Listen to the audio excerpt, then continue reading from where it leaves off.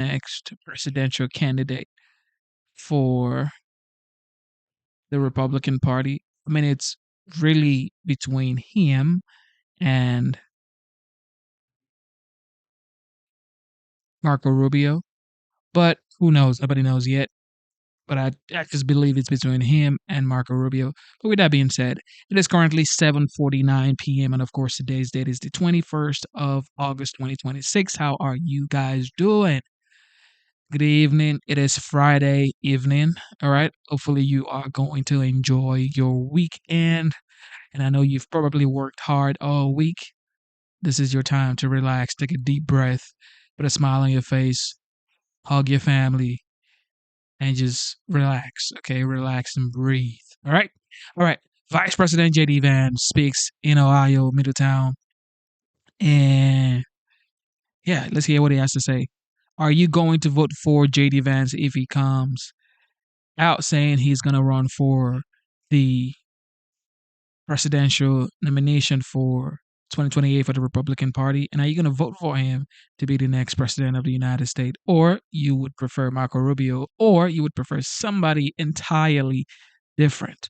Let me know in the chat. Let me know in the chat. All right, with that being said, here we go. Marco. Oh, I was about to say Marco. Okay. Because I believe Marco Rubio is going to do a great job as well. He's articulate, he's smart, he's done a lot of things that would presume him to be capable uh, of being the next president of the United States because he seems capable. He's doing multiple jobs at once and he's proven himself. Okay. But with that being said, let's go. This is JD Vance.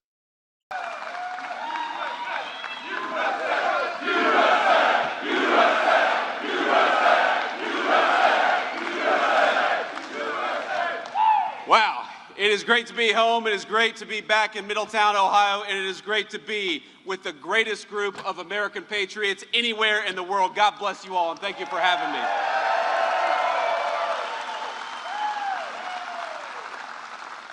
Before I get started, I got to give some shout outs here because we have a lot of amazing political candidates. We have some leaders and future leaders, and I'm going to try to get through as many as I can. But first, I've got to give a shout out to my great friend and the next United States Senator, my replacement as the next United States Senator from the state of Ohio, John Husted. John, please stand up. Thank you. We've also got, I believe, a great gubernatorial candidate, a great governor of Ohio, but also a great next governor of Ohio, my friend Vivek Ramaswamy. Vivek, please stand up and say hello.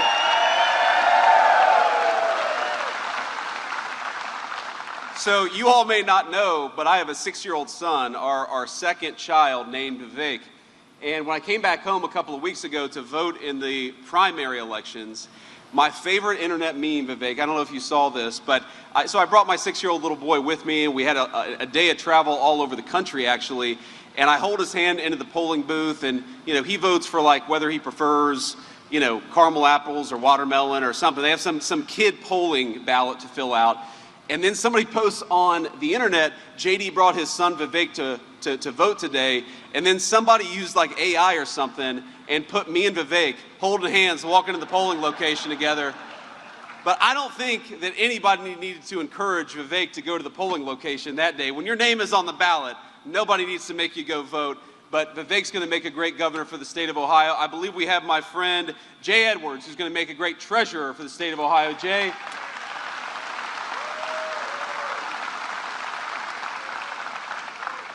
And then we've also got Frank LaRose. Frank, thank you so much. A great leader in the state of Ohio, a great Army veteran. And I got a lot of other people I could shout out, but I don't think any of you are up for election in a few months. So you're going to have to, that's going to be it. Because I'm going to talk about steel. I'm going to talk about America's comeback. I'm going to talk about the fact that this is a great day to be a resident of Middletown, Ohio. This is a great day to be right here in southwestern Ohio. And you all know my story. I look at what you all are wearing, and I remember my papaw going to work in an outfit not all that different and coming to this very place to work for nearly 40 years as a welder at what was then Armco Steel. And I can't help but think about the last time a James Vance stood in this very place. He had spent nearly 40 years as a welder at Armco Steel, now, of course, Middletown Works of Cleveland Cliffs. He was not an educated man by any means, but he was a brilliant one. He was a complicated man, a man of faith who never went to church. He was an alcoholic since middle school, but he quit cold turkey as a grandfather. But if he was a complicated man on the inside, he was a man with very simple ambitions. He didn't want to get rich. He had no desire to build a business. That's not who my papaw was. His American dream was well-fed kids, a car engine to tinker with. He loved to build out cars, a lukewarm cup of coffee, never cold, never hot, and of course a donut from either Central Pastry or Milton's Donuts. That was his American dream.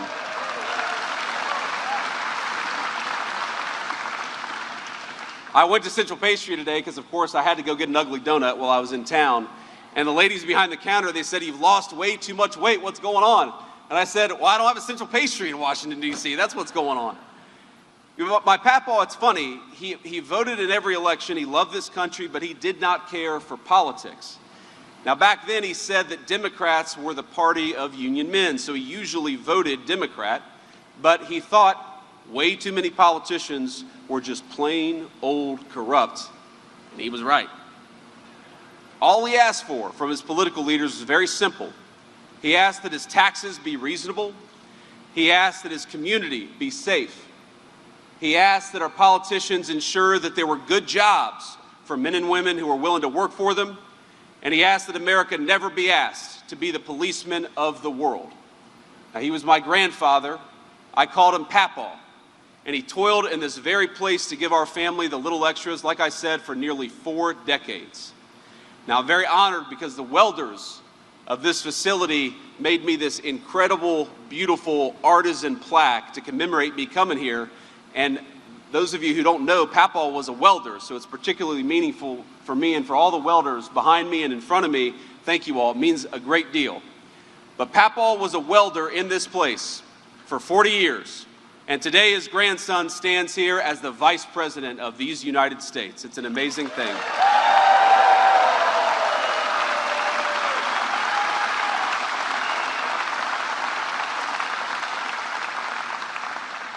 And I'm here with a message from the President of these United States. The future of America, the future of the United States, the future of our homes and communities is going to be built right here in Middletown, Ohio.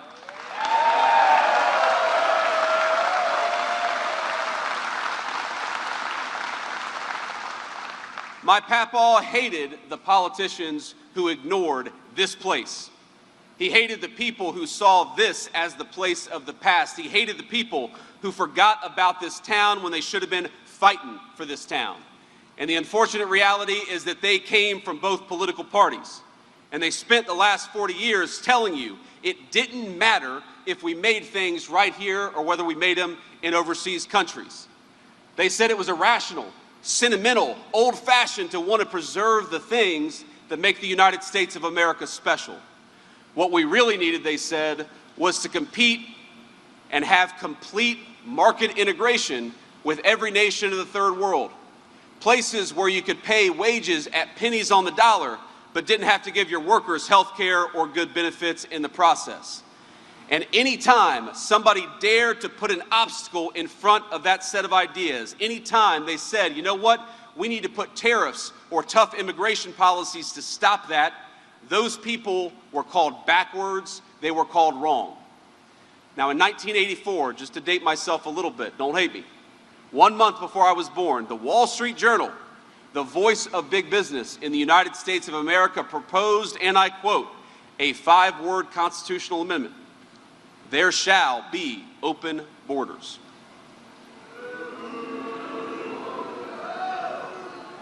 Now they weren't joking. They weren't being tongue-in-cheek.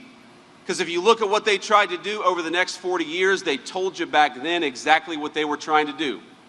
16 years later, when I was in high school, right here at Middletown High School, go Middies.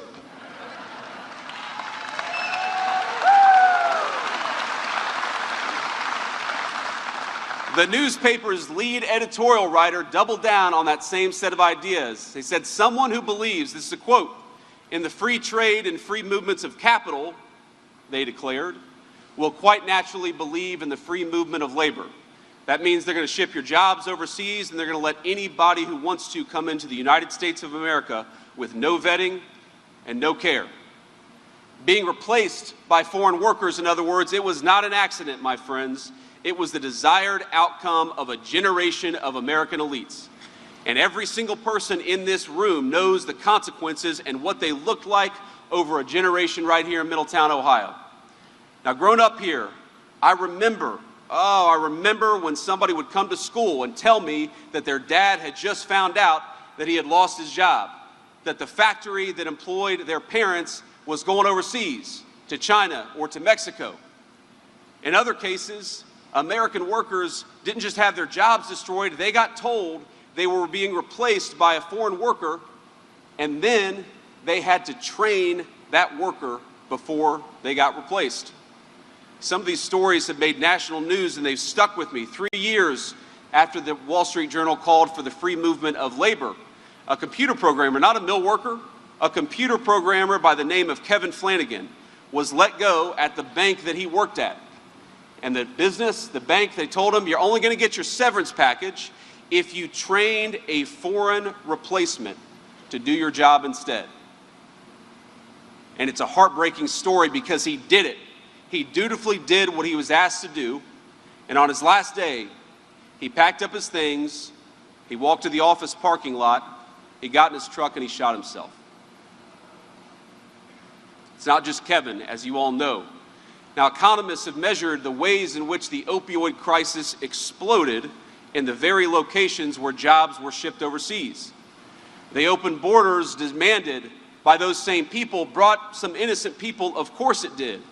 But we also know that it brought a lot of cartels, it brought the fentanyl trade, and it left us with millions of orphan children being raised by aggrieved grandparents. That was the story, of course, of my mama and papa.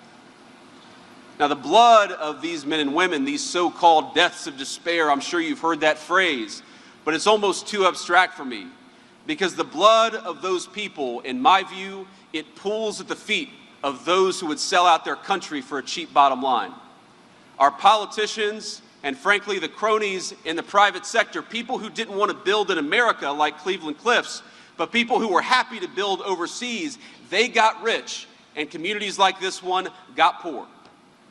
Politicians, think about this, who came to Washington with a few $1,000s in their bank account, left after decades of public service with millions in stock portfolios.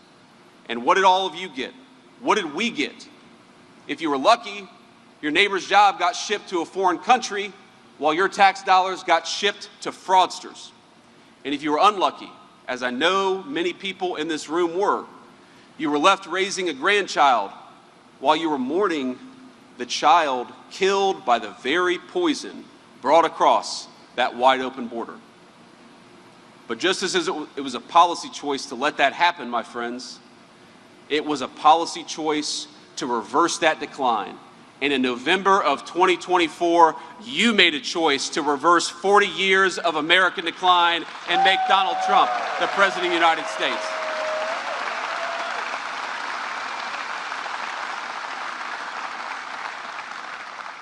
And I'm not saying it's going to be easy or it's all going to happen overnight, but in just 18 months, we have seen an explosion of rebuilding in the American heartland.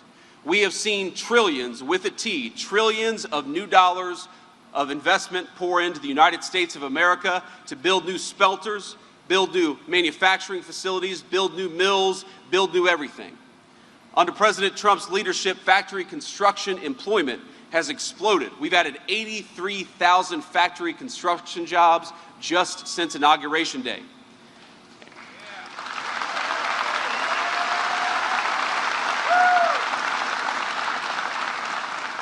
And as companies break new ground on new facilities and they start building new assembly lines, imports for capital goods are reaching historic peaks.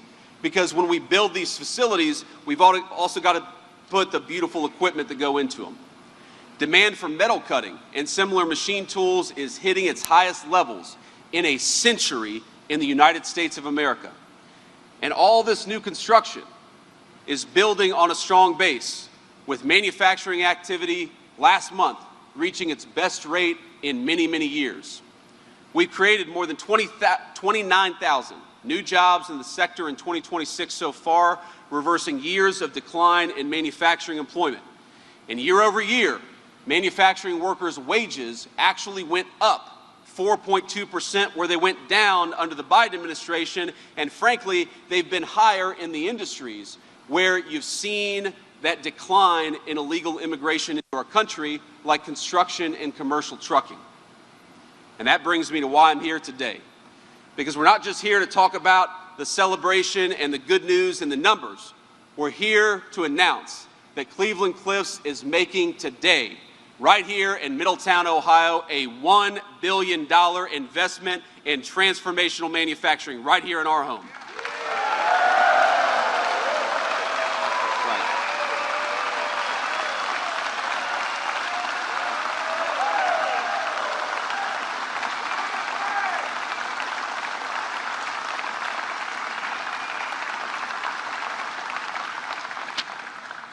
Now that's going to protect and create tons of new jobs. We're going to upgrade the iron-making furnace. We're going to implement cutting-edge new technology to optimize furnace operation and improve Middletown's air qualities, because as much as the far left says that you can't have industry, but also clean air and water, we're going to show in this facility that's exactly what you can have. You can have both of it, and you can have it in spades with smart leadership.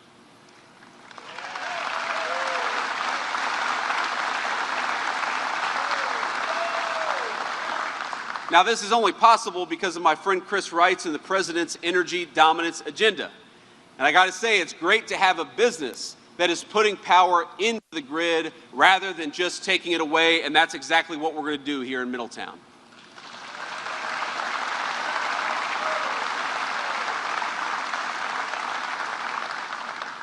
But we also recognize in our administration that real dignity, it's not just about what happens in the factory, it's not just about what happens in the office. We don't just want you to have a good job, as much as I very much want that for every single person in this room. I want you to have peace, and I want you to have security, and I want you to have the real freedom that comes along with knowing that you are the Lord of your own manor. The great Southern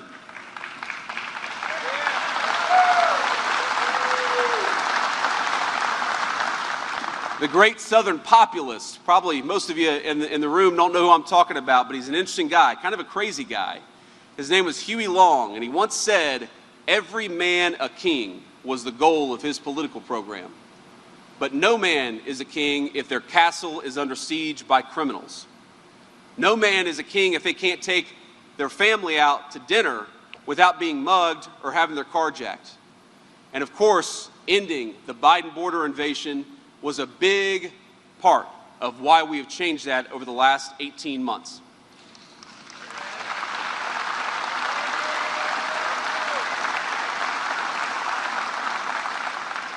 For 4 years, the Democrats invited millions of illegal immigrants into this country to take over our communities and compete with us for jobs and housing. They let in murderers, they let in gang leaders, they let in fraudsters, and they let in drug traffickers, and they did so by the tens of thousands. And for months, we heard Democrats, including people like Sherrod Brown, people who pretend to be the friends of the workers in this facility, saying that they couldn't do anything to fix it, that we needed a new law, we needed a new statute, we needed Congress to pass a new regulation in order to fix Joe Biden's open border. But as we've learned over the past 18 months, it didn't require a new law to close down that border. It just required a new U.S. president.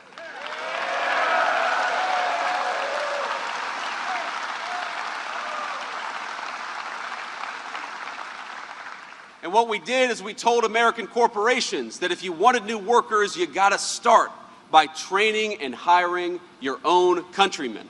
And we rewarded the corporations like Cleveland Cliffs that wanted to do that, and we were willing to tell the corporations that wanted to hire foreign labor that if you wanted to bring that stuff back in the United States, you were going to pay a big fat tariff for doing so. And so, for the first time in my life, America saw net migration out of the country as we sent millions of illegal immigrants back home. And as a result,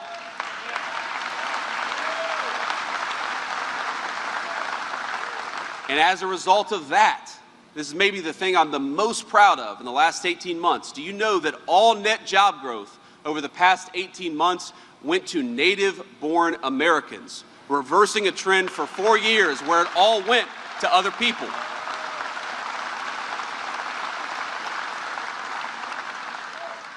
We got a lot of work to do, but we're making progress on all the things that matter the most. On the affordability question, we know that under Joe Biden, the cost of a median price home nearly doubled. Now, for the first time in over 5 years, rents are falling for the first time. We got a lot of work to do, but we're finally seeing that American dream of homeownership become accessible again to our young people. And it's not just affordability, America's getting safer too. We're currently experiencing in the United States of America the largest reduction in violent crime in the history of our country. Homicides.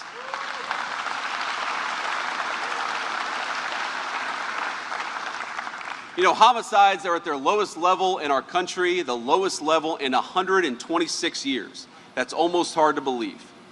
Cities like Aurora, Colorado, where, if you remember, I had an interview with somebody in the mainstream media. It was the October before the election, right when we were getting into crunch time. And we were talking about how these violent Venezuelan drug gangs had taken over apartment buildings in Aurora, Colorado. And I said this to the anchor, and the anchor comes back and says to me, she says, well, they've only taken over 1 or 2 apartment complexes. And I remember at the time, I guess I wouldn't be a good poker player because I got so excited. I was like, did she really just say it's okay for a Venezuelan drug gang to only take over 1 or 2 apartment complexes? I was ready to jump out of my seat and make this point that a single apartment complex or a single home taken over by a foreign drug gang is one too many, which is why we got to get those people the hell out of the United States of America.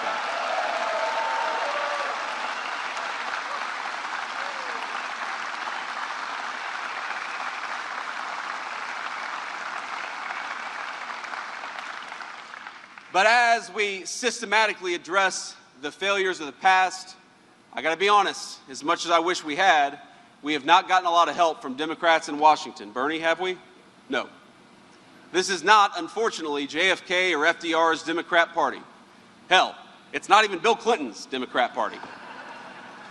This is the party of diversity quotas rather than opportunity for all. This is the party, the Democrat Party, of graduate students rather than the union and non-union workers who make this facility run. It's sometimes actually hard to understand, like, what do these modern Democrats actually stand for? But look what they say. Pay close attention, and they'll leave these little hints of what they actually care about. Now, El Sayed, this guy running for Senate in Michigan, he once argued, not too long ago, that criticisms of Sharia law were rooted in white supremacy. I'd love to go back in time and tell my papaw that there's a man who claims to stand for working people who says not only should we have Sharia law, but if you criticize it, you're a white supremacist.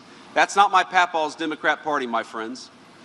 Now, I served for 2 years in the Senate with Sherrod Brown. He was a friendly enough guy, but he was a man who claimed to represent this state, but never once raised his voice against Joe Biden's border crisis or against the inflation that was brought on by Joe Biden underinvesting and trying to destroy American industry. If you look at it at every step of the way, these Democrats have voted for foreign workers and fraudsters over American citizens and hard-paying taxpayers.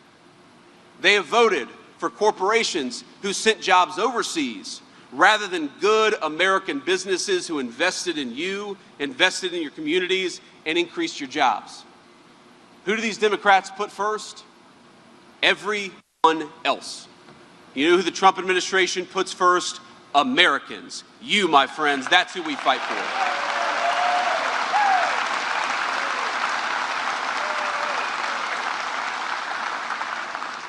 But you know, these Democrats, they've opposed every turn our work to make trade fair again, to stop letting foreign countries take advantage of us. They screamed and cried as we protected our communities from illegal immigration. They sued, they boycotted, they protested, they rioted, and they obstructed, all in the name of defending the interests of foreigners over American citizens. That's right. Now, some of the stories sound insane. In one case, we were working to deport a convicted child rapist in the state of Minnesota. Tim Walz. You remember Tim Walz? Caught wind. And you know what he did? He pardoned the guy. He pardoned a literal child rapist to prevent him from being deported out of the United States of America. Now, we went ahead and got this guy out of our country anyways, and Waltz, it gets better. Waltz asked the country what good it accomplished. Did that make us any safer? That is a direct quote from the Democrat governor of Minnesota. To which I'd say, as the father of 4 young children, 10-year-olds and everybody else can breathe a little bit easier in Minnesota. Yes, Tim, of course it's good to get violent criminals the hell out of the United States of America.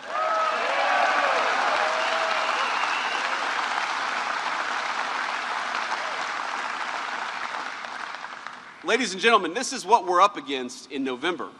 Whether it's child predators, Somali fraudsters, foreign gang members, or even visa fraudsters who are working to undercut American wages and steal from American taxpayers, the Democrats know who they stand for. It's anyone but you.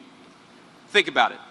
Every single Democrat, every one, voted against no taxes on tips, voted against no taxes on Social Security, voted against no taxes on overtime, and voted against no taxes on car loans so long as those cars were made right here in America.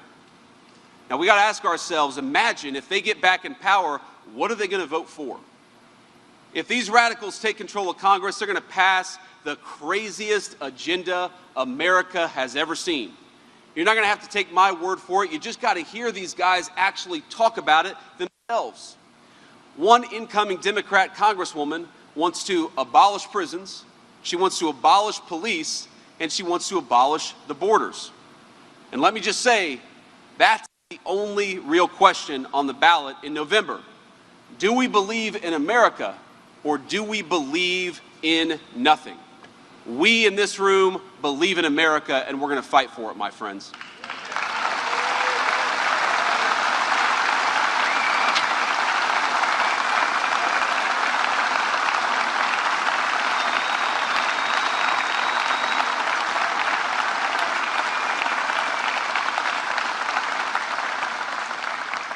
You know, when I reflect on 250 years of American history, what I can't help but feel above everything else is gratitude.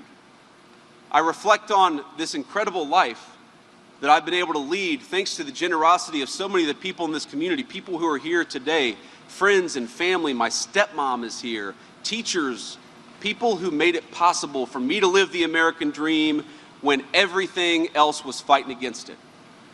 The cool thing about this nation is that in our own way, making our own contribution, we've built this country together as one American family. Black and white, rich and poor, whether you've been in this country for 10 seconds or whether your family has been in this country for 10 generations, think about it. Every accomplishment of American greatness has a long line of people, many of them who don't get their part in the story, but we all know we're very much part of it. Now, of course, I grew up in an era where we had already gone to the moon. But think about this. When we went to the moon, of course, it was the astronauts. Everybody wanted to be an astronaut when I was growing up. Neil Armstrong just lived up the street when I was growing up. They were amazing men. They tested the limits of physical realities. They had quite literally out-of-this-world courage. But it was not just them. It was the scientists. It was the computer programmers who designed the rockets, who designed the software that went in it. It was the janitor who made sure that facility was a clean and orderly place to go to work so that these guys could build the rockets that took us to the moon. It was men like my papaw who worked at steel mills all across America and who built parts and materials that were American strong and good enough to test the limits of interplanetary travel for the first time in human history. It was the moms and dads doing the quiet and, as I know, often thankless work of raising the kinds of boys and girls who could become astronauts or become scientists or become welders or eventually become moms and dads themselves. The story of our beautiful nation and its greatest achievements has been written by all of us together. Some of us contributed a few sentences, and others contributed whole chapters of the book, but it is the story of our people. It is the story of our parents before we were born, and it will be the story of our grandchildren long after we're gone. The story of this country is one of a foundation laid by normal, common, and good people who make the great achievements of Western civilization possible. You know, one of my kids is ready to go back to school next week, and I learned through him of a classmate who suffered from a terrible illness. Little girl, beautiful little girl. And as fate would have it, just a crazy coincidence, I actually knew a little girl when I was growing up in Middletown, Ohio, who suffered from the exact same illness.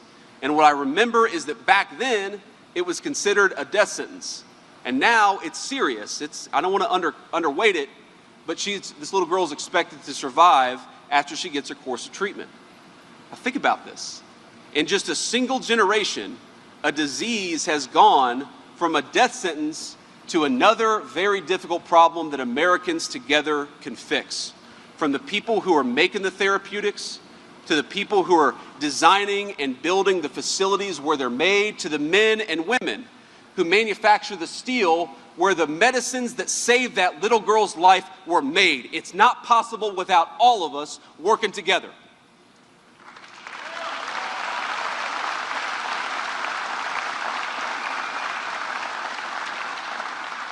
And when I look at this girl's life, the fact that she's going to be able to grow up and live a normal life, I cannot help but feel gratitude for every piece, every chapter of the American story that made it possible. To the researchers and scientists, think about this, who have toiled for decades finding treatments to the world's most difficult diseases. To the businesses, the parents, the private citizens, the philanthropists who funded the kind of moonshot research to take this disease to be something that could be treated. To the government that created a climate of innovation for the world's deadliest diseases. Think about all the teachers who made it possible for this little girl, my son's teacher too, who made it possible for this little girl to come to school despite her illness. And I got to brag on my little boy a little bit, and I hope I won't feel emotional or get too emotional, but I can't help but feel gratitude to him. Because I got a note a couple months ago, every father will appreciate this, and he told us that in this girl's weakened state, even though she was still trying to come to school most days, that their daughter was worried about going down the steps to the playground. But that every day, our little boy volunteered to hold her hand and make sure she got to go to recess with confidence.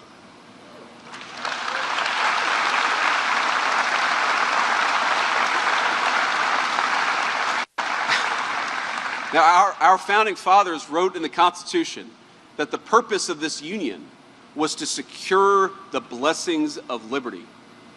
And what greater blessing of liberty than to know that this little girl has a good chance, to know that the work of an army of doctors and researchers made it possible for your little girl or your little guy to show a moment of compassion to this little girl, to show that greatness that I believe God places in the heart of every human being, made possible because this little girl happened to grow up at a time and in the greatest country in the history of the world. That's the American story, my friends.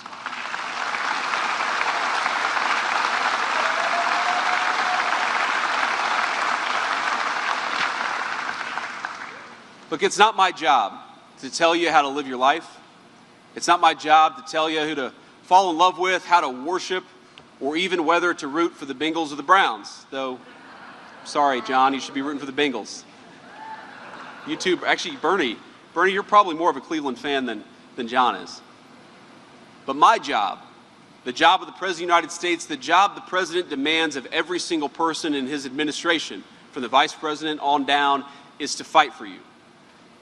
It's to fight for your blessings of liberty, for a neighborhood that's safe, a job that's dignified, a church that's protected, and a community of citizens where every single person has both the right and the duty, but also the obligation to write their story in the chapter of the United States of America. And so, my fellow Americans, my fellow Ohioans, my fellow Middletonians,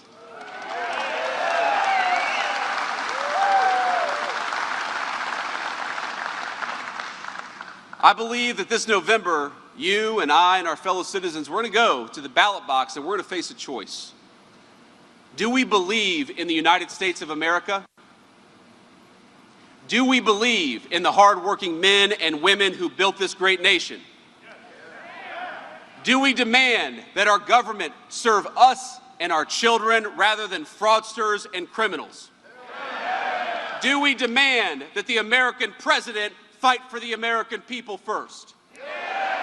Then, my friends, I ask you, each and every one of you, to stand on your own conscience, to vote for patriots, to vote for people who are going to fight for you, to vote for John Huston for the United States Senate and for Vivek for the governor of Ohio.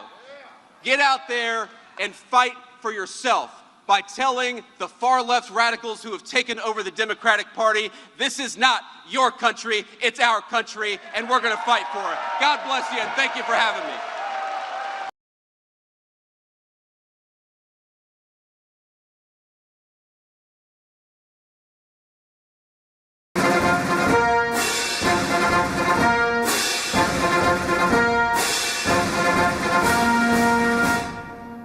Ladies and gentlemen, the President of the United States, Donald J. Trump.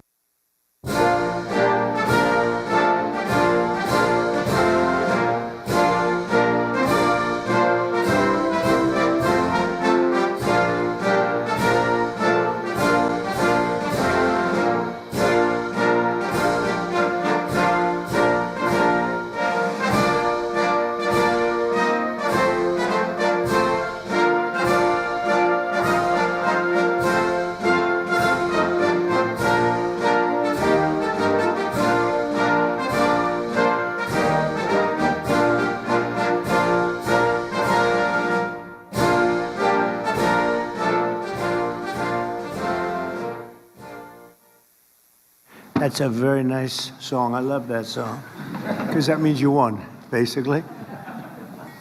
If we didn't, we wouldn't hear that song very much. But I want to thank everybody, special people, people that built our country are here. And you really haven't. I was just looking at my notes, and I could do this one without any notes because there's a great love for what you do. And I think you haven't been treated well for many years.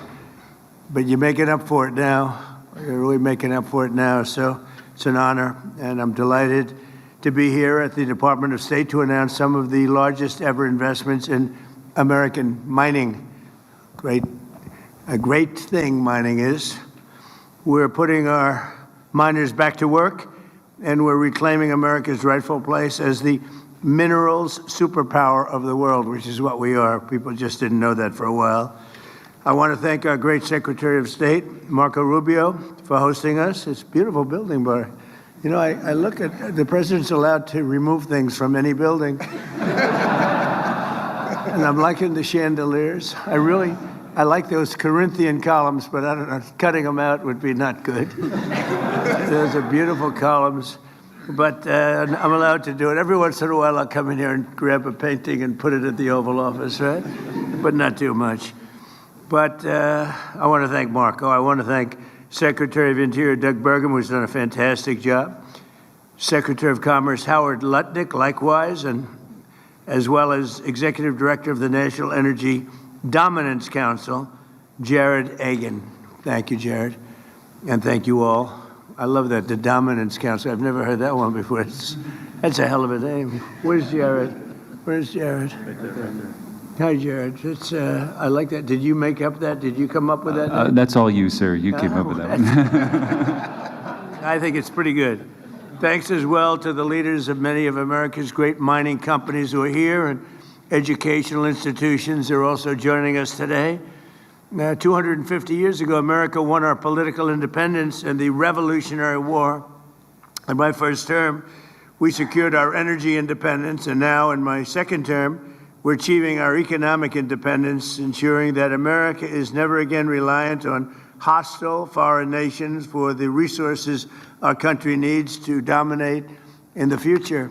And we have plenty of those resources. Critical minerals are the raw materials of American strength that power everything from advanced weaponry to automobiles, and we want these essential products to be mined, refined, and made right here in the USA with the American skill and American hands. We have better skill and we have better hands than anybody in the world.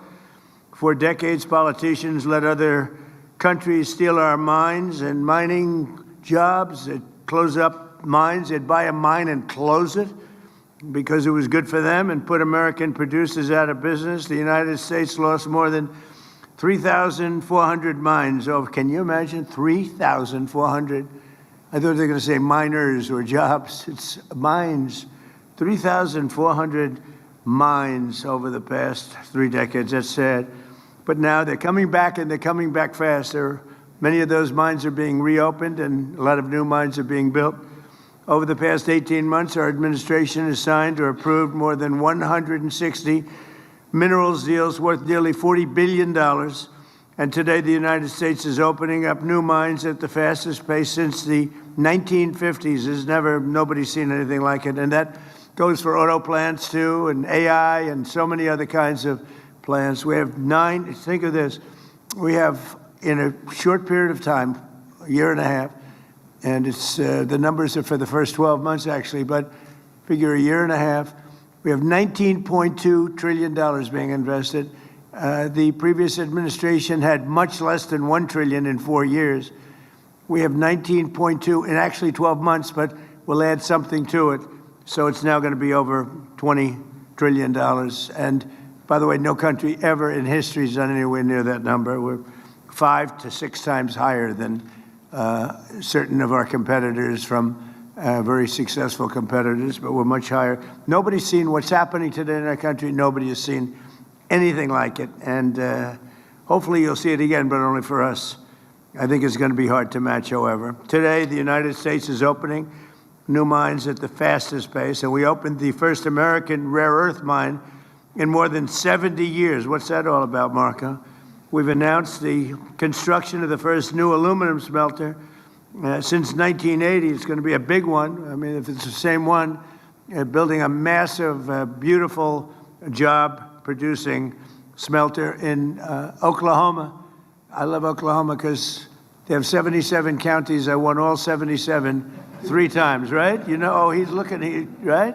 You know who second was? Ronald Reagan, 56. That's pretty good, right? I like Oklahoma. We authorized deep-sea mining to unlock vast untapped resources off our coast, and we're rebuilding the national defense stockpile and investing more than $12 billion in a brand-new strategic mineral reserve, and we're protecting American workers with historic tariffs on foreign copper, aluminum, steel, so that our people are protected. And the tariffs are what made this so successful, the proper use of tariffs, but they're really what made this so successful. You probably heard me during my campaign. I used to say, the word tariff is my favorite word, and the fake news, see them back there? They're all back there. And they'd say, what a terrible thing to say. What about God, wife, country, love? I said, it's all right. So I made it my 5th favorite word. Now I have no problem. Oh, they hit me hard when I said tariff was my all-time favorite word.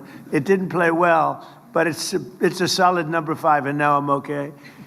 But American miners have never had a greater champion in the White House than President Donald Trump. And before I took office, federal mining permits took 3, 4, or even 5 years. Now they take as little as 25 days. So we went from 5 years for approvals to get them, and nobody was doing it anyway.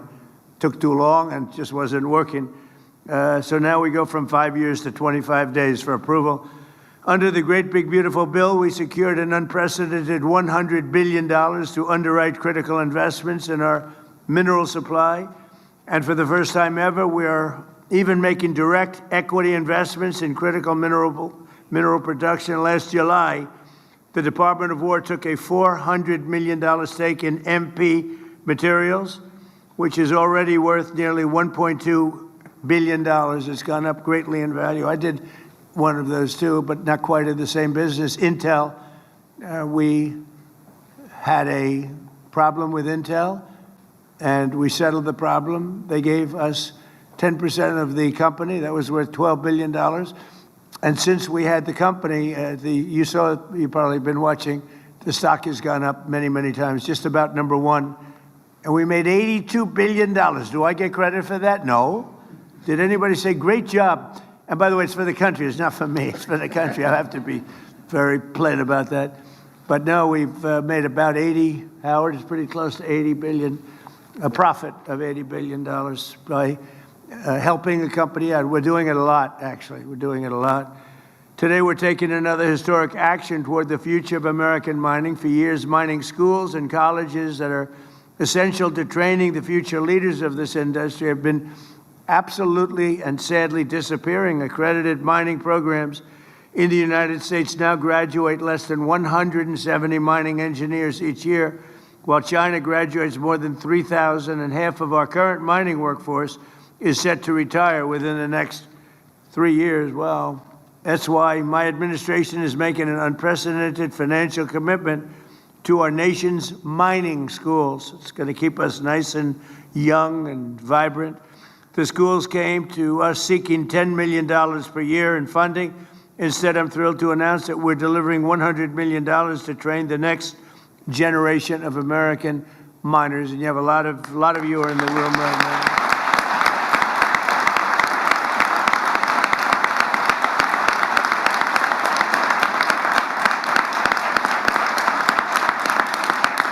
And, I'm not doing that because I'm a nice person. I'm doing that because it's great for the country. It's great for the country, and it also helps a lot of people. And they want to mine. I've seen it, and we had a little campaign against somebody named Hillary Clinton, and she wanted the miners of West Virginia to learn how to make chips, little tiny chips with their big, strong hands. And they were not, I won by 55 points. They were not thrilled. They didn't want to be doing it. They wanted to be in the mines. That's what they want to do. They don't want to do anything else. I remember that. It was so unbelievable. It was very, very good for me. I tell you what, she didn't get that. We did very well with that kind of thinking. But we're also making major grants to the Colorado School of Mines, the South Dakota School of Mines, and the Johns Hopkins RTX partnership. And together, those grants are worth $81 million. Going to train people, work with people, and we're going to put you right back on the front pages. That's what you have to be. In addition, today, my administration is announcing a series of historic mining projects worth $3 billion, which will create thousands of jobs and promote our economic stability and security.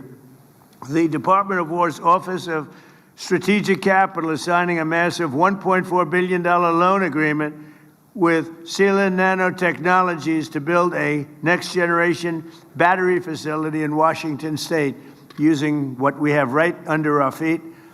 The Export-Import Bank is working to provide more than $1 billion to finance the Ivanhoe Electric's Santa Cruz Copper Project in Arizona, one of the biggest anywhere in the world.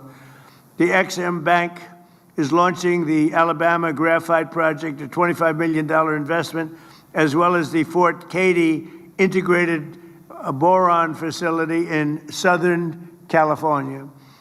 And it's going to be something. We broke through the environmental disasters. You had environmental people. Look, I'm an environmental person, believe it or not. But you had people that were just stopping it. They were using the environment to stop all of these things. The Department of War is investing $400 million to expand production of scandium, one of the world's most valuable aerospace and defense materials in Australia.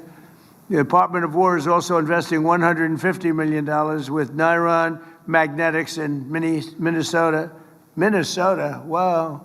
What the hell happened to Minnesota? The governor's totally corrupt, but we won't talk about that now. That's for another day. Corrupt and incompetent, a bad combination. To build rare earth magnets. Magnets, you got to go with magnets. That's a good one. Everybody should go for magnets. Really badly needed.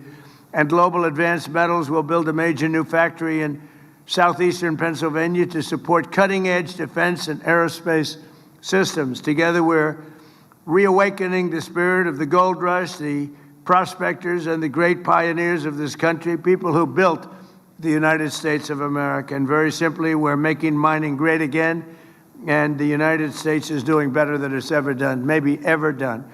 So I just want to thank you, and I'll now ask Secretary Rubio to say a few words, and then we'll hear from some of the wonderful people we have up here, Secretary Burgum, in this order, Secretary Lutnick, Executive Director of the University of Arizona School of Mining and Engineering and Minerals, Cray Luxbacher, President of Colorado School of Mines, Paul Johnson, CEO of MP Materials, Jim Latinsky, who I know your brother. He's a nice guy, by the way. I assume it's your brother. Where is, right?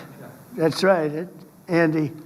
Yes. Your brother? Yes. Okay, well, he's a smart guy, and so Thank you.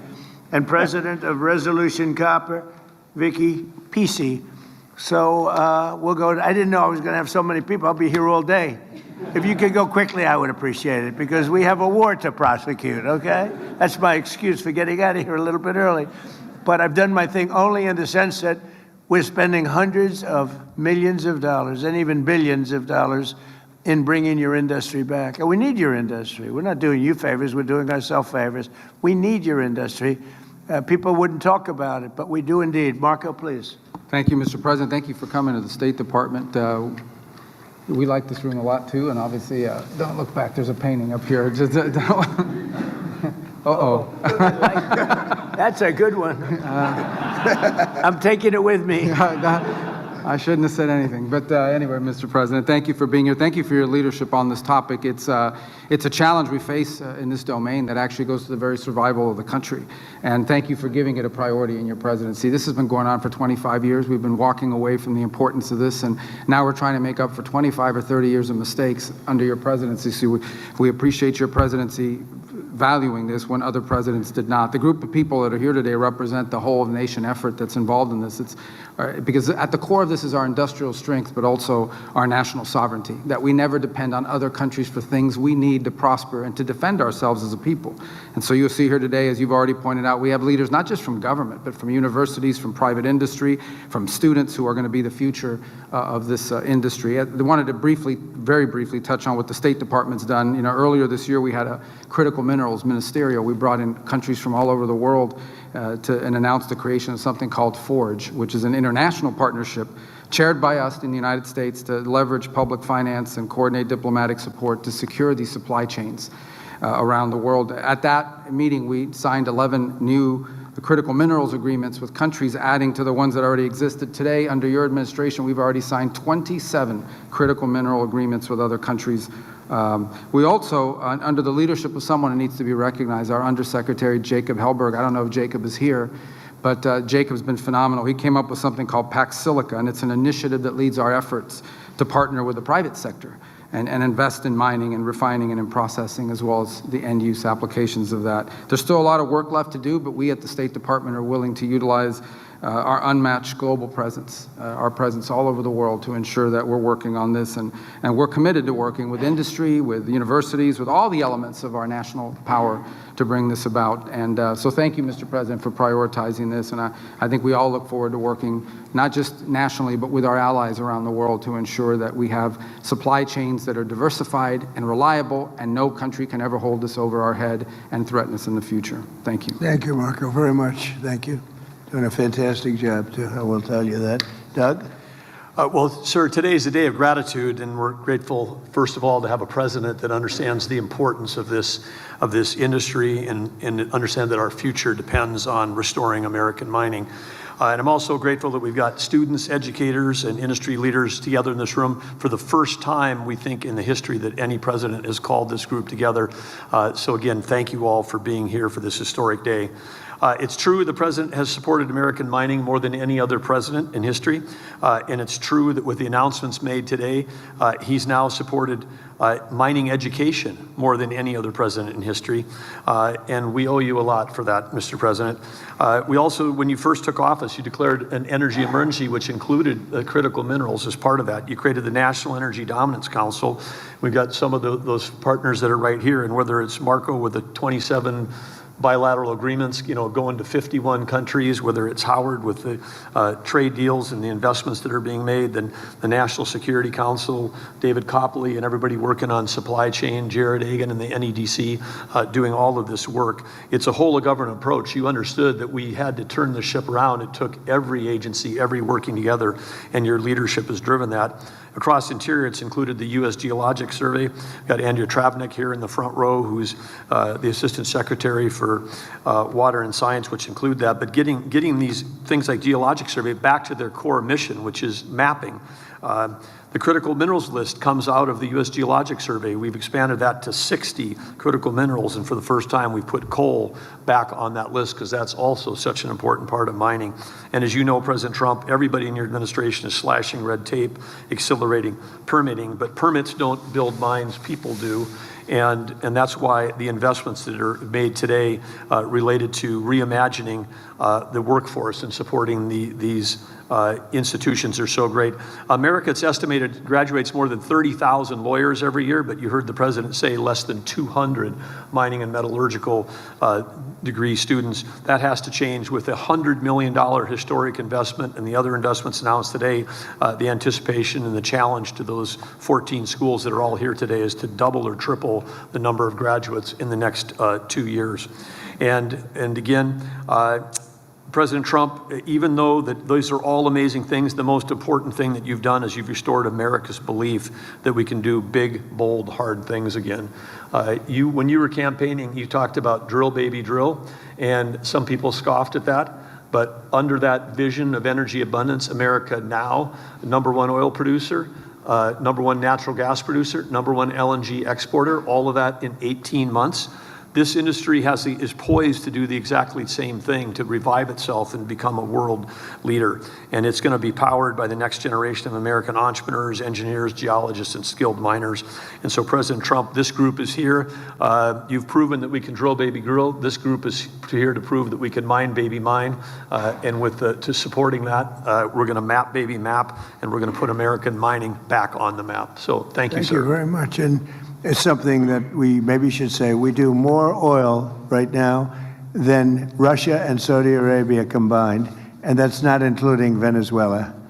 We're getting a lot of oil, and good relationship we have with them too, but a lot of oil. But we do, without even including Venezuela, we're doing more oil than Russia and Saudi Arabia combined. Isn't that something? That's a big difference. Howard, please. So let's be clear, critical minerals are more than an economic issue. They're a national security issue. If we want to lead in advanced manufacturing, AI, semiconductors, energy, defense, we can't depend on our foreign adversaries for the materials that underpin our industries. We just can't. And that's why the president tasked us to rebuild the supply chain and make it a top priority of his administration and my department. So our objective is very simple. We're going to mine here. We're going to process here, we're going to refine here, we're going to manufacture here, and we're going to create those American jobs right here. So our Section 232 tariffs, right, where we strengthened our steel, our aluminum, and our copper industries, and let's just talk about what that's created. So I have Jesse Gary on my left. I went down to visit his aluminum smelter, and he's building the one in Oklahoma. Oh. Jesse's doing the one in Oklahoma, where he's going to double the aluminum production by the United States of America. So that's pretty amazing. Great success. Right, then of course we're doing steel in Alabama. I mean, these are the first types of smelters and furnaces that America's had in 40 or 50 years. And it's only because of your leadership and the 232 tariffs, which you've been driving. So the CHIPS program, right, we gave Korea Zinc $7.4 billion to build a critical mineral smelter right here in the United States. Vulcan Elements, $1.4 billion, also to build right here in the United States. Right? Another, Robert is sitting next to me. We invested in iPulse. That's his high-tech mining company to change the way mining is done. And so we have an investment with him. And the goal, of course, is not just more minerals. It's the full industrial supply chain on American soil. You have to remember, we lost critical minerals not because of free markets. It's because of foreign subsidies, market distortion, export restrictions, stockpiling. These adversaries have just cheated their way to market strength. And we are back and we're fighting it. So we're not going to accept dependence on foreign supplies. We're just not. That's why we're working across the world, as Marco pointed out, to expand our global allies and make sure we're doing it together. So we're going to secure reliable supply. We're going to strengthen our global partnerships, right? We're going to back American companies, and we're going to make sure the United States, not our adversaries, controls the supply chains of power and critical minerals for our country and our future. The bottom line, we need to control our supply chain, and under your leadership, we are executing on that, and it is coming. We will mine, we will process, we will refine right here in America under the Trump presidency. Thank you. Thank you, Howard, very much. And Cray, where's Cray? I'm here, sir. Thank you. Go ahead. Mr. President, first I want to thank you. This is a historic investment in American mining engineering schools, and we're really grateful. I also want to say thank you for what you've already done towards accelerating permitting for mining in the United States. It's really been unbelievable, and you've created pathways for industry. And now, in order to achieve American mineral dominance, we really need technology and talent. And your American mining schools are ready to get to work, so thank you. Good. Thank you very much. Thank you. Please. Thank you, Mr. President, and thank you so much for your leadership. I think the message of the day is we need to mine, refine, and make things in America. And I'm pleased to report to you, actually, because this has been a call to action from you for a long time to make magnets. I'm pleased to show you, actually, these are magnets that we made at MP for GM. Good. These magnets were mined and refined in the state of California and made in the state of Texas, 100% American made. And thanks to your leadership, we are scaling up that facility. We're going to triple the capacity, so we're delivering magnets to GM today. Next year, we'll be delivering magnetics to Apple. And then from there, we're going to 10x our capacity as a result of our public-private partnership together. We're going to increase capacity for American industry, which, as you mentioned earlier, is going to be the American taxpayer has already benefited. It'll be great for national security. It's really a win-win-win, sir. And lastly, that facility is going to be north of $1 billion of investment and a couple thousand jobs. So we really are making a lot of progress thanks to your leadership. So I appreciate it. Thank you very much, Jim. Great job. That's so important, what you're doing. Very, very important. Those are the ones I'd be looking at if I were in your world. And thank you. Thank you. Is Paul Johnson right here? Right? Yes, Mr. President, I'm here. Mr. President, I'm Paul Johnson, President of Colorado School of Mines. We are the #1 ranked program in the world. We're the largest program in the United States. And we are very, very excited about the investments that you're making. It's pretty hard to go anywhere in the world and not run across somebody with a mines connection. Secretary Burgum's experts in critical materials, over 200 of them will be moving to the mines campus in about 6 months. So we'll be looking forward to welcoming you there for that particular ceremony. I wanted to thank you for two things. One is thank you for the investment in the mining schools. Our expertise has atrophied over time, particularly in the processing space, and this investment is going to make a big difference. Second thing is, while the majority of, I think, programs have sort of shrunk over time, we've actually grown over the last 2 years.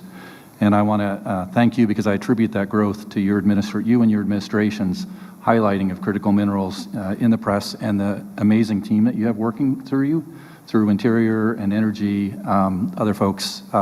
It has really, I think, made families feel like this is a field that their children can go into. And I think that's the start of getting things due there. The other thing I want to thank you for is the investment you just announced in mines in our commercialization hub. I've always had this dream of having a facility, and we have a 50,000 square foot facility that could be dedicated to technology, taking it from ideas to pilot scale to commercialization in a very quick period of time. And your investment in us in doing that is going to enable us to be able to do that. We're up for the challenge. We're really excited for it. We were doing the happy dance a little earlier when we found out, when we heard your announcement, and really look forward to doing what we can for the country. Thank you. Thank you very much. Great job. Thank you. Victoria? Mr. President, you have brought mining back to America, single-handedly, you and your administration, and we wanted to thank you for your enduring support. I run Resolution Copper, which is one of the largest undeveloped copper deposits in the world. It is in a forgotten part of Arizona called the Copper Corridor, and it is, we've already invested $3 billion, so they were ready to go. But we started permitting in 2005.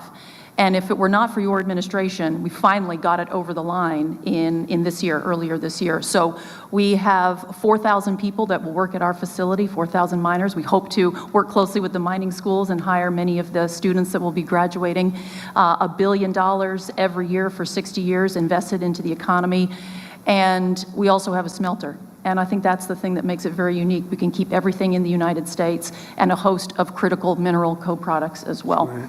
So thank you again on behalf of Rio Tinto, BHP, and the hundreds of underground miners who are absolutely fabulous that run the mine today. Thank you very much. We are rolling in drill rigs, we are rolling in equipment, and we're getting on with it. Good luck. Thank you. Great. I don't think you're going to need too much luck. Tom and David, go ahead, please. Mr. President, I'm a very, very proud former alumni of the University of Alaska Fairbanks School of Mines. So on behalf of all the faculty here, the students here, I am thrilled with all of your announcements today. I mean, we've all been frustrated over decades. You're making something happen. I really appreciate that. My first mining job was in Alaska, staking the claims near the Ambler District. And we were in a rush then. This was 1975, 1976. And it's still not permitted. Thank you for breaking that logjam. I have present to you a gift to the American people on a project that I've been very involved with. It's deep sea nodules. Like you, I'm a fan of gold, and this is a solid gold replica of a deep sea nodule. Now, I wish the nodules down the deep sea had a lot of gold in them that would be more attractive, but they do contain 20 critical metals. And these are 20 critical metals that are going to be needed for the reindustrialization of America. They're going to be needed for defense purposes. They're going to be needed for all the technologies that we are relying on, and every single citizen of the United States take for granted. That should be a key part of the supply chain, and that's what mining can do. Thank you very much. Thank you. Where's the gold? Come on, bring it up. Pass it down. I want the gold. He just said, let me see what it looks like. It should be very heavy. It's the heaviest. The gold is more fun. Let me see. That's the magnet. It is? It's heavy. It's real. That's fantastic. Oh, I like that too, huh? This is so valuable. Yes, sir. I don't know, do you have a lot of competition, I hope? Because people have to go after. This is so, people have no idea how valuable that is. Thank you very much, fellas. It's really beautiful. Please, David. And as somebody who joined the Trump administration from the mining industry, I just want to say that absolutely nobody supports our industry more than President Trump. So for decades, we've felt ignored by Washington, and we've seen our industry outsourced to our geopolitical competitors. So I'm so grateful to work for you, because you get it and you understand that this industry is foundational to our economic and national security. So thank you, Mr. President, for your leadership on these issues. And I know from all of us here in industry that we are committed to building the world's best mining sector here in the United States and reestablishing American mineral dominance. Thank you, sir. Great. Thank you very much, my friend. Well, the mining industry has no greater friend than President Trump. He's, obviously everybody knows he's the greatest deal maker in the world, but what he's doing here today is bigger than any deal or one deal or two deals. This is generational. He is focusing on the next generation of miners. That is something that has never been done before by a president of the United States. He is single-handedly today going to change the entire next generation of mining in America, and he is making America the center of energy dominance for the world. So thank you, Mr. President. Well, thank you very much. Great. Would you like to say anything, fellas? Good-looking guys here. Mr. President, this is a truly historic occasion to bring America back to the leadership of mining, which built this building and which built this country. We've been sleepwalking through many administrations, and this is a revolution that will just electrify the millions of people in the United States that understand that everything you touch, we either mined it or we grew it agriculturally. And the people that are the farmers really need everything the miners produce to help them farm. So this is critical to our national security. We're elated with your support, and we're going to use Yankee ingenuity to prove that we can dominate the supply chain again, rather than have that used by other nations against us. Thank you for that. You know, you used the word sleepwalking. That's what our country was doing with respect to mining, and many other things too, by the way. But sleepwalking, it's a great word. Thank you. Thank you. Please. Yeah, it's an honor to be here. This is so exciting to see this attention I'll just say thank you for your attention to this matter, as you like to end your post. It's awesome, and we're here and we're ready to go. So thank you.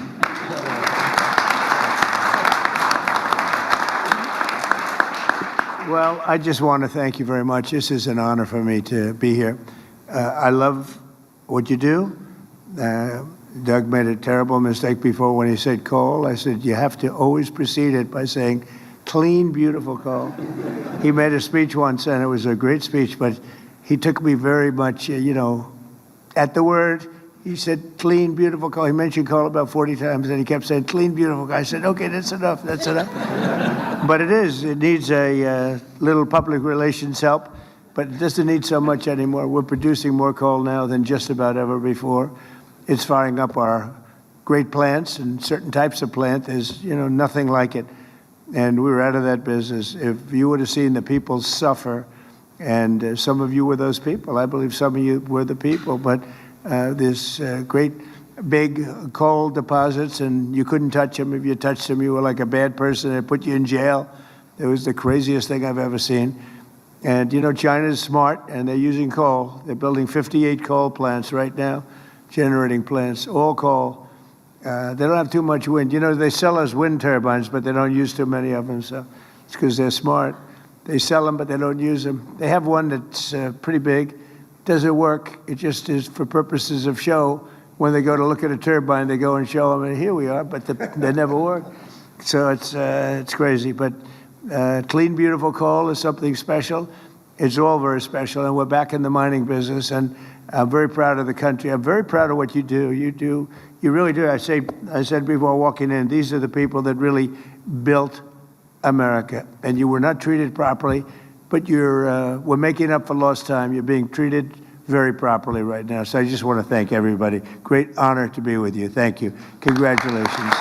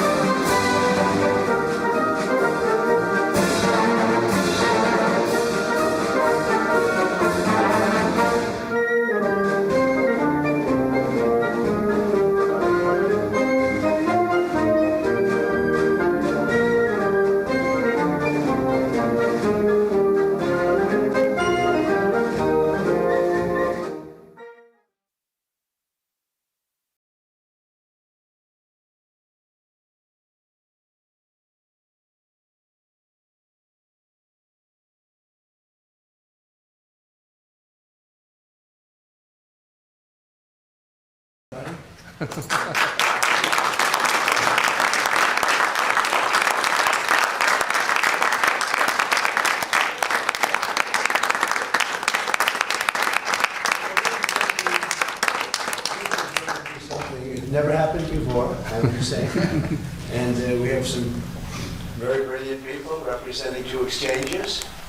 First time you've ever come together and this is going to be very interesting. Well, why don't we do it every day? Bring people together. That's what I'm known for. Bringing people together. So anyway, that's great.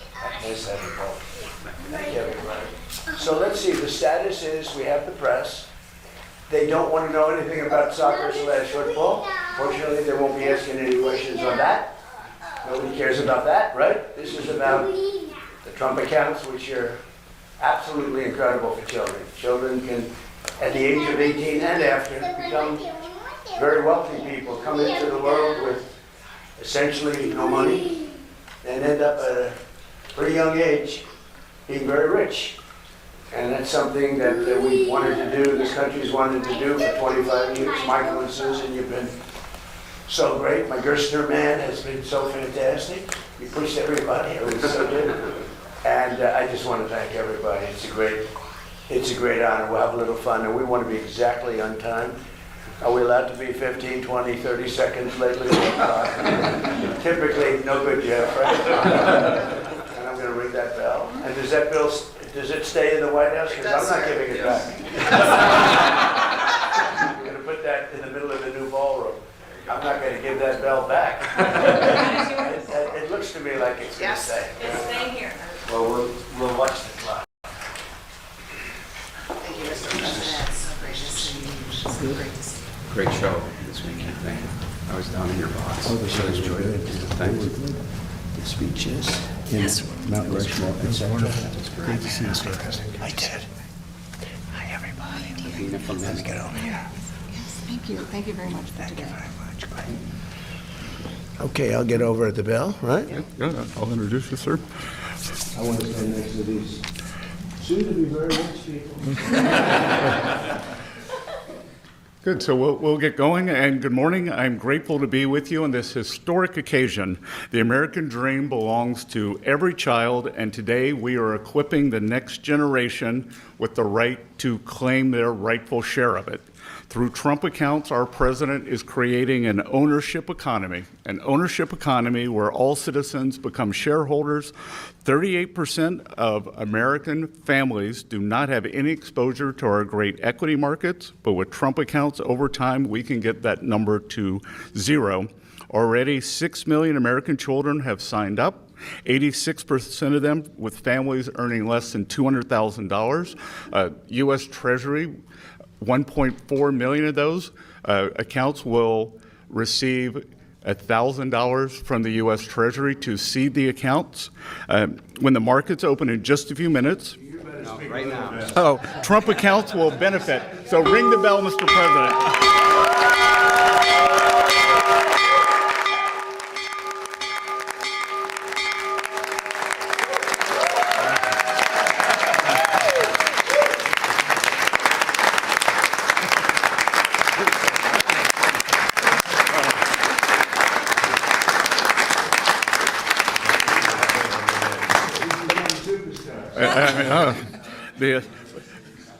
So I will just finish by saying, on the eve on the heels of our 250th anniversary, that this will be one of the president's most enduring legacies, and the great bounty of this will go for generations to come. It is my privilege to invite President Trump to speak after we had two firsts today. First time we've ever had the New York Stock Exchange and NASDAQ. They do a joint opening, and first time we've ever had the opening bell run in the Oval Office. So, Mr. President.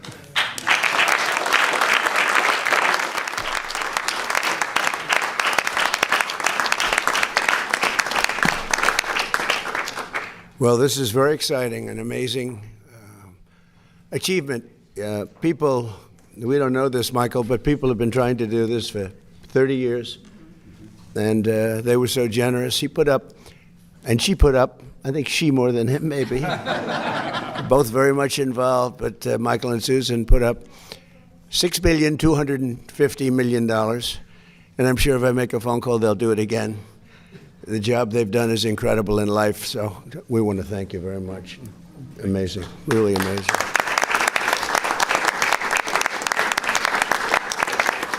And our friend from Micron, by the way, called me on Friday, and he said Micron's putting in $250 million, and he's done a phenomenal job. And $250 million, and many other companies and people are putting up tremendous amounts of money. And it's something I'm very proud of. Some people think it's going to go down as one of the most important things we've done during the administration. So after a truly historic weekend celebrating the 250th anniversary of America, today we're thrilled to officially launch the Trump accounts. And we had some beautiful people and speeches and tremendous crowds. We had the biggest crowd anyone's ever seen that unfortunately lightning caused it to leave. And everybody said, well, we'll do it another time. When I heard that, I said, no, we won't. Everybody had left. I said, we're not doing it another time. We're doing it on the 4th of July. And we actually started the speech on the 4th of July. We had to wait a little while, like a couple of hours, let the lightning pass. And everyone had left. And we came back, and they had 150,000 people came back from they took their car. They're going back home to Texas. They turned their car around. They came back. You wouldn't believe it, 150. I think the 150 was more impressive than the 425 or whatever it was. It was pretty amazing. And Mount Rushmore likewise was so incredible. So people love our country. Our country is doing incredibly well. Strongest military in the world has been displayed with Venezuela, who we're getting along with fantastically now. We've taken hundreds of billions of dollars of oil and given them hundreds of billions. They have more money than they've ever made. And we're doing very well. We paid for the war many times over. And then Iran, we're doing actually equally as well. We're just not getting the kind of coverage that we should. But we have eviscerated them military. And the bottom line is our country is strong. We have the greatest military anywhere in the world. I was with President Xi 3 weeks ago, and I said that, and there was no argument. Nobody's arguing. We built it during my first term, and we're using it now for very good reasons, because in this case, Iran can never have a nuclear weapon. We can never let that happen. On Saturday, July 4th, our administration deposited one-time seed contributions of $1,000 each into the Trump accounts of over 500,000 American children. It's a lot. And millions more will be getting additional contributions from generous donors like, as I mentioned, Michael and Susan Dell. They are truly incredible people. Go out and buy a Dell computer. He's not doing it for that. But I'll bet his business, Brad, has gotten even bigger. I have a son that loves their laptop. I have to tell you, no, I want a Dell. We're going to get him that money back one way or the other. And then I'll ask for another $6,250,000,000. We'll start the whole process all over again. No, he makes an incredible product, and right from the beginning. And Brad Gerstner has been pushing this, so he's a very successful man. Not quite as famous as the Dell family, right, of Michael, but you are. He's an amazingly successful guy, and he's put up a tremendous amount of money. And again, I want to thank Mike Ryan and all of the companies that have already called me, and they're putting up a lot of money. This is nothing. This is not me, and putting the name on it was not my idea. That was a whole group of people that passed legislation, because this is all made possible only by the passage of the great big beautiful bill. And I knew that this was happening, but I didn't know. All of a sudden, I see my name on it in the bill, but I'm very proud to have my name. They think it would sell. They said, it'll sell better if your name's on. I said, look, leave it on. But I did not. I just want to know, I did not ask for it. Michael, is that a correct statement? Did I ever go to you and say, Michael, don't put up the money unless they use my name? No. But I have done that in other cases. I will tell. In certain other cases, I've done that. Right, Scott? But not in this case. This is a very special kind of a thing that took place. It's in a way, it's a miracle. Nobody thought it was possible. Think of it. Children that are born without money, without any money. Great parents. They can have everything can be great, but they have no money. They can become very wealthy children at 18, and they can flip it over, or their people can flip it over into other vehicles at a certain age so that they don't take it out. I would recommend they probably don't take it out. But they can have a lot of money, especially if the market continues. Can you imagine if you did this during Trump a year and a half ago, where the market's gone up at levels? As an example, everybody said when I got elected, there's no way that during the 4-year period we'll ever hit 50,000 on the Dow. And we hit 50,000 on the Dow, I would say, in the first year, records. We had records. What NASDAQ has done, what the New York Stock Exchange, all the stock exchanges, 7,000 on the S&P was impossible during the first year, but they really thought it was impossible in 4 years, and we hit it before the first year. So if the children had invested the money a year and a half ago, we should have acted faster, actually. It's too bad. But it's going to go up. We have a hot country. It's going to go up. I think the market's going to go through the roof. When all those factories open, they're being built all over the country at record numbers. We have never built in the history of our country what we're building now. We have $19.2 trillion, and much of that money is going toward building factories, plants, AI, automobile. We've never built as many automobile plants. They're all over, and they're coming from all over the world. You know why? Because they don't want to pay tariffs. If they build their cars here, they pay no tariffs. So Japan, instead of making them in Japan or South Korea, instead of making them in Germany with Volkswagen and Mercedes and BMW, they're all building plants here now. They're coming out of Canada. They're coming out of Mexico. Mexico took a lot of our business. So did Canada. They're all coming back. I don't know what the countries are going to do, but they're all coming back. So today, with the ringing of the opening bell for the stock market, those accounts will now begin to grow right along with our booming economy. And I really believe we're going to have the biggest boom of all right now. You haven't seen anything yet. Between individual contributions and the seed funds, $800 million in new capital will be invested in the stock market for America's children this week. And I also think that we're going to be putting numbers in the budget, which will be really spectacular, because it's really not costing us anything. We're giving this money to children so they can have a good life. Very early on, they can have a good life. And we're going to be doing also something we're working on later on, and it'll be also, I think, very popular. And I guess the best definition is they have a plan in Australia, which people really like. It's really worked out very well, incredibly well, and very respected. And we're going to be talking about that with Congress and see if we can implement it. And that would be more for grown-ups as opposed to children, but it's something that's going to be great, I think, if we can get it done, and we're going to try very hard. But again, I want to thank Michael and Susan, Brad, and his son Lincoln, as well as Secretary of the Treasury, Scott Bessent, who has really been an incredible. If you're casting a movie, you put him as the Secretary of the Treasury because he's central casting. Do we agree? When you say he's done, more importantly, he's done a great job. SBA Administrator Kelly Loeffler, who's been phenomenal. Chairman of the SEC, Paul Atkins.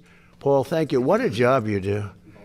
You know, there's always been a problem there, and with you, everything goes smoothly. Although I have to say, Jay did a very good job also, right? During my first term. But Paul's been incredible. Everybody wanted Paul, and he's exceeded expectations, I will say, and everybody knows it. Thank you, Paul. Great job you're doing. Director of the National Economic Council, Kevin Hassett. I didn't want to lose Kevin. I said, Kevin, you're at a huge disadvantage because selfishly, for a certain other position, and we had the two Kevins, and they're both great.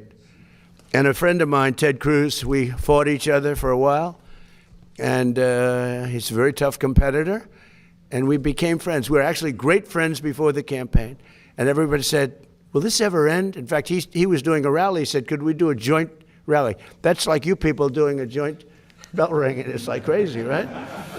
But he said, remember we did the joint rally outside in Washington. We had a big crowd. And the media was saying, will it ever end? I said, it will, but not yet. But it ended.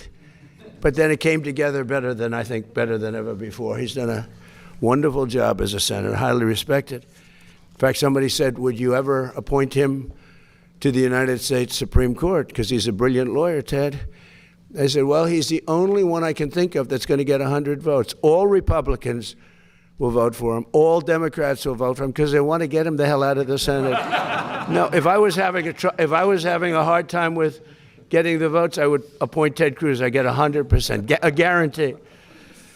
But when you look at all of the different things that have taken place, and you look at the international nature of what we're doing, because these are all international companies. So many I can't mention because they're too big to mention. The kind of money that's being invested is really, really incredible. So again, I want to, just because they're friends of mine, but the Exchange CEO, Jeffrey Sprecher, is here today. He's an amazing man, amazing success. His wife has done a fantastic job at small business. They call it small business, but when you add it all up, it's probably the biggest business in the world, right? But Kelly has been incredible. And Jeff, thank you very much. New York Stock Exchange President Lynn Martin, we want to thank. And NASDAQ Chair and CEO Adina Friedman, and NASDAQ President Nelson Griggs. We have all of them. This is a fantastic group of people. Thank you very much. Thank you. We've got them all. Did you ever think you'd be in this? Well, this is a great room. This is an amazing room. I always, when people walk in, the biggest people in the world, people that are, in many cases, on your exchanges, right? They walk in and they look around. They go, oh, my God, I can't believe it. I don't want to use names. Larry Ellison walked in. And he said, what? Where am I? This is so It takes a while. Actually, if you're negotiating, you have people at a great disadvantage because they're all screwed up, you know? It's a great place. I think it's the most important room anywhere in the world. So I thought it would be good to do this here, right? We seldom do that. But this was the first ever joint bell ringing between the New York Stock Exchange and NASDAQ. And hopefully it won't be the last. I think it's, you know, there are a lot of things you could do together that would be good. It's amazing the way you came together, and it was really easy. And they're competitors. But it's a great tribute, I think, to all of you that you're able to do this. It's people are talking about it. The SEC chair, let me ask you, are you shocked that they came? This makes your job, doesn't this make your job a little bit easier? Isn't it nice? Yes, it does. Why can't we do that with Democrats and Republicans? Maybe that's a tougher one. I think that might be tougher. We like borders. We like things that they don't like. But if parents have not done so already, and they are doing so in record numbers, they should go right away to trumpaccounts.gov and sign their child up for a free investment savings account. And again, a lot of people are people that are uninvolved in terms of they don't have the children, but or their children are older, but they're putting millions and millions of dollars into the accounts of poor children, financially poor children. And the parents can't even believe what's happening. So it's an amazing thing. But parents, loved ones, churches, and generous companies and individuals will be able to contribute funds to these accounts to grow throughout the child's life. And again, if we have a good market like we do now, they're going to become actually very rich. They'll have hundreds of thousands of dollars. Think of that. Think of it, a child that has no money can have hundreds of thousands of dollars at a very, very young age. Accounts could grow to be worth numbers that nobody ever thought even possible just 6 months ago before we did this.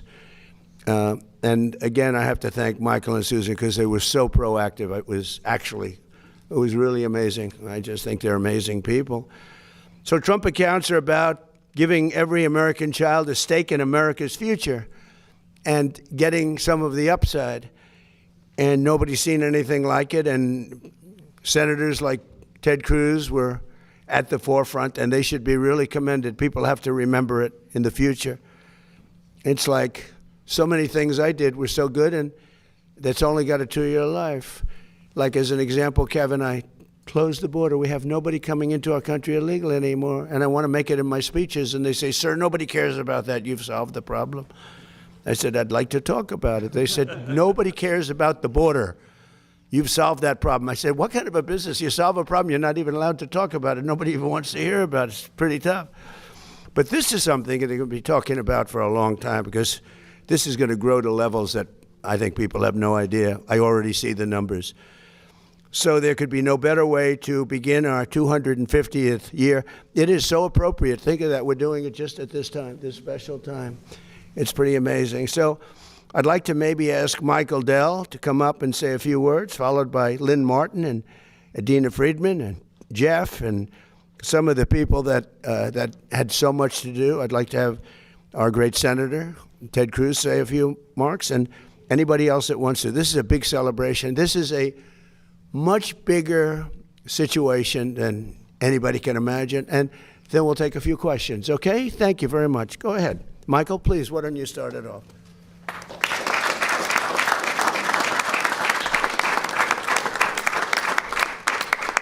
Thank you, Mr. President. Susan and I are very honored to be here as we celebrate the 250th. You know, 42 years ago, I started a company in my dorm room with $1,000. And today, every newborn American child will start their life with $1,000 invested in America's greatest companies, compounding for the future.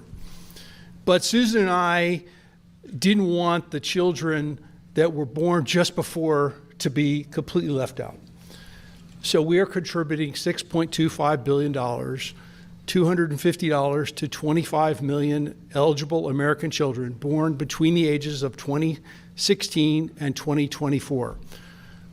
Invested in America's greatest companies for their future, for their tuition, for down payments, for startup capital for a business. And to every business leader out there who hasn't already joined us, please join us. 250 years ago, our founders, in the Declaration of Independence, which is right there, pledged their fortunes to an idea. Today, we're pledging our fortune to the next generation of children. So to tens of millions of American children, your American story starts now. Thank you. Susan.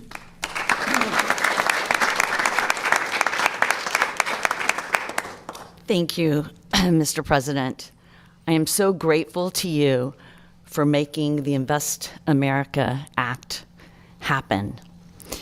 You have made investing in America's children such an important initiative for our country. These accounts are a statement of belief in our nation's young people, and believing in our country's children matters enormously. The incredible leaders of our future leaders of our country are the young children that we are raising today.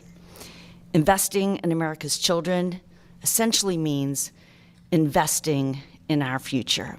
It's an investment in America's ability to grow, to lead, and to compete for generations. Michael and I have believed in this idea for a long time, and seeing this become real is fantastic. A child that has a financial account in their own name is a child who has so many more opportunities and hope. And as a mother, I know that every child deserves that. So parents, claim your child's Trump account today. Years from now, your child will thank you for it.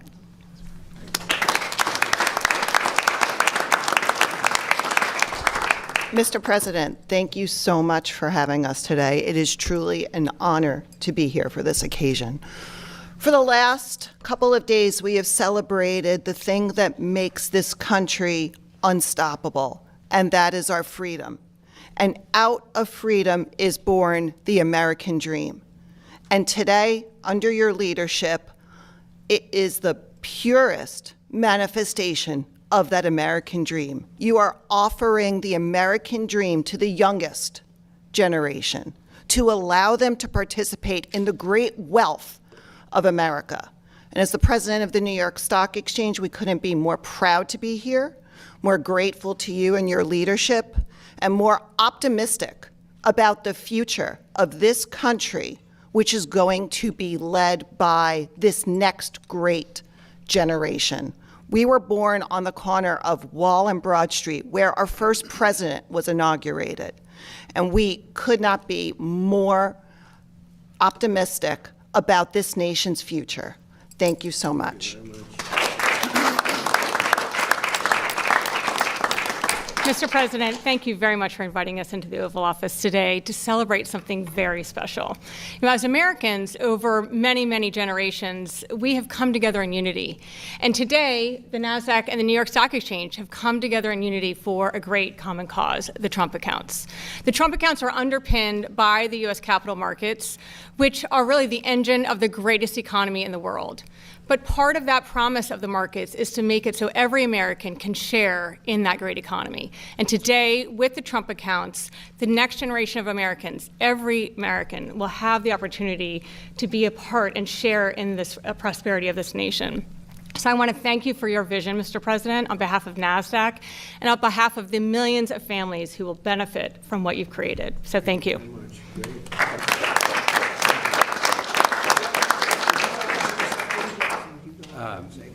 So hi, I'm Jeff Sprecher, the Chairman and CEO of the parent company, the New York Stock Exchange. One of the things that we celebrate on Wall Street, and we all in this room, we talk about Wall Street as the capital markets, and I don't think people realize that partly why Wall Street has its prominence is that our first president was sworn in on Wall Street, and the New York Stock Exchange was started to finance a brand new government and a brand new vision for a country. So it's amazing that 250 years later, this president is making that available to all Americans directly, and so it's incredibly fitting in my mind that we're here in this capital, which obviously is no longer New York, to widen the markets for everybody in the country. So thank you, Mr. President. Yeah, thank you. Mr. President, thank you for having us here. This is truly a remarkable day, remarkable setting for what has been a historic event. And at NASDAQ, every day we get to see brilliance come through the doors. Companies that have created jobs, that have created an economy, and now the fact that's able to be shared for all these children is just remarkable, remarkable feeling to be here and to look what we've created. So congratulations. Thank you. Great job. Thank you very much. It's great to be here, Mr. President. We wouldn't be here without you. It was just over a year ago that Michael and I shared with you the idea for the Invest America Act. We had been working on it for 4 years. We had tried to get it done under a prior administration. Kevin and I met in the Speaker's office some 3.5 years ago on the idea. It took this president and his entrepreneurial courage less than a minute to say, this must happen. This is the whole purpose of my presidency, the Main Street agenda, the 70% of people who have been left out and left behind, who feel they're no longer connected to the American dream, and he called the Speaker and told him to put it in the reconciliation bill. That, my friends, is leadership. It doesn't just happen. In fact, it rarely happens in a place like Washington. And his courage and his leadership of this administration, you know, and then the great partnership of my friends Michael and Susan Dell and so many others to bring this to fruition. But let me be clear. Today is day one, Mr. President. We're committed to the next 250. And what that means is not 1 million kids in America, not 2 million kids in America, every child in America. All 70 million kids under the age of 18 deserve to have one of these accounts. We're going to get the accounts open for them. We're going to get them fully funded. The outpouring of support from America's corporate leaders, small business leaders, moms and dads, great philanthropists, we believe will raise over $100 billion for America's kids over the course of the next 12 months. This isn't a program. This is a transformative platform. Think of 1935 Social Security scale platform. Over the next 15 years, over $2 trillion will go into the pockets of kids and families that would have otherwise had zero, that would have been left out of America's capital markets. That is a legacy worthy of the great mission of this administration, and it would not have happened without you and the leadership of your administration. So thank you. Thank you.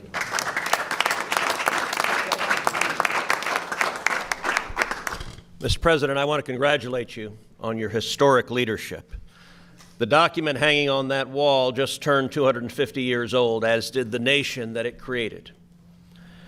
And the bell that you just rang on the Resolute desk, I believe, heralds in that the next 250 years will be even greater than the first 250.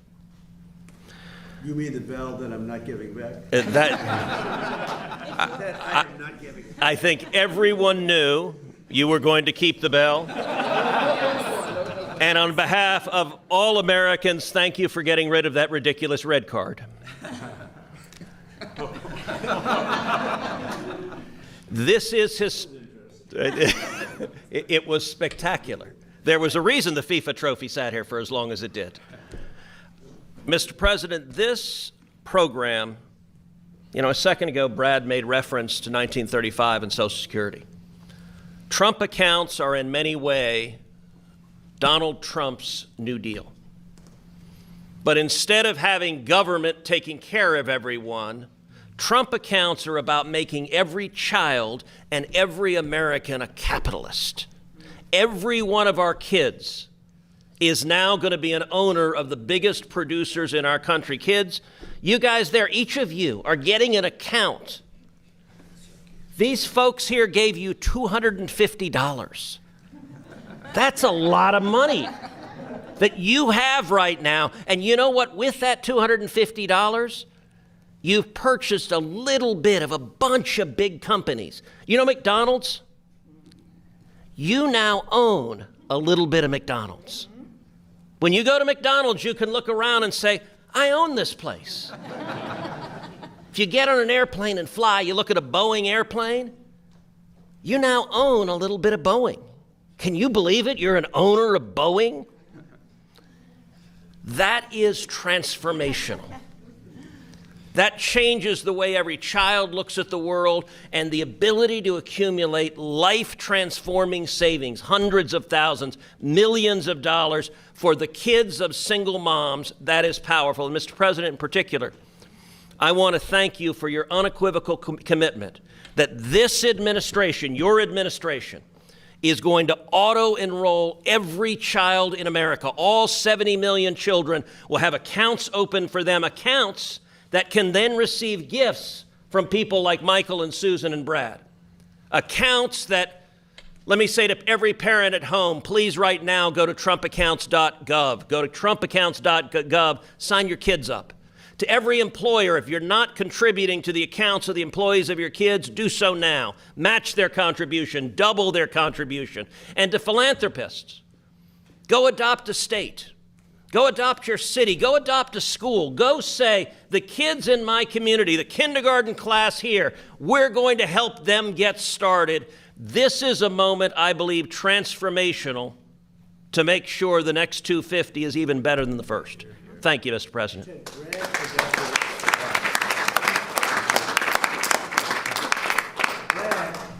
Rich man, he adopted an entire state.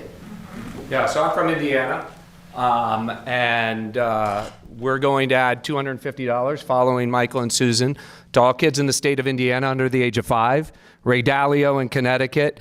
We have lots of philanthropists. They're adopting states, cities now. We have the city of San Francisco has been adopted, the city of Oakland, and recently with with Katie, we've adopted a school in the city of Durham. We've adopted a Boys and Girls Club in Philly. We've adopted, a Big Brothers Big Sisters in Newark, New Jersey last Wednesday. And it's all to show the country the art of the possible. When you create an open source platform, anybody can give to anybody. These accounts have a QR code in them, and somebody sends you the QR code and you just double click on your phone and money goes into the account. Thank you to Joe Gebbia and the National Design Studio for their incredible work on the accounts. Thank you.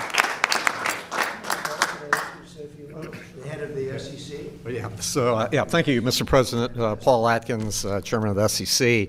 So this is an amazing day, and really I salute you and Senator and Secretary Bessent for all that you've done, to help these accounts go, and then the philanthropists who have also put money into it. But the Senator has it exactly right. We have to remember that all the folks who signed that document 250 years ago, they understood well that America was actually an investment before it was a nation. So joint stock companies were stood up in England and France and the Netherlands to establish New Amsterdam, for example, now New York, and to support the people there. So that is in our blood as a nation. And everywhere I go around the world to talk to my counterparts, finance and other regulators around the world, they always ask me, how do we replicate America's whole ethos of investment and risk-taking? Well, this is exactly how to do it. As the Senator said so well,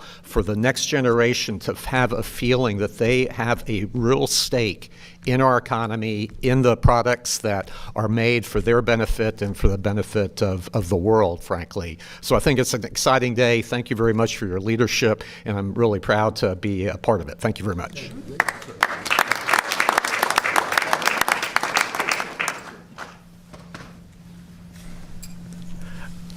I'd just like to add a couple things. There have been so much wonderful things have been said, Mr. President, about what you're doing. This is absolutely transformational. I'd like to tip my cap to Secretary Bessent. His staff originally told him when this idea was floated that it would take a year or two. And Scott said, no, it's got to be the 4th of July. And they delivered. I'd like to thank the designers of the app because every kid, as Scott arranged and as you were key to discuss, every kid can look at what firms they own. So it's not just going to say S&P 500. It's going to be you have a little bit of this, you have a little bit of that. And so we believe what it's going to do, sir, is connect America's youth to our vibrant economy in a way that's never been done before. So thank you very much. Thank you.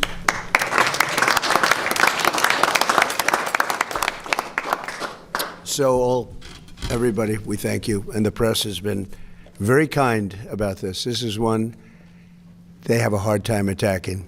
You know, we're all in this together. You have children. A lot of those children already, they have their accounts. We're going to see tremendous money come in from wealthy people and pretty wealthy people and very wealthy companies. And I'm getting calls from everybody to put money in. And they're going to put tremendous numbers of dollars in. And these children are going to have actually accounts. They're going to learn about finance a little bit. They can watch it. We're going to all watch it grow together. And we're going to have a whole different planet when they turn 18. It's going to be a lot different when you turn 18 and you have no idea what's going on and you have no money and no hope. They're going to have great hope. It's the American dream. It's a big part of the American dream. So, again, Michael and Susan and Brad and everybody that has worked so hard, it's an honor to be. This is truly an honor to be involved in something that's pioneering, but really not, because for so many years, I said for many, many years, decades, they've tried to do it. They've never been able to pull it off. So I just want to thank all of you guys. And I think it's such a great tribute to come together. So people said, no, there must be a mistake. You mean you're having separate meetings? I said, no, just watch at 9:30, right? So it's a great honor. And thank you for being so fair about it. So we'll take a few questions, please. Yeah, please. Mr. President, Vladimir Putin, shortly after speaking to you on July 4th, struck Kyiv and killed innocent civilians. Why isn't he feeling any pressure after speaking with you? Well, I think he does feel pressure. He wants to end it, and Ukraine wants to end it, and we're in talks, and we'll see if we can get it ended. It's a terrible thing.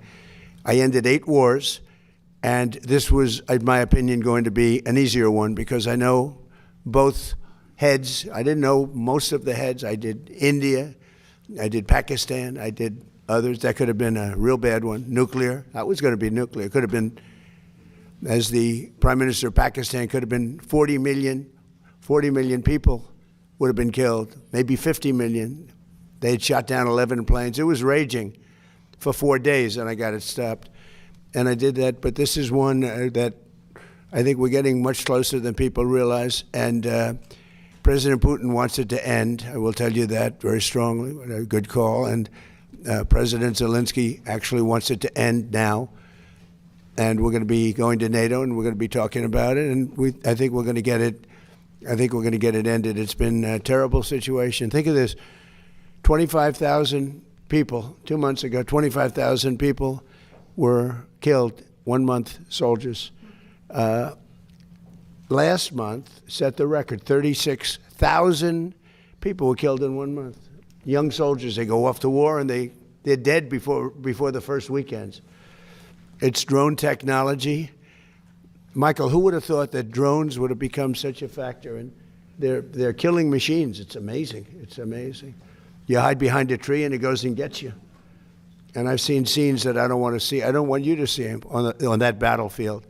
You know, you hear about the Civil War, you hear about all of these different terrible wars, but this is really horrible. So I had a very good call, and I think we're getting close to getting it done. Mr. President, on the economy, there's been a refocus, it seems, in June to talk about your economic policies. When do you think that message will change the perception of Americans related to the economy? Well, I think people know. Look, oil is now at a level that it was, I think it's even lower on a barrel basis than it was before we started. We've gotten concessions. Now, they have to hold those concessions, but there'll be no nuclear weapon. We're going to be getting the, as I call it, dust, the enriched material, nuclear dust, I call it. Seems to have taken off, but it's enriched material. We're getting it. We're getting it. I went in for one reason, very strongly, that Iran cannot have a nuclear weapon. I'm not looking for regime change, although this is regime change. The first regime is gone. The second regime is gone. And I think the third regime is more reasonable, but we'll find out. But we've destroyed their, as you know, completely destroyed 150. They had 159 ships. Every single ship is at the bottom of the sea. We've completely destroyed. They don't have one airplane. They don't have radar. You know, one of the reasons we kept the oil down, because a lot of people said, Kevin, and a lot of people were saying that oil could go to $300, $350 a barrel, but one of the reasons that prediction wasn't right is we were taking out on average of 10, but sometimes less, sometimes more. 3 weeks ago, we had a night, 22 ships came out of the Strait, and the famous Strait of Hormuz, nobody ever heard of, but that is some big money machine, I'll tell you what. When you look at the numbers, Michael, that makes everything look small. No, wait. And we took out so much oil that people didn't know, and it only took a month and a half. They finally found out. They had no radar because their radar was destroyed. So we took them out late at night with no lights, with no nothing. And our great Navy, which did the greatest blockade anyone's ever seen, not one ship got through in 2 months. And we then freed up the blockade because we're close to maybe making a deal. I don't know. We'll make either. Look, we're going to win one way or the other. We're either going to make a deal or we're going to finish the job, okay? And it won't be tough to finish the job. I'd rather make a deal because I don't want to affect 91 million people. We can knock down their bridges in 1 hour. We can knock out their energy supply, all of those big plants that they built, big, beautiful, modern plants. They had a lot of money. They don't have any money now. We haven't given them any money. But we can knock out their electricity and power generating plants in, I would say, a small part of an afternoon. Every plant will be gone. And they know that. They know that. Please. Daniel, go ahead, please. Go ahead, please. Thank you so much. No, right behind you. You know why? He's a friendly voice. Go ahead. I wanted to thank you first and foremost for the Trump account. You see? That's what I call a reporter. He's actually a great reporter. So he'll directly benefit from the accounts. Good. Thank you. Fast forward 18 years from now, and a lot of these kids are 18, and they look at the Trump accounts and they see hundreds of thousands of dollars. What lesson do you hope they'll walk away from and think about you regarding this program, and do you think this will go down as one of, if not the signature policy achievements of yours? I hope so. I think it will. I really believe it's going to be one. I think we've done a lot of great things, but I think this will be one of the top. It's going to teach children to be entrepreneurial as opposed to the threat of communism that you're seeing a lot. This is not social democrats, by the way. That's a beautiful, we're social democrats, they say. They're not social, they're communists. They want to destroy our country. We're not going to let that happen. But this helps, even from the parent standpoint. You know, they see their child getting richer and richer as the market goes up. If it goes down, they don't lose anything. They make money. They have money. But if it goes up, they could become actually rich. And the parents are going to be watching, and we're all going to be watching, and we're part of a very big and very beautiful game. It's going to bring them into the mainstream. It's going to bring them into recognizing, like Michael Dell. I said, how the hell did you start this thing? What he built is incredible. Now his product is great. But as he said, he made them, I guess, laptops. He made a better laptop on his bed in a dorm than they sold in the store. So he started selling them, I guess, probably during college. I don't know where the hell you started selling them, but you sold a lot of them. And it just cascaded. And then his greatest deal was he met Susan, and she probably guided him beautifully. That was probably his most important thing. And they have great children, great everything. But, it's a beautiful story. Think of it. They gave $6.25 billion. And there's a rumor he's giving more. I don't know if it's true. I'm not holding him. I mean, it's hard to say fake. How about doubling up, right?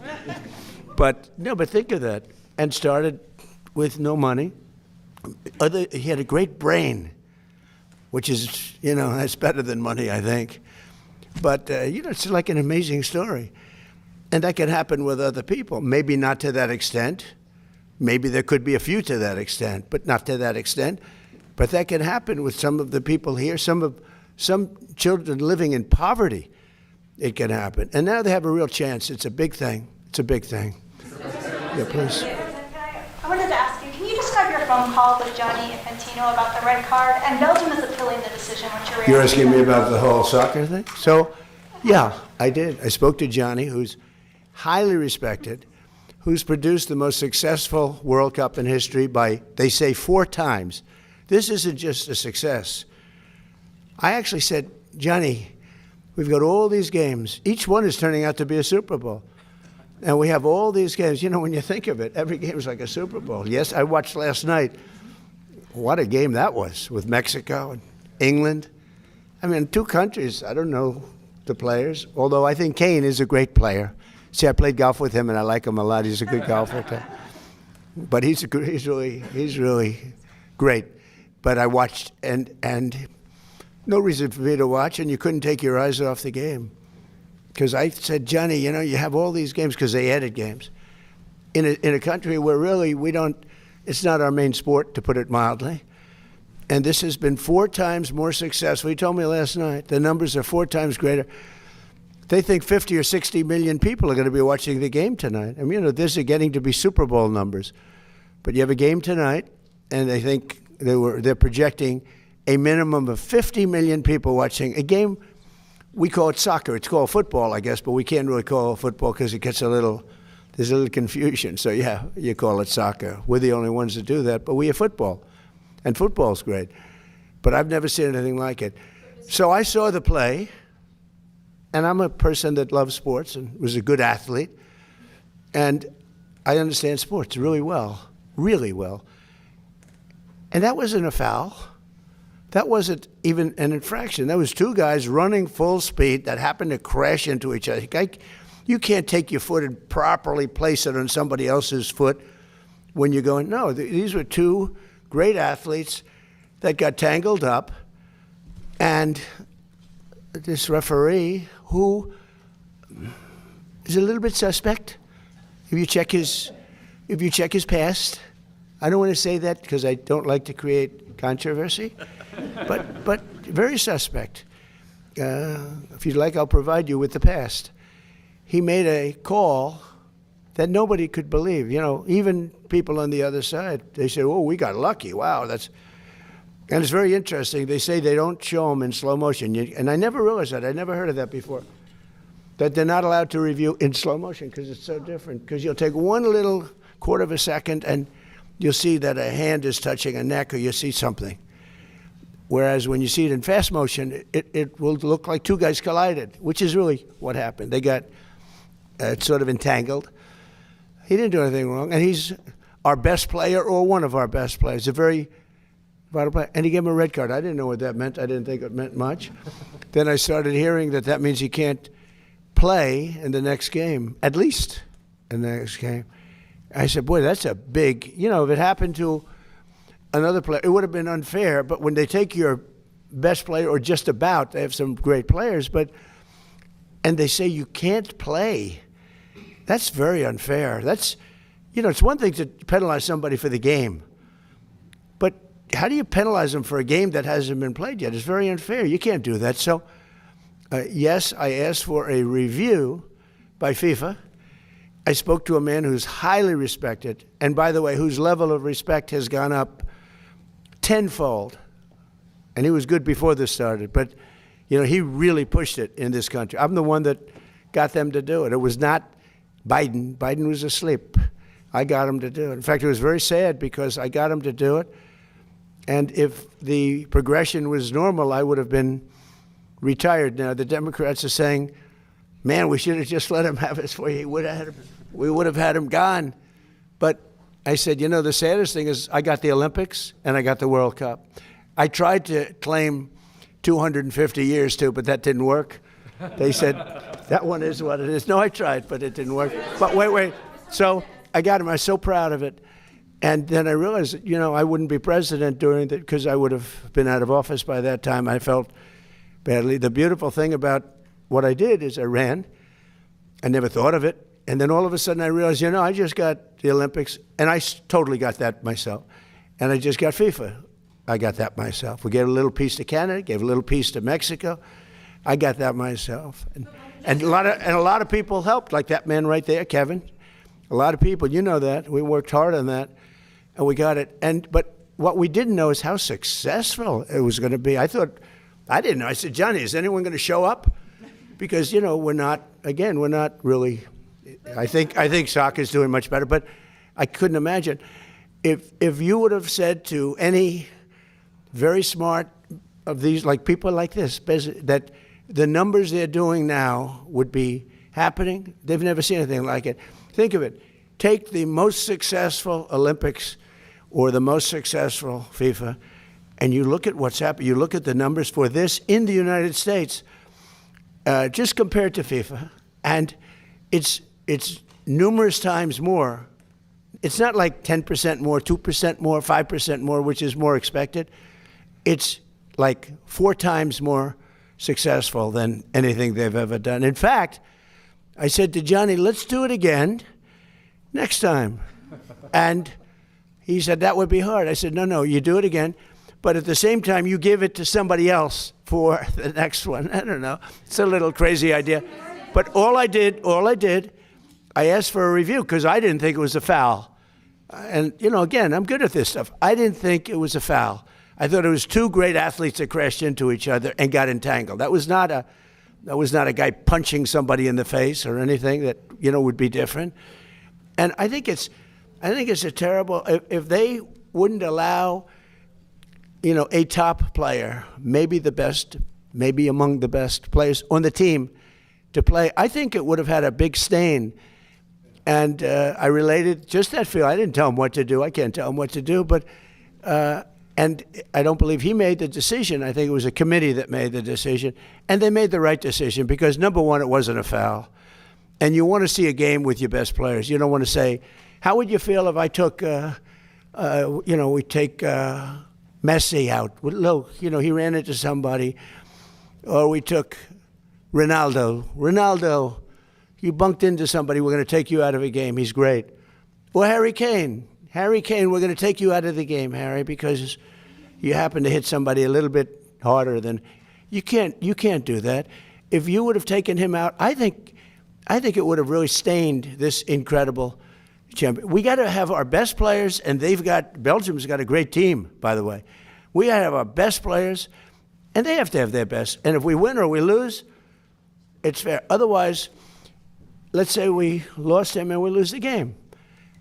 It would be a terrible thing. So I think they made a really brilliant decision. I think the referee's call was horrible. And nobody talks about that. They talk about the red card like it's fine. Nobody talks. The referee's decision to red card. I didn't know what the hell a red card was. When I found out, I said, you got to be kidding. This guy just hands up, okay, your best player is not going to play next week or in the next game. I said, wow, that's a lot of power. That's terrible. But then I looked at his past, and it wasn't so great. Okay. Yeah, Mr. President, are you going to talk to the Belgian Prime Minister before the game? I didn't think of it, but I would. He's a good man. I will tell you this.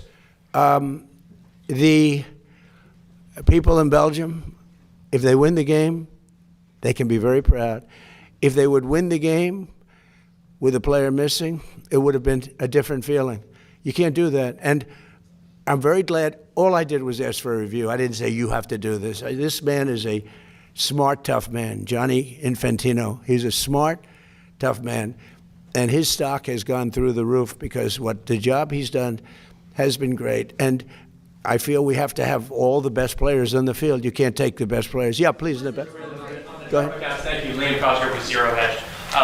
What is your plan to facilitate broad adoption of these? And you mentioned, the communist issue, particularly that crowd, to get them to participate in this. Yeah. Since I see Anthony Populato's here, and he's probably going to ask, is Bitcoin in any way going to be related to this in the future? Are there plans to put Bitcoin into Trump accounts? Well, I've become a big crypto guy only for one reason. If we don't have it, China's going to have it, and they would like to have it. But now they're not even trying that hard because we've taken over crypto. But I'm a fan. I wasn't initially. I didn't know much about it. But for some of my first term, I wasn't much involved, but I'd watch. And I watched it grow, and it's a huge industry. And I got involved in it a little bit for politics, because I realized there are a lot of people love crypto. And even me as a businessman, I'd see a lot of money starting to come in with Bitcoin and, the different forms. And I said, this thing's got a lot of life. And then I hear China was going to make a heavy move on it, just like they do for AI. By the way, we're leading China substantially in AI, by substantial. And one of the reasons is when they build these big plants, I allow them to build their electric generating units, whether they use nuclear or oil and gas, whatever they want to use, they can use, except wind. We don't allow wind. Wind is terrible. It just doesn't work. It's too expensive, no good, bad for the environment. But, and they're building their own plants with some of the greatest electric producing plants that you've ever seen. I mean, they're teaching the companies that produce electricity, they're teaching them how to do a plant. So that was my decision. That was my idea. Because we have an old grid, it's tired, it's old, it would take years to fix it. And now we're actually taking the excess energy that they make. We need more than double the energy. If you take all of the electric that we have now, you need more than double it to power that industry, which is so shocking. When I first heard that, I said, no, you mean like a little, I couldn't believe that, Jeff. I heard more than double. So all the electric we make for everything, to power that one industry. Now, with that being said, it's a massive industry, and it's going to be for good. I mean, look, we're going to have guardrails, and we have guardrails. You saw that a couple of weeks ago. We were able to stop something that we didn't like, and by the way, the company was very good. They were very good. You know that. But it can be used for tremendous good, and mostly good, and some bad, and the bad we have to stop. But it's a massive industry, and I think things are going to happen. What you're seeing here with the kids, I think something could happen in that regard too, with a contribution to the people of our country. I'll give you a little inside information. Am I allowed to do that, Miss?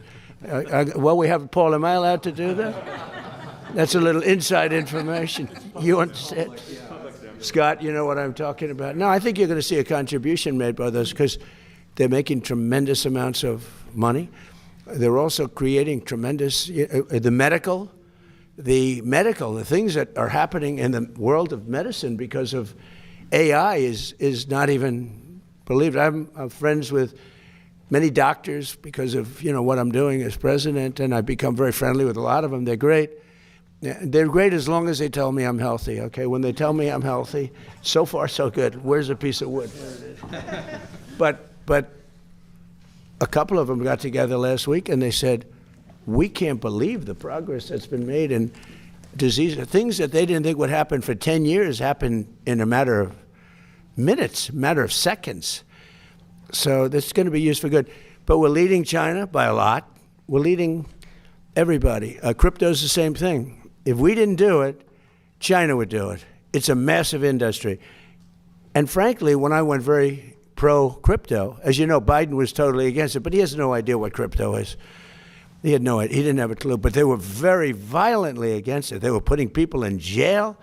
What they were doing to the crypto was horrible. It's amazing it survived that onslaught.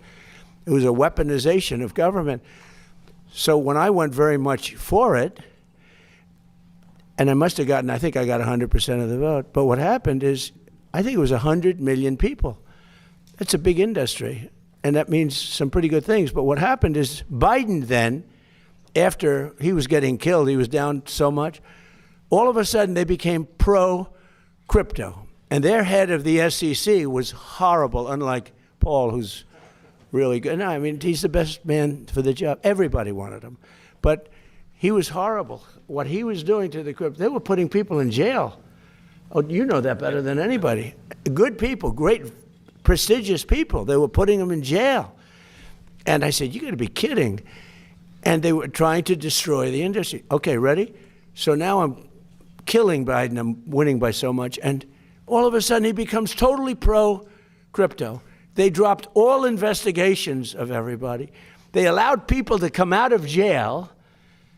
And every time I see a crypto guy where they dropped an investigation, I said, you're lucky I'm president, because I don't know if you know, the Biden administration became totally pro-crypto that last couple of months because they were getting killed. Because crypto has a tremendous audience. So yeah, I'm very much for crypto because it's not a question of a personal thing. Because I let my kids do whatever the hell they do, they can do. I don't ever talk to them about it. I'm allowed to, I think. I'm allowed to, but I don't bother because this office is a much higher calling. So I make, as president, the president of the United States get essentially $2.5 million for 4 years, right? Wait a minute. It's spread out over a period of 4 years. It's about $2.5 million. I waived my salary. Now I figured, because we've had other wealthy presidents. We've had Kennedy, and we've had FDR was very wealthy. Teddy Roosevelt was wealthy. And one of the wealthiest, believe it or not, was George Washington, who wasn't in the White House, but there are pictures of him surveying this ground. He's the one that sort of picked the location. I think he made a good choice. He picked a good location. But George Washington had 2 desks in his pre-White House. One was, and they were right next to each other. One was for business, and one was for the presidency. He had 2 desks in the same room. And so you're allowed to, but I choose not to. I don't talk to my kids about, this stuff. But I will say this, to me, cryptos are very powerful. A lot of people are using it, Bitcoin. They're using it at levels that I don't think anybody understands really how powerful. And if we didn't do it, China would do it in a minute. And if we let our guard down on AI, if I didn't come up with the idea for electric plants, producing plants, they become a utility. Basically, these guys producing, you might as well put them down. Paul, I think you should mark them down as utilities because, frankly, in many ways, I'm more impressed by their electric plants. And they're building them on top of the buildings, alongside of the buildings, standalones right next door. But you have to see some of the electric producing, the generating plants that they're making. Nobody's ever seen because they're brilliant people. And it's a fantastic thing. But if I didn't come up with that idea, maybe somebody else would have. I doubt it because it's too simple. I mean, it's such a simple idea. Do you know that your friends, Michael, when I came up with that and I told Mark Zuckerberg, I told Bezos, I told all of the people, AI, Sam, Elon, I told them all, I said, no, I'm going to let you build your own plant and I'm going to get you fast approvals. They thought I was kidding. They said, and they would submit plans without an electric plant. And I'd get calls from Lee Zeldin, who's a star, environmental, fast approvals, good approvals, but fast. And they'd call up and say, sir, these plants are not taking advantage. And I call them and say, why aren't you producing? They said, we thought you were, every one of them, they thought I was kidding because they can't believe it.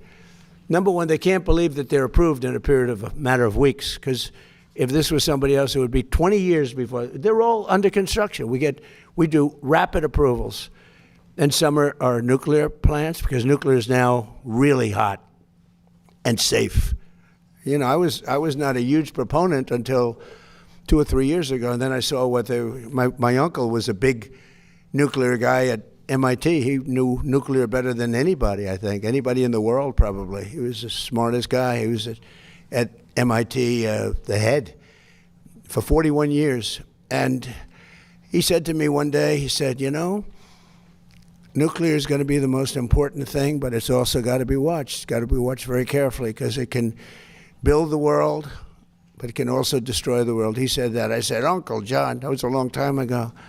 But he was exactly right. He called it exactly right. But what they've done with nuclear in terms of generating energy is absolutely, a submarine can run at full speed for 30 years without having to refuel. The only thing it has to do is come up every 90 days for food. They can't solve the food problem. But think of it, a submarine, without having to gas up, can run for 30 years at full speed without stopping. I mean, who would believe a thing like that? But fortunately, we have the best technology and we have the best submarines. It's something we lead the world in by 15 years. Any other questions? Go ahead, please. Thank you so much, Mr. President. What? I said thank you so much, Mr. President. Jennifer Schomburg, the Hour Finance. On the Trump accounts, SpaceX president has said that she's going to donate shares to the Trump accounts. Have you spoken at all with Elon Musk about further share donations as well as other corporate I speak to leaders everybody. about share donations Yeah, specifically? I'm like a cheerleader for geniuses. I love geniuses. I love high IQ people. He's a high IQ person. I love high IQ people. And I speak to Elon, I speak to Mark, I speak to Jeff, I speak to everybody. By the way, in the first term, less so. In fact, at my first inauguration, none of them were standing behind me. They were just the opposite. And now at this last inauguration, every one of them was standing behind me. It was sort of amazing. No, I speak to all of them. And I encourage them. I want them to be tremendously successful. Now, there's a thing called TikTok. Have you heard of it? I was watching a show this morning, Maria Bartiromo. She's fantastic. And on her show, they were talking about the dangers of TikTok. And it's Chinese, a whole thing with spying and what they're doing with it. Well, except it was announced about 2 days ago, the new numbers just came out. You know who the number one person in TikTok is by far? Trump, me. I just got, I'm number one. Like Taylor Swift was number 11. I'm number one in TikTok by far. And the numbers just came out, and I said, well, I'm hearing about how they influence. They're talking about their tremendous danger because they influence, but if they influence so badly, I'm saying all things like I love our country, we got to stop communism, we got to this and that, we're doing a lot of things, but I'm by far number one. It was sent to me by, the list comes out, number one, number two. I was number one by a lot. So I guess maybe, I don't know, maybe they're bad, maybe they're not. I know one thing, great American people, tremendous business people and companies bought it. I called President Xi, and everyone said he was a hard no. He was a hard no, but I said, it's a good thing for TikTok, but it's good for us too. American companies, great ones, own our TikTok, and it's very influential. But I'm number one by a lot. So, I hear this thing was on today. Gordon Chang. I like Gordon Chang, but he's always so negative. Nobody's been tougher in China than me, but Gordon Chang. And he's a nice guy. It's like the world is falling down. It's not true. It's not true. We have to be careful because China's a great competitor. But, he was talking about, we must stop TikTok. I'm number one on TikTok.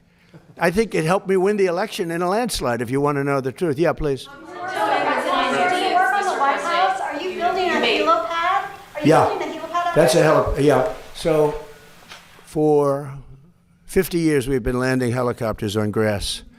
The grass is wet, soggy. The helicopters sometimes miss their little mark. They send people out, Marines. I watch them do it. They march out so beautiful, great guys. They have a piece of metal that he put down. And except for the fact that these pilots are so good, they almost hit the mark all the time. But sometimes they miss. They're half the size of this desk. Think of it, you're landing a big chopper.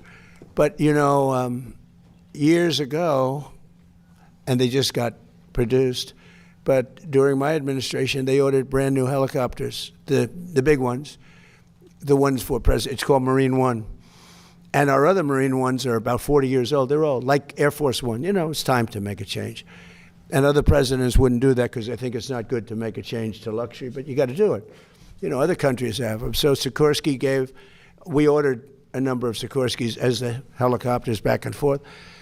Well, they're about 2.5 times more powerful than the old ones. And when you land on the grass, it's not that the grass gets discolored, it gets ripped out. And it was all over. They landed it once, and nobody planned for this. This was a little bit of a planning mistake. So they landed the helicopter, and half of the grass was sitting in front of the Oval Office front door. The rest of it was scattered all over literally, it didn't singe it. It also singed it, by the way. But it literally lifted, because of the power. It's tremendous. And everybody said, well, we'll keep using the old helicopters when we have to land at the White House. And for everything else, we use the new helicopters. They said, that's a pretty expensive deal. You wouldn't do that for your company. You'd figure out an answer. So I said, because I have helicopters, and 3 of them.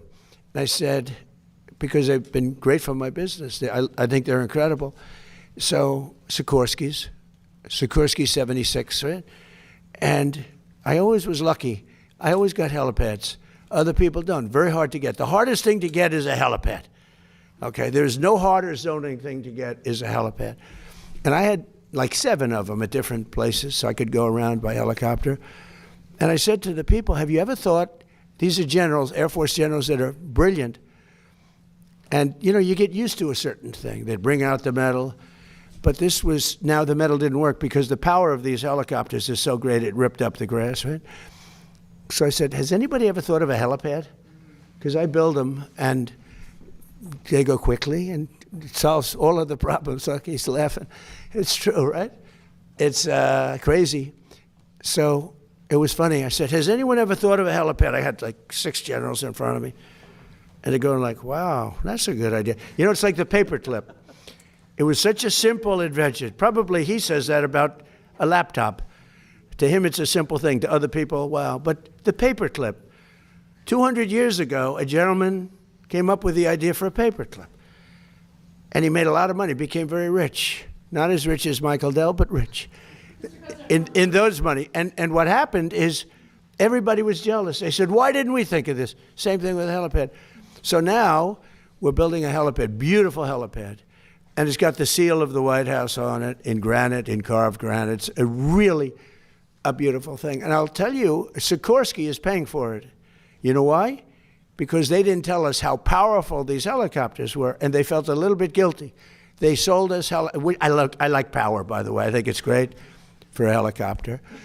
But they probably, I don't know, they felt a little guilty. And they are paying for the cost of it. It's about $5 or $6 million. They're paying the full cost. And when I heard they were paying the cost, I went out and said, let's do a beauty. Let's not just do a piece of concrete and paint it white, which is why I just put beautiful concrete, nice, and we paint it white. This one is a beauty. It's got the seal of the White House. It's beautiful, the eagle, and it's carved out of granite. It's done by some of the most talented people you'll ever meet. And you're landing on granite, which is the strongest stone that we can, like the outside walk is black granite. That's 35,000 pounds per square inch. It's got a 1 million plus lifetime. It's the strongest stone there is. And that's being used out there, and it's going to be, I think, really beautiful. And you can see the size. It's going to be beautiful. And it can be used for other things. When helicopters aren't landing, you can have other things out there like events. You could have news conferences literally on it because it's the right size. So by doing this, we solve the problem, and we'll be able to finally retire 45-year-old helicopters. Okay, how about 1 or 2 more, and we'll get out. Go ahead, please. Decision. Millions of American soccer fans are obviously very happy. But what do you say to the critics who say this starts a precedent which other powerful leaders? Well, I don't know. I mean, I can only say this. I had nothing to do with the decision. What I did have to do is, I said, I think that should be reviewed because I watched the play, and he didn't do anything wrong. You know, got to look. By the way, if he did, I'd feel differently probably. If he punched him in the face, if he did something wrong, I thought you're young, wonderful basketball player, Caitlin, I thought that she was treated rather rough, if you want to know the truth. That was a much different kind of an event. That was a pretty bad event. But in this case, he didn't do anything wrong. 2 people ran into each other. And by the way, if you look at that game, there were 10 instances where it was much rougher than that. So I think it starts with the fact that it shouldn't have been a foul. And then you have to look at the person that raised the card, and that's up to you people. You look at it. But I didn't think it was very good because it was not good. And I think that Johnny is brilliant at what he does. And I think I don't think it was his decision. It's a big committee. And after reviewing it, I think they said, look, this game would have a big mark on it. If we lost, if we won, no matter what happened, you have to let them use their best players. And the game tonight's going to be amazing, and we're going to have a full team, and Belgium's going to have a full team. And you know what? If they beat us, then they can be really proud. The other way, if they beat us, we'll say it was rigged, just like the election was rigged in 2020, but I won't get into that. Ladies and gentlemen, thank you very much. The Trump accounts are great. Thank you.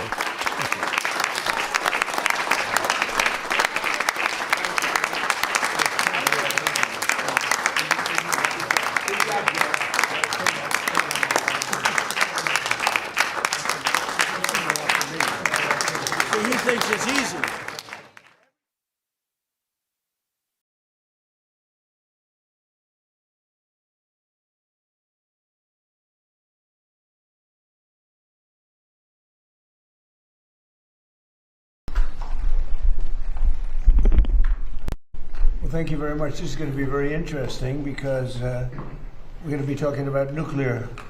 It's a wave of the future. We have the most brilliant people in the world standing behind me that were big into the world of nuclear, like my uncle was at MIT. My uncle was very big into nuclear for 41 years at MIT, but they've advanced somewhat since those days, I think, I hope. So today we're celebrating a historic milestone for civilian nuclear energy and the incredible renaissance of nuclear power in America. I want to thank Secretary of Energy Chris Wright, Secretary of the Interior Doug Burgum, they're fantastic, two incredible people, Director of the Office of Science and Technology Policy, Michael Kratsios, Director of the National Energy Dominance Council, Jared Agin, U.S. Chief Technology Officer Ethan Klein, and Director of Idaho National Laboratory, John Wagner. Thank you very much for being here, everybody. It's a big day. I also want to recognize and congratulate CEO of Antares Nuclear, Jordan Bramble, CEO of Valar Atomics, Isaiah Taylor, CEO of Deployable, not deplorable. Remember Hillary? Deplorable. Hopefully your company's going to work out a little bit. Thank you, sir. Good luck. Deployable Energy, Bobby Gallagher, and CEO of Allo Atomics, Matt Lozak. Thank you all for being with us. Last year I signed 4 historic executive orders to reignite a wave of progress in America's nuclear power production and promote this abundant, affordable, unlimited supply of energy for the American people. As part of this effort, I directed Secretary of Energy Chris Wright to establish a pilot program for advanced reactors and see at least 3 cutting-edge reactors started up safely by the 4th of July. And what we've done has been pretty much of a miracle. Most believe the goal was impossible, but I'm delighted to say that 4 companies succeeded in meeting that deadline for the greatest in the world at this subject. So these are the first new privately funded advanced reactors to turn on the United States in over 4 decades, and making sure that these groundbreaking designs were safe to build and test so quickly was a challenge that required a historic partnership between these innovative companies and our administration. We have brilliant nuclear people. We have a lot of brilliant people, but we have brilliant nuclear people on our staff. In the past, it often took 6 years or more to approve a reactor design, if they were ever approved at all. Most of them didn't get approved, and maybe rightfully so. But now America is building again, America is dreaming again, and we're leading the world and pioneering the next generation of nuclear power. There's nobody even close. We've taken a lead over the last 2 years that has been, I hope, insurmountable. We'll see. But let me ask Director of the Office of Science and Technology Policy, Michael Kratsios, who's been absolutely fantastic in the administration, to say a few words, followed by a few of the people. Let's see, Chris Wright will go, and Jordan Bramble, and Isaiah Taylor, then Bobby Gallagher, and Matt Lozak. And if you could, don't spend too much time. That's a lot of people. But go ahead, and do you want to start it off, Chris, please? Wait, we have Michael Kratsios first. Sure, go ahead, Michael. Mr. President, you signed 4 executive orders last year, and you set one of the most ambitious goals in civil nuclear history to essentially have 3 reactors go critical by the 4th of July. This is an accomplishment that many thought would not be possible. The last time that a privately funded new reactor design went critical was in 1974, so it was over 50 years ago. And we were able to achieve that and surpass it by having 4, and these are the great 4 American companies that got it done. Great. Go ahead, please. In the last 30 or 40 years, the American nuclear industry has been quiescent. Most of the reactors built around the world have been built by Russia and China, both in their countries and abroad. President Trump said enough of that. America is going to be back as the leader in the nuclear space, in large reactors and in next generation small reactors. He set a bold goal. It's been exceeded, and I'm incredibly proud to be standing here with these fabulous entrepreneurs next to me. And brilliant science people, too, really. Please, go ahead. Mr. President, thank you so much for your leadership. It was really your executive orders that catalyzed this nuclear renaissance. When they first came out, people scoffed at them. They said it couldn't be done. And now there's not only 3 companies, but 4 companies here that really met the moment. Us at Antares, we look forward to being a resilient energy source for Golden Dome, to power high-powered assets in space, and eventually undersea autonomy. So this is a strategic technology for our nation. And what we look forward to doing is putting reactors on our military installations before 2028. That's great job. Thank you, sir. Okay, please, go ahead. And Mr. President, thank you so much for your leadership in this moment. I think that the United States has been a leader in nuclear energy since the very beginning. We were the first ever to turn on an advanced reactor in the world. We were also the first to turn on any type of nuclear reactor in the world. But over the last 30 years, we became more interested in PowerPoint than in power plants. And it's your leadership that is changing that. The executive orders that were signed last year, I think if you look forward in 50 to 100 years when we have nuclear power of every kind that's allowing us to make steel again, to make aluminum again, to actually be able to go to outer space and all the places that humanity wants to go, you could trace it back to the executive orders that started last year. So we're honored to serve our country and be a part of this. And thank you again for your leadership. Thank you. Great job. Go ahead, please. Thank you, Mr. President. Thanks for setting such an audacious, bold goal. As some of the other CEOs have said, most people thought this was impossible. But the American spirit was unlocked through your vision and through the Department of Energy and the Secretary and through the INL and John's team. We couldn't be more proud to be part of this moment. I do think this is going to be historic. I do think people are going to look back and believe that this is when the tide turned on nuclear and how we unlocked cheap and abundant energy. Thank you. That's a great job you're doing too, by the way. Anybody else? One more. Please, go ahead. We cut it close, but we went critical at 12:20 a.m. on the 4th of July. Wow. So thank you again so much for setting these executive orders. Like everyone else said, we would not be here without those executive orders, so thank you so much. And what it's unlocking for us is this year we are going to be raising $1 billion, moving into a 1 million square foot facility, and our target market is data centers. So we're making the ideal nuclear product to power AI data centers with bring your own power. That's our whole goal. So thank you once again for unlocking this, and we really, really cannot be here without you. That's great. Thank you very much. Appreciate it. Thank you. Have anything to say? Sure. Go ahead. No, I would just say, this is exactly why you created the Energy Dominance Council, that you wanted to unlock new forms of energy. People ask us all the time about green energy, and I say if you want to invest in green energy, invest in nuclear. That's the kind of energy that's going to solve the energy demand that's out there, and that's baseload energy that's going to solve our solutions, and that's the energy of the future. Sure. Thank you. I would just add, we invented nuclear power in this country. At Idaho National Laboratory, first demonstrated nuclear power in 1951. After that, 52 different reactors were designed and tested there.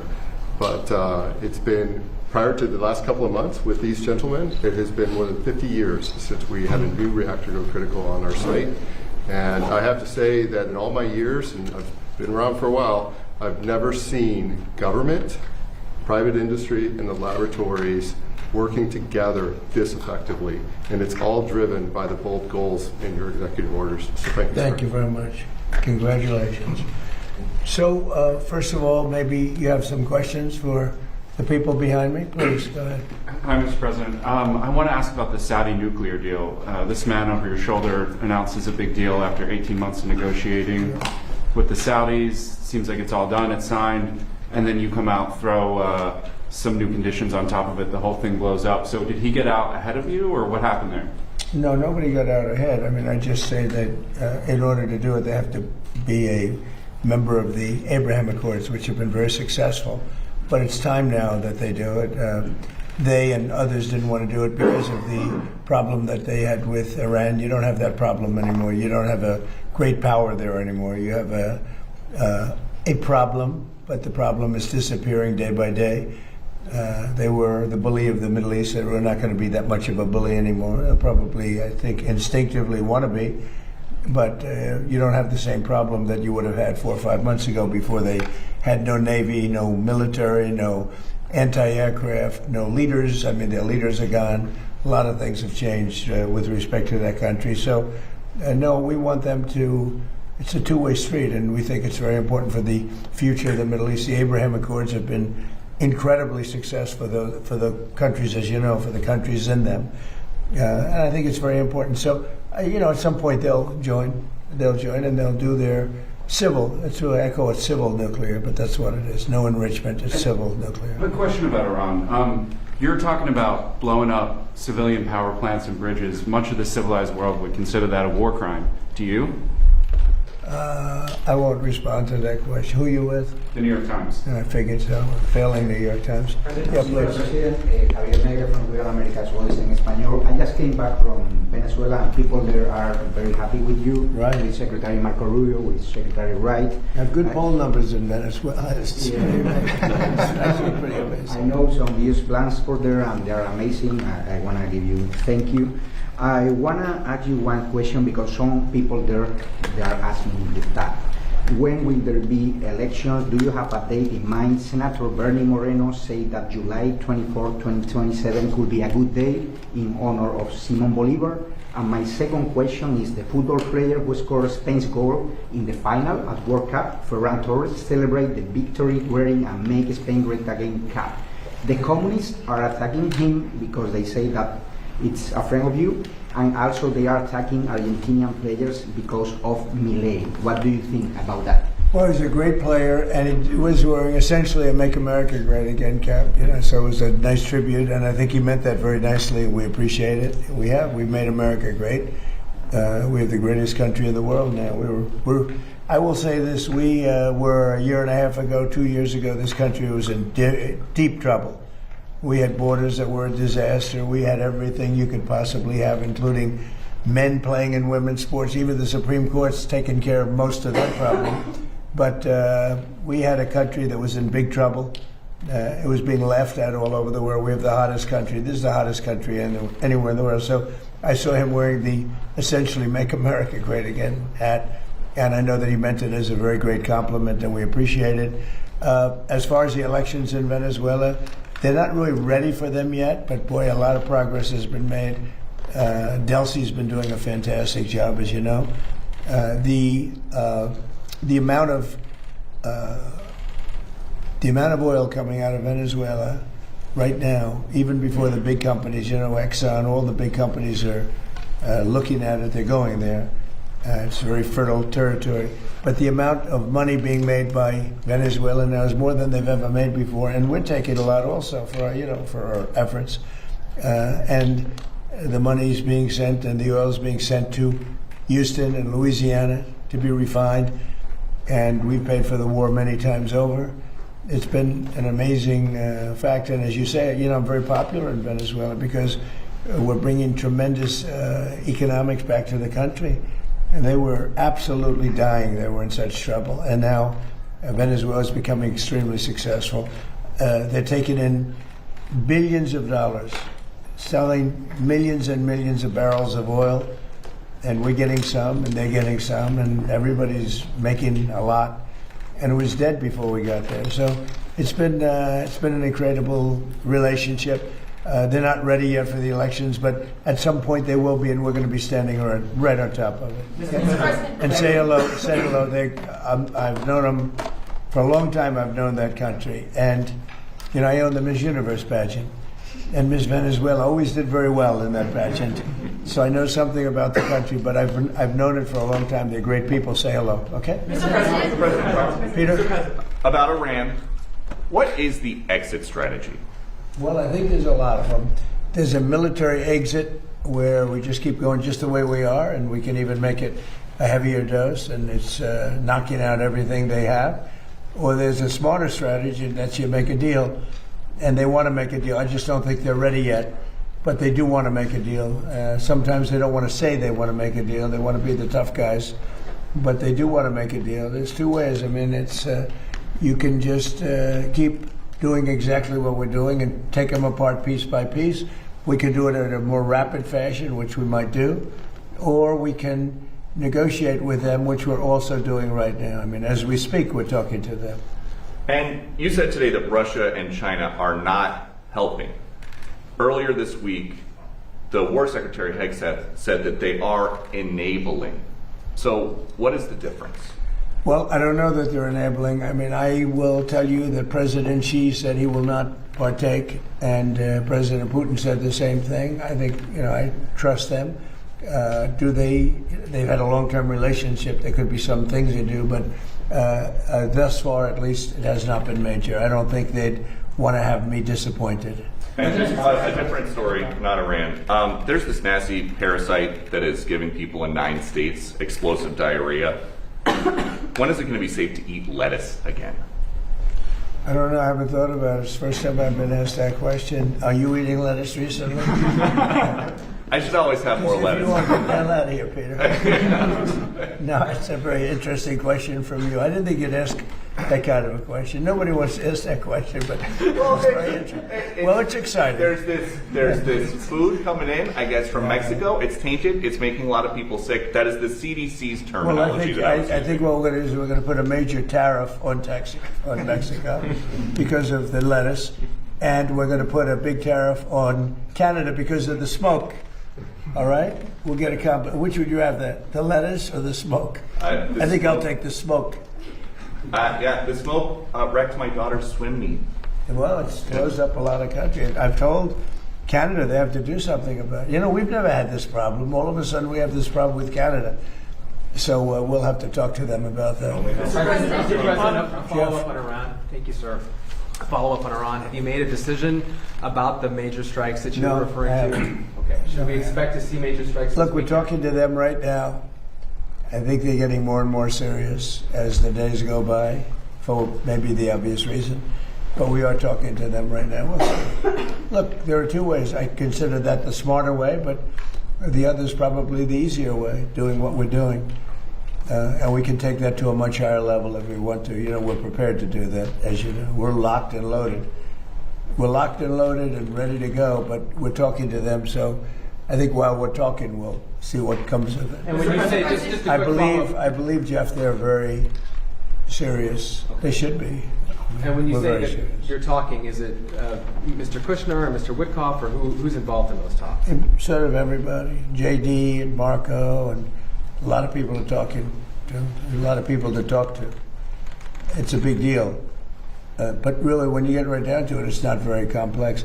They cannot have a nuclear weapon. Very, very simple actually. But it's a big deal. They cannot have a nuclear weapon. If they have even a thought of a nuclear weapon, we will just continue to go at much higher levels. But we are talking right now, and we'll see what comes of it.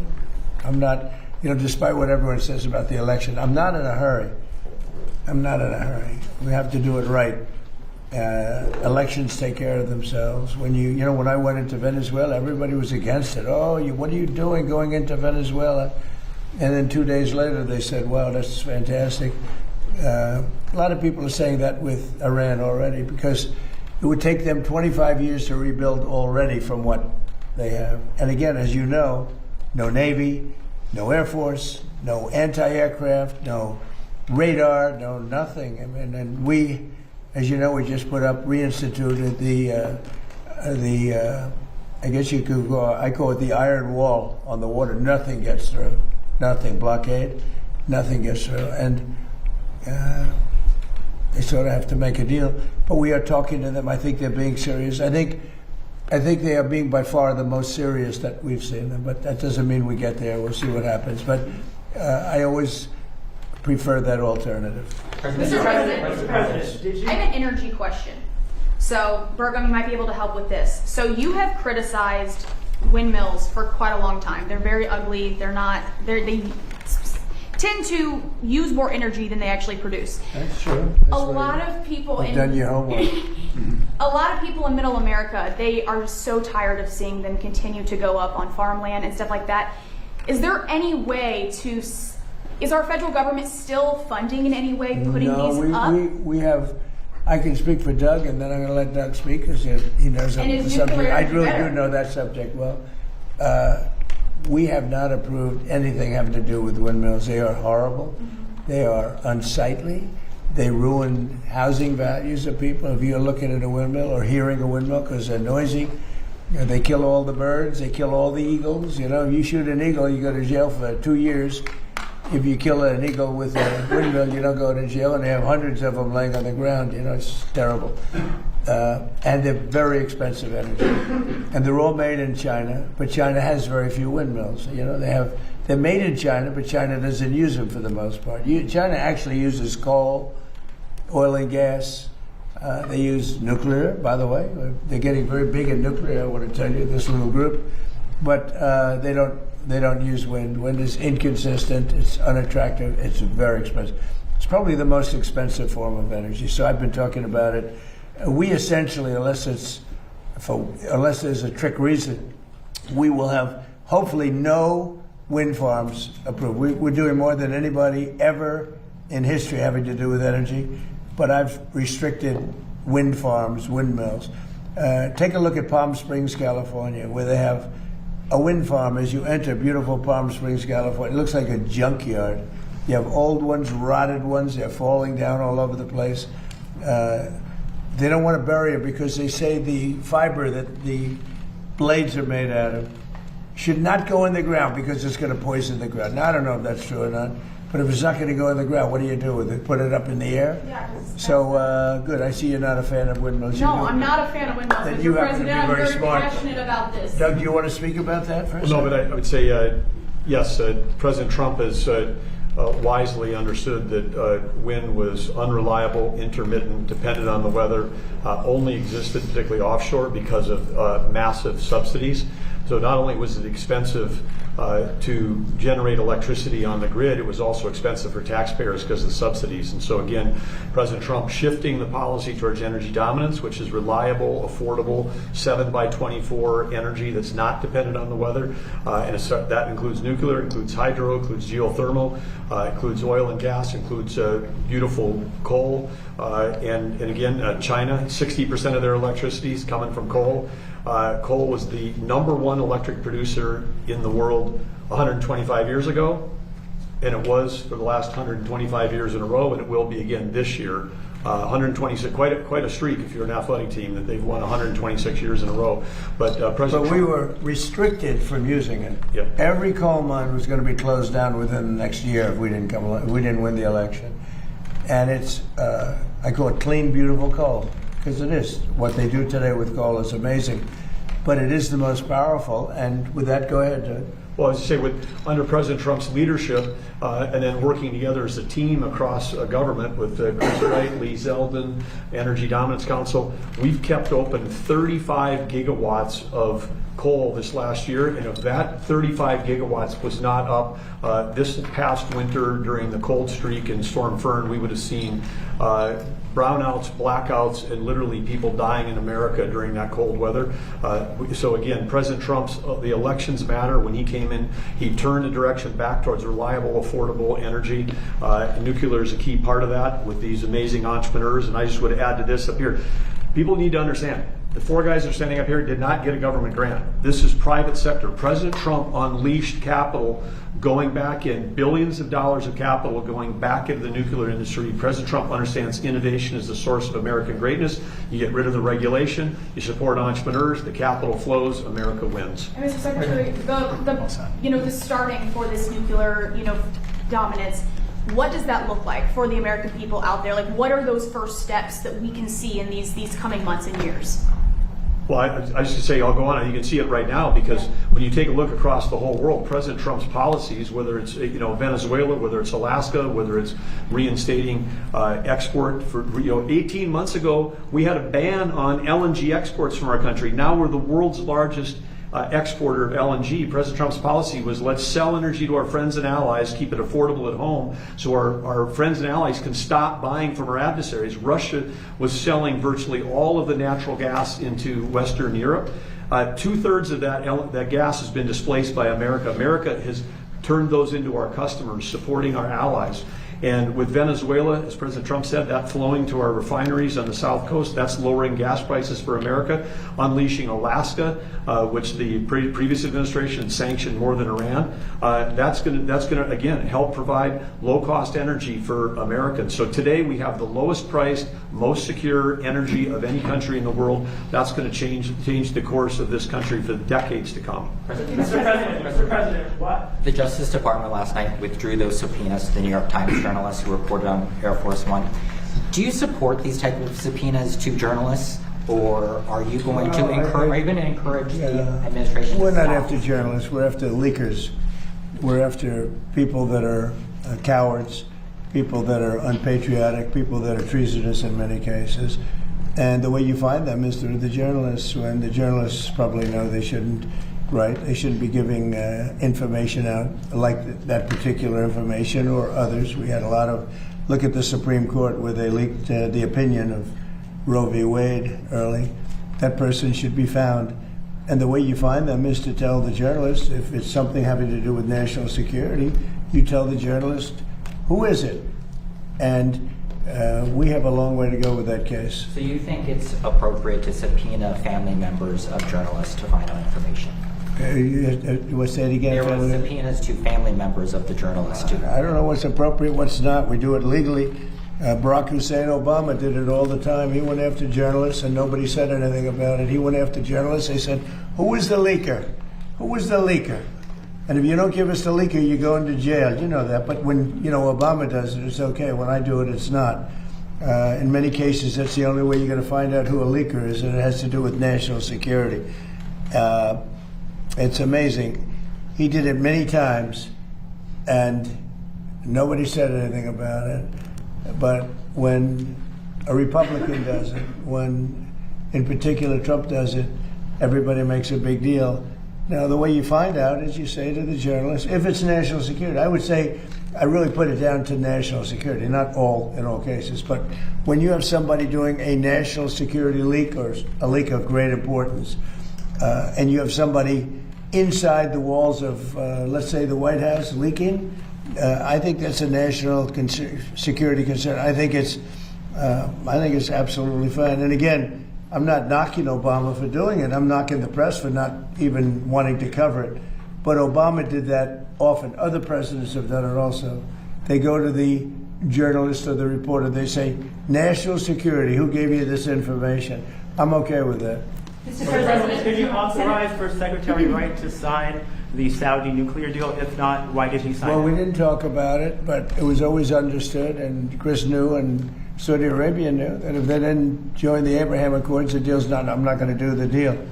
So then why did he sign it? Senator John. Because they understood that in order, subject to Congress and everything else, in order for that deal to go through, they had to sign into the Abraham Accords. And they've had great success. The Abraham Accords have been very successful. But in order to do that, we wanted them, we want them in. We think it's very good. We think the Abraham Accords bring peace in the Middle East. And now there's no longer an Iran factor.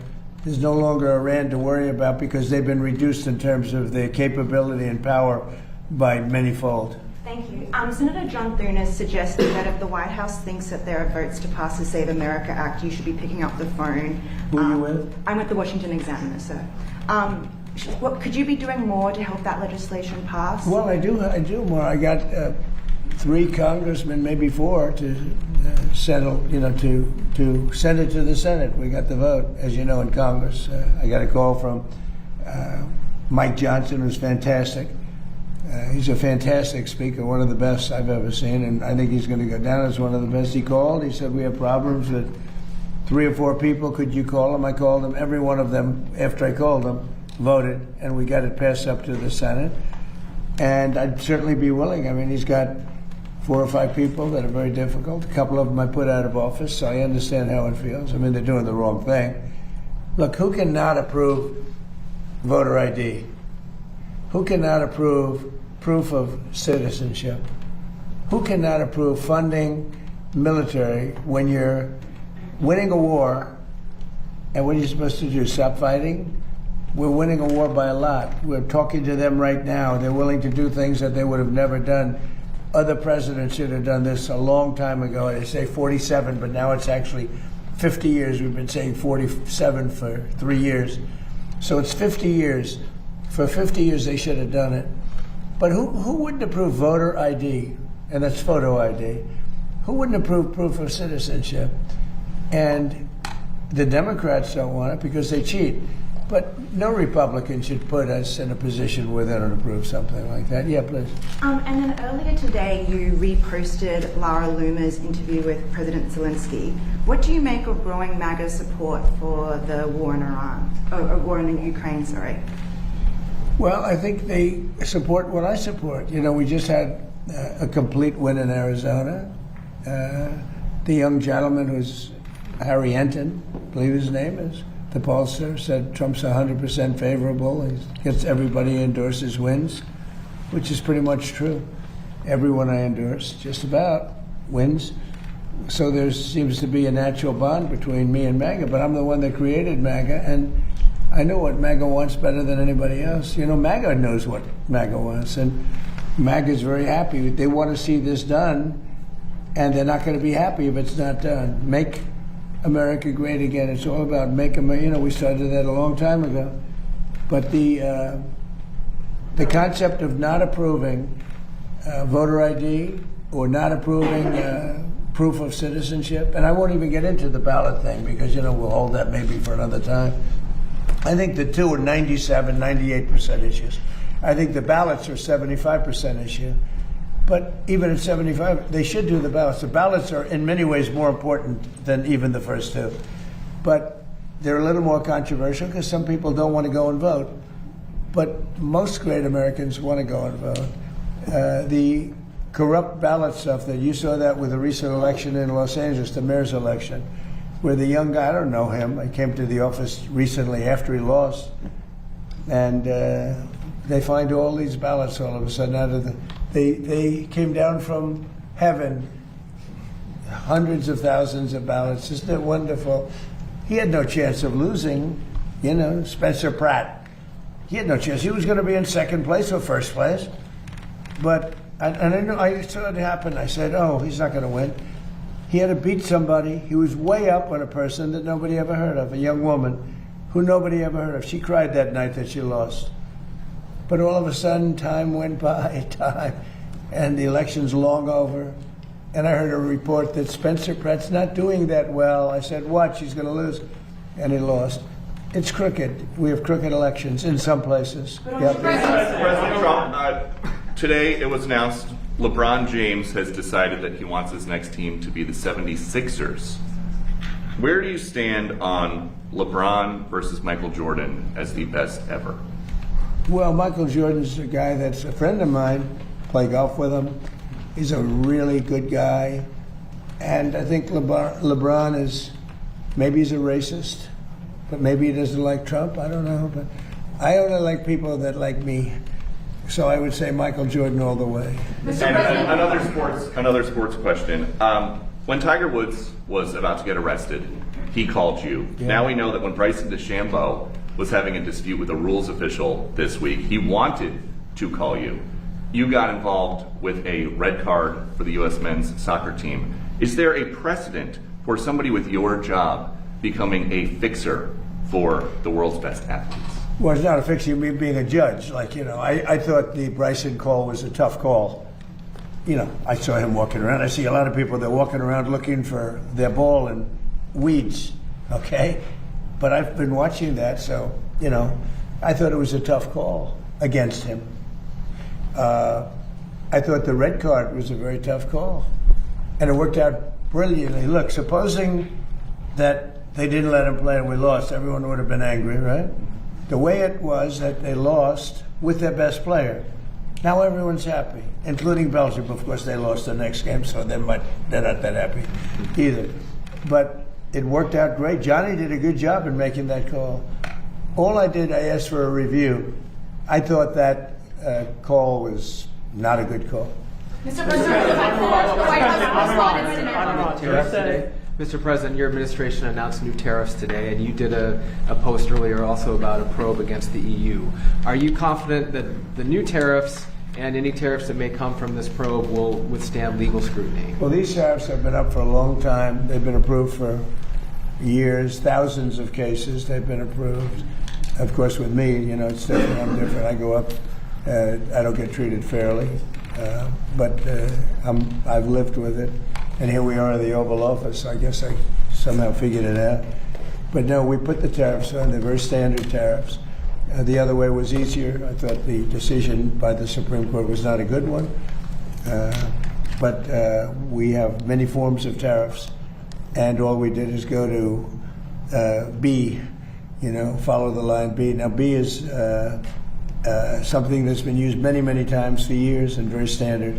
And we've used that, and we're taking in billions of dollars. And because of tariffs, largely, I think the election, November 5th, but largely because of tariffs, we have $19.2 trillion being invested in our country. And without tariffs, we would be in big trouble. Think of it. So the Sleepy Joe Biden administration has less than $1 trillion being invested, much less for 4 years. We have $19.2 trillion for 1 year. There's never been anything like it in history. That's because of tariffs. So the Supreme Court said, please do it a different way.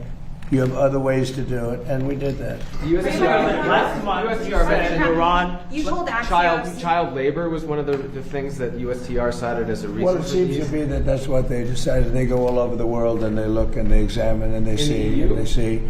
And child labor was one of the things that one of the reasons, and they had a big problem with that. Yeah. You told Axios that you were considering a, quote, massive attack on Iran. What is the tipping point for you to make the decision Well, to I make can't an tell you attack? that. Right now we're talking to them, so, maybe there won't be a tipping point, and maybe there will. And we're ready to go. Look, we're locked and loaded. We're ready to go, but we're talking to them, so maybe there will be, maybe there won't be a tipping point. But at what point with Iran do you think they're going to cry uncle and actually come to the table? Well, maybe they will cry uncle, or maybe they'll just give up, or maybe they'll just go into a cave and hide. They have caves very deep in the ground, and they can hide. They get shaken up pretty good, but they can hide. But we've taken out their first level of leadership. We've then taken out their second level of leadership. We've taken out some of the third level, and we're negotiating with the rest. And we'll see how it all works. And right now we are talking to them seriously, but I've talked to them before, and they don't seem to be able to get there. Maybe now they will. But, look, if I thought they were anywhere near getting a nuclear weapon, if I wasn't elected, Israel would, in my opinion, not be around anymore. They would have been hit by a nuclear weapon. And that includes right at the beginning with Barack Hussein Obama's nuclear deal that was so bad with Iran. That was a road to a nuclear weapon.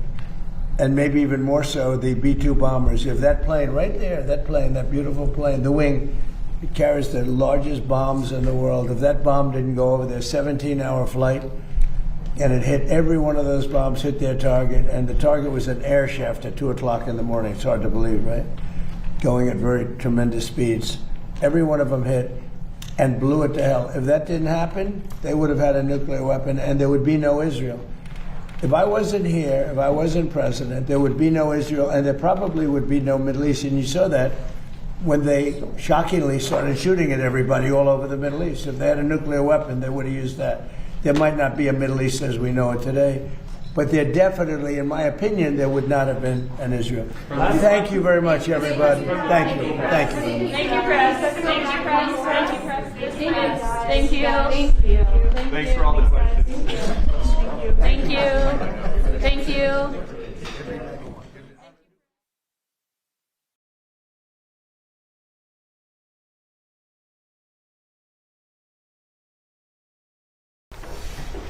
You'll be thrilled. Are you all set? Well, maybe start where we left off yesterday.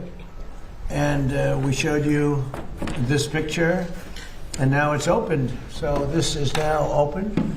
And that, you see the size of that compared to some of the biggest buildings in the country. Actually, the biggest. Hi, Peter. Hey, President Trump. And we have it finished. The water is pouring in as we speak. And maybe we'll show that what it looks like, because I'm sure the Fake news will be thrilled. Take a look. This is from just a little while ago. Nice clean water. So we're here to talk about clean, beautiful coal. That's clean, beautiful water. That's the longest pool anywhere in the world.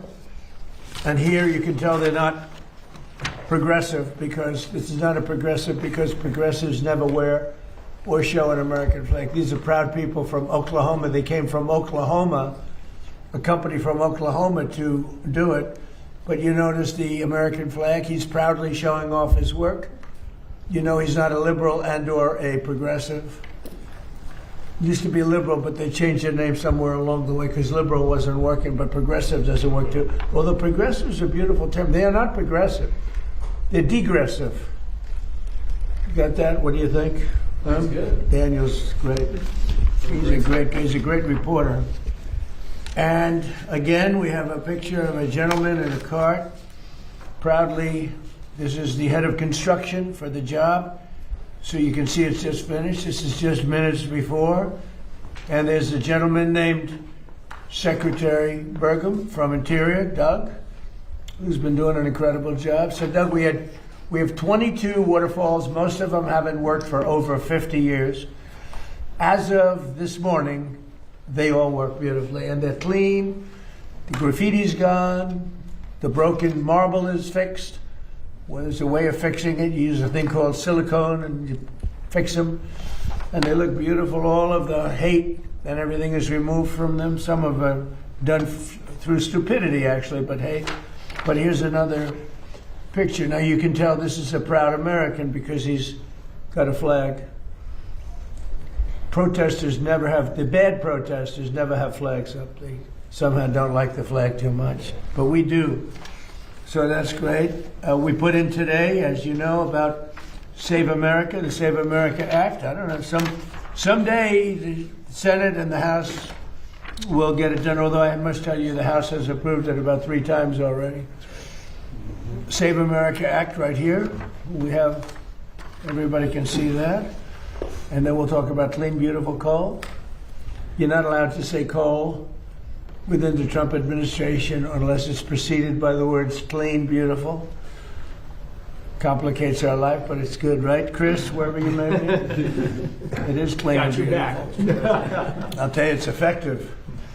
So the Save America Act is all voters must show photo ID. So you go to vote and you show photo ID. Not complicated, right? You know, who could oppose it? They say it's an 80-20. It's not. It's about 99-1, and we'll never find the one person. Andy, congratulations, Andy, on a big victory. Thank you for your help. That's a great. I appreciate it, but you're very good at what you do, and I've been backing you right from the beginning for a long time, right? Backing you too, sir. For years, that's right. You have. Thank you. Congratulations. You won a big election. So you have all voters must show photo ID, identification. All voters must show a little thing called proof of citizenship. Would you say that's 99-1, Mr. Pennsylvania? I would say that's maybe 100 to 0. I would think so. They say it should be. No, but they say it's 80-20. It's not 80-20. It's 99. And we've never found the one person. There's another one. Then you have no mail-in ballots, but we want to be liberal, as they say. Or we'll say we want to be progressive. So it's no mail-in ballots. You see that's what's happening in California. They're rigging the election. Now, maybe we caught them, and maybe they won't be able to get away with it. They tried with me. They did it successfully the second time. The third time, we made it too big to rig. Too many votes. They couldn't do it. They can only go. They sort of gave up at about 9:07 when they got slaughtered with the votes that came in. But no mail-in ballots except for illness, disability, military, or travel. So we're being very progressive, and we just don't want cheating in our elections. And you see it happening in California. Those numbers are coming down rapidly. They found a lot of mail-in ballots last night, shockingly. So we don't want that. Then we added best of. This is best of Trump. No men and women's sports. No transgender mutilization surgery for our children. I would say that's pretty close to 99-1 also. No men in women's sports, I would say that's pretty good. We had the quarterback, Jackson is the quarterback for the Giants. He's a big, strong guy. And I said, how do you think you do in women's sports, Jackson? He said, pretty good, sir. He didn't know I was joking. He was not worried, let me put it that way. He would have been the greatest athlete in the history of women's sports. You got to see the size of this guy. Like a male model, and he's going to be a great quarterback. So we talk about that. And so we just would like the Senate, Democrats, Republicans to pass it.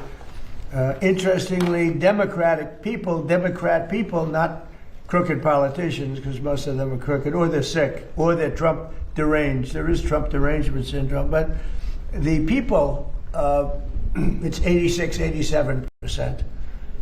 Democrats. I mean, Democrats are fun. I have a lot of Democrat friends, but I don't know, for some reason when they go into politics, they get radical left crazy, and they're trying to destroy our country, but we're not going to let that happen. So today we're taking historic action to bring down the price of energy and the cost of living for all Americans with the power of clean, beautiful coal. If you look at China, if you look at so many of the successful countries, they're using coal. If you look at some of the real great failures countries, they're using wind. Just keeps blowing, and puts you right out of business. Very expensive, most expensive energy there is. So wind is not working very well, but they keep it going, and because people get subsidies by countries that are stupid. Doug, I would say we haven't been long on wind. Do you agree with that? He understands numbers very well. You know, Doug was very, very successful. Believe it or not, I used to think it was in energy, but he was successful in technology, and he sold his company to, I think, Microsoft, right? And for a lot of money, and he ran for politics. He ran for office, went to North Dakota, won immediately, won governor, was very successful for 8 years. And I watched him during one of the performances of some very talented people. And I said, we're going to get him to work for us. And then I said I was going to put him in charge of energy. And he said, sir, there's a better man than me for that one. Not in all ways, you feel that, but in one way. In energy, you do. And that was Chris, right? Yeah. Where's Chris? Right here. Right behind you. Well, he's a hard one to find. And Chris has done a fantastic job, and he's one of the reasons we're here today. We have had, we're right now double Saudi Arabia and Russia. If you double them up, that's what we produce, more than anybody else times 2. So think of that. As a result of the $700 million investment that I'm announcing today, we will protect 14 coal plants and 42 coal mines. It's a tremendous number. And build 2 new coal plants and 1 massive new export terminal, because we're exporting coal. Coal's a great business, really a big business, and it's real power. It's in terms of power, there's really nothing like it. You have so many different alternatives. They talk about some, but there's no real alternative. China, by the way, last year built 52 coal plants. They built about two windmills. You know, the only time they build a windmill is when they're trying to sell them to stupid people from the United States, the suckers. And by the way, and all over Europe, they sell the windmills, but they don't use them. I wonder why. They use coal plants and other things. These actions will support over 14,000 jobs and save the American people $50 billion in electricity costs. We're pleased to be joined by Secretary of the Interior, Doug Burgum. He has been great. I don't want to give him a big swollen ego, because then all of a sudden he'll leave me and I'll be stuck with Interior. I don't want to be stuck. But he's really done a great job. Secretary of Energy, Chris Wright, is fantastic. And maybe our MVP, what do you think, Doug? It's close. Yes, right here. What do you think? MVP, Lee Zeldin. And the job he's done is great. We had the auto industry in yesterday. They don't want people to fix their car. I said, that's strange. I'd never heard of that. They have a thing to nobody's allowed to fix their car. They gave a man 7 years in jail, actually, because he fixed his own car. So I thought we'd do something about that. But we'll get it all straightened away. Can you believe it? They want a bill that prohibits people from fixing. So if you're mechanically inclined, I went to school with some guys that were, in some cases, horrible students. But they could fix an engine blindfolded. They could take a car apart blindfolded. But they weren't too good at arithmetic and other things. But they were great. And so there's a move on to stop people from fixing their car. I didn't understand it. But we had a great meeting yesterday with the head of General Motors and Roger Penske, head of Ford. We had a great meeting, I think. Thanks as well to a friend of mine also for a long time, West Virginia Governor Patrick Morris. I won by 45 points, Patrick. It's not enough. I love those people. And Wyoming, I think maybe even slightly more than West Virginia. Right? Just a little more. We did pretty this. I like this group of people. But Wyoming Governor Mark Gordon, respected guy, great governor, both of them really amazing. And Representatives Dan Muser, Riley Moore, Derek Van Orden, Juan Ciscomani, and Andy Barr. So you have a lot of representatives here that are fantastic. Today we're officially invoking the Defense Production Act to save 13 coal plants in West Virginia, Kentucky, North Carolina, Indiana, Tennessee, Arizona, Arkansas, Oklahoma, North Dakota, and Wisconsin. These were incredible plants, so productive, really producing a lot of the electricity, right? The electricity, it's really the best at that. When they find something better, Chris, I think we'll be all set for it, right? But they're a long ways from finding something better. Coal's critical. And so when you look at that, those states, West Virginia, Kentucky, North Carolina, Indiana, Tennessee, Arizona, Arkansas, Oklahoma, North Dakota, Wisconsin, what do they all have in common? Trump won them. Wisconsin, I won every one of them. By a lot, right? Yeah. I'm not even mentioning Pennsylvania, which we won also, right? Yes. But we won them all. We won all 50. We had an honest count, if you want to know that too. Our action will allow these facilities to invest in upgrades that will extend their operational lives for decades into the future, reinforce the reliability of our electric grid, which is really the biggest beneficiary, and most importantly, keep electricity prices very low for the American people. This brings the total number of coal plants that we've saved during my administration, just like when we said we saved 25 water fountains. Think of this. These are fountains, beautiful fountains that were so horrible to look at with the graffiti. Over 40 years, many of them closed over 40 to 50 years. The big one, the reflective lake, some people call it a pond, some people it's like a lake. But the reflective lake was built in 1922. It never really worked from the beginning, from 1922. That's a long ways. So it's over 100 years old. And it never really worked because they had the wrong base. It was always leaking. They didn't have what we have today. So it's pretty amazing what's happened. And, I hate to say it won't leak, but it won't leak because we use the material that doesn't allow leaks. It's like a swimming pool doesn't leak. You use the right. This is called swimming pool on steroids. So it's great stuff.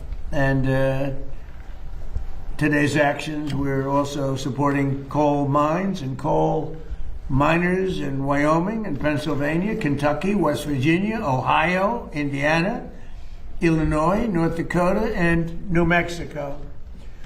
And they're all going back to work. It's interesting with the mines, that famous scene of Hillary when we went to West Virginia. Yeah. And she had just left another state and she was trying to convince everybody that they should go into technology, no longer be miners. And these guys in West Virginia, they didn't want to hear about it. They wanted to remember that scene around the table? They talked to this beautiful, big, strong miner, and they wanted him to make computer chips. She said, "We'll teach him how to make computer chips." His hands were so large he couldn't hold a computer chip. He's looking at it. He had fingers that were like 3 inches around, and they're talking about making a computer chip. and he didn't like it, and he ended up being one of our best ads ever. She wasn't, and she did rather poorly. She lost, I think she lost by 77 points or something like that. Pretty tough to go knock coal, and then you go 2 weeks later to West Virginia to try and win the state. It didn't work out well for her. But the miners love us. What do you think we got with the coal miners? Would you say we got 90%, 100%? What do you think we were on this? Pretty high. Yeah, pretty Probably high. higher than any group in the country. Pretty high. Yeah, it can't be bad. Well, we did well with all the groups. I'll tell you, the group that now likes us are the auto workers, because we're building more auto plants now than at any time in the history of our country. So it's great to watch and see what's going on with the U.S. We're the most respected country anywhere in the world, and we were a dead country a year and a half. We were a dead country. We were a mocked, laughed at country. Starting this summer, the West Gateway project will break ground, and by summer 2028, over 12 million tons of clean, beautiful coal per year will be shipped to countries all around the world. And this project's been delayed over 10 years, and Biden ended it, and then Barack Hussein Obama. Have you heard of him? Barack Hussein Obama, another one. He's another beauty. But that delay is now over, and it's going to be very productive. It's going to fuel our electric plants in particular. It's going to be amazing. Finally, we're taking nearly $200 million in that to set aside for the Green New Scam, and it was set aside for the Green New Scam, but the Green New Scam is history, and repurposing that money so that we restart a coal plant in Maryland and help build 2 brand new coal plants in Alaska and West Virginia. And these are all built with new technology. It's very clean. It's amazing how that's come along. It's all very clean. And the first new coal plants to open in our country since 2013. You couldn't open, you couldn't even think. They were only closing them. They were closing them, and you had brownouts all over the place. But you don't have that anymore, do you notice? Under 4 years of Sleepy Joe Biden and the radical left Democrats in Congress, not a single permit was approved for a new coal mining project, but in over 1 year of our administration, we've already approved 76 permits for clean, beautiful coal. Last year, we prevented 17 gigawatts of coal-powered electricity from going offline, and that's enough power for about 13 million homes. Think of that, 13 million homes at a very low price. It's the lowest price. So now I'd like to ask Secretary Burgum to say a few words, followed by Secretary Wright, Administrator Lee Zeldin, and then Governor Mark Gordon, and whoever else wants to say a few words, including my new friend, my new governor friend. So, Doug, go ahead. Well, thank you, President Trump. With these announcements today and everything that your administration has accomplished so far since you've taken office, this administration has done more to save, protect, and expand coal in our country than any administration perhaps ever. Clean, beautiful coal. Clean, beautiful coal, absolutely. And none. I'm only kidding. That's okay. When you took office, the first thing you did was declare an energy emergency. Some people questioned that, but the prior administration under Biden had gone so far down the path of pursuing the highly subsidized, intermittent, weather-dependent sources of electricity that our grid was at risk. You understood that, and you understood how key coal is. It's the backbone of having affordable, reliable, and secure American energy to power our country, power our electric grid, power our competitiveness in AI, and power all the manufacturing that's coming back. As you mentioned, with those record coal leases, this is where we take federal public land, lease it to the private sector. They write a check, that comes into the Treasury. They create jobs, help support local communities. So there was 0 coal leases held in 4 years under the Biden administration. You heard the president talk about 76 here. We've slashed red tape. Those took years to get. Some of these projects for coal mining we've approved in less than 1 month under the emergency procedures. And we also have opened up for leasing another 13.1 million acres that people can bid on in our country on public land. And this is land that was set aside This is not national parks, it's not wilderness area, it's not our wildlife refuges. This is public land that was set aside for the benefit and use of the American people, including energy development, making sure that we've got affordable, reliable energy. So using those public lands is what we're doing. And then the last thing within Interior, I would say we did strategically designate through the U.S. Geologic Survey, which is part of Interior, designate metallurgical coal as a critical mineral. So it's on the list, and that opens up a number of opportunities. But without metallurgical coal, we don't have coke, we don't have the steel industry. The Biden administration was indiscriminate trying to shut down our metallurgical coal as well as our thermal coal. So, and then the last thing you mentioned, the coal export facility, again, working through all the permitting to drive towards that so that we can be selling clean, reliable energy to our allies in the Pacific who want to do more trade with us. And lastly, again, thank you for creating the National Energy Dominance Council. Our Executive Director, Jared Hagan, is here today, but Chris, Lee, and I all have details on that team, and that's operates right out of the White House, and that's why President Trump is able to get so much done so quickly. This is the first time ever we had a president with a White House council specifically focused on energy and what an impact it's having. Well, and thank you to perhaps slightly less importantly, but I think very important, the National Garden of American Heroes is going to be unbelievable. And I'd like to know how you're doing on that, and how are you doing on the Great Triumphal Arch. So every city, just about every major city, has a triumphal arch. This is an arc that's a real bow, a beautiful bow to your military and military victories. Nobody's had more military victories, including recently, than we have.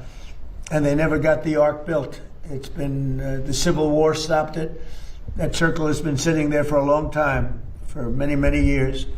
And, I guess you could go back to, in 1902 they tried it, but in 1860 and 1880 they just never got it done. The Civil War stopped it the first time. That was a good reason. I think that's probably not a bad, that was a good excuse, but after that it just never happened, and we're going to get it done. And so we're doing it with the Department of Interior, and we're also doing the National Garden of American Heroes, which is phenomenal. And we're doing something that just came up. We'll have a little breaking news here because nobody's heard of it, but at the Lincoln Memorial, the front was supposed to be the back was supposed to be the front. It never got built because they built two roadways behind it after it was built, and it shut off the gateway to the water. That was really going to be the main entry, and we're going to be doing that. It's called the Promenade. It'll be the Promenade. They want to call it the Trump Promenade, but I don't know if I want to do that. But it's going to be beautiful. It's a beautiful project, and it's going to take the Lincoln Memorial right down to the Potomac, which it was always scheduled to do, but when they built the roads, that was the end of that. But we have a way of beautifully going over those two roads, highways, very, very strong, very important roads, actually, as you know, from the bridge. But it's going to be great. So can I ask, for just a couple of seconds to talk about those three great projects that we're just starting? Well, I'd say that it's important for everyone to know that, as you described, these are plans and ideas that have existed almost since the end of the Civil War. But the Macmillan Plan, which is the one that designed the National Mall as we see it today, that was in the early part of the 1900s, envisioned this connection, that you would have the memorial bridge between the Lincoln Memorial and Arlington Cemetery. At the halfway point, there's a very large circle. It was designed to hold a monument. The arc that would go there is a fantastic complement and completion of this plan that's over 120 years ago, President Trump's vision of how to build that. And of course, President Trump has talked to President Macron from France. More people visit the Arc de Triomphe than even visit the Eiffel Tower. I mean, this would be a highlight for Americans to come. The views back at the city from the top of the arch would be amazing. The views from this side, from West Potomac, where the National Garden of Heroes was, looking across at the arch would be amazing. And of course, the promenade on the backside of the Lincoln is, as President Trump described, right now there's no pedestrian access. You're on the mall, people come from around the world, they don't know that 100 yards away is the beautiful Potomac River, which was part of the original plan, and now they'd be able to walk around the Lincoln Memorial, walk on a pedestrian bridge over the first highway, walk over the next one, and right down to the water. It would complete the vision. These projects would complete the original vision, the McMillan Plan, and how fortunate are we to have the builder-in-chief, someone who both has the vision and the understanding of how to get projects done that would, again, make our city safe and beautiful, just like the executive order President Trump put out last year has accomplished. And wow, we are ready for the celebration of our 250th anniversary. The city's never been safer, it's never been more beautiful, but President Trump's not stopping there. Vision that he has for these projects would extend for generations forward. So thank you, President Trump. Thank you very much. Great job. And Secretary Chris Wright, please. Yeah. No coal, no modern world. Stated another way, without clean, beautiful coal, the modern world is impossible. And we saw 17 years ago President Obama's election an all-out attack on the American coal industry, the industry that built our nation.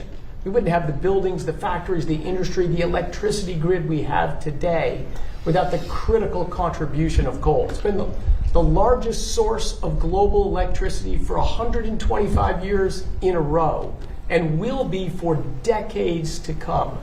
In the United States, it remains a critical source of our electricity, also a critical source for our industry. Can't produce steel and cement and other materials without coal.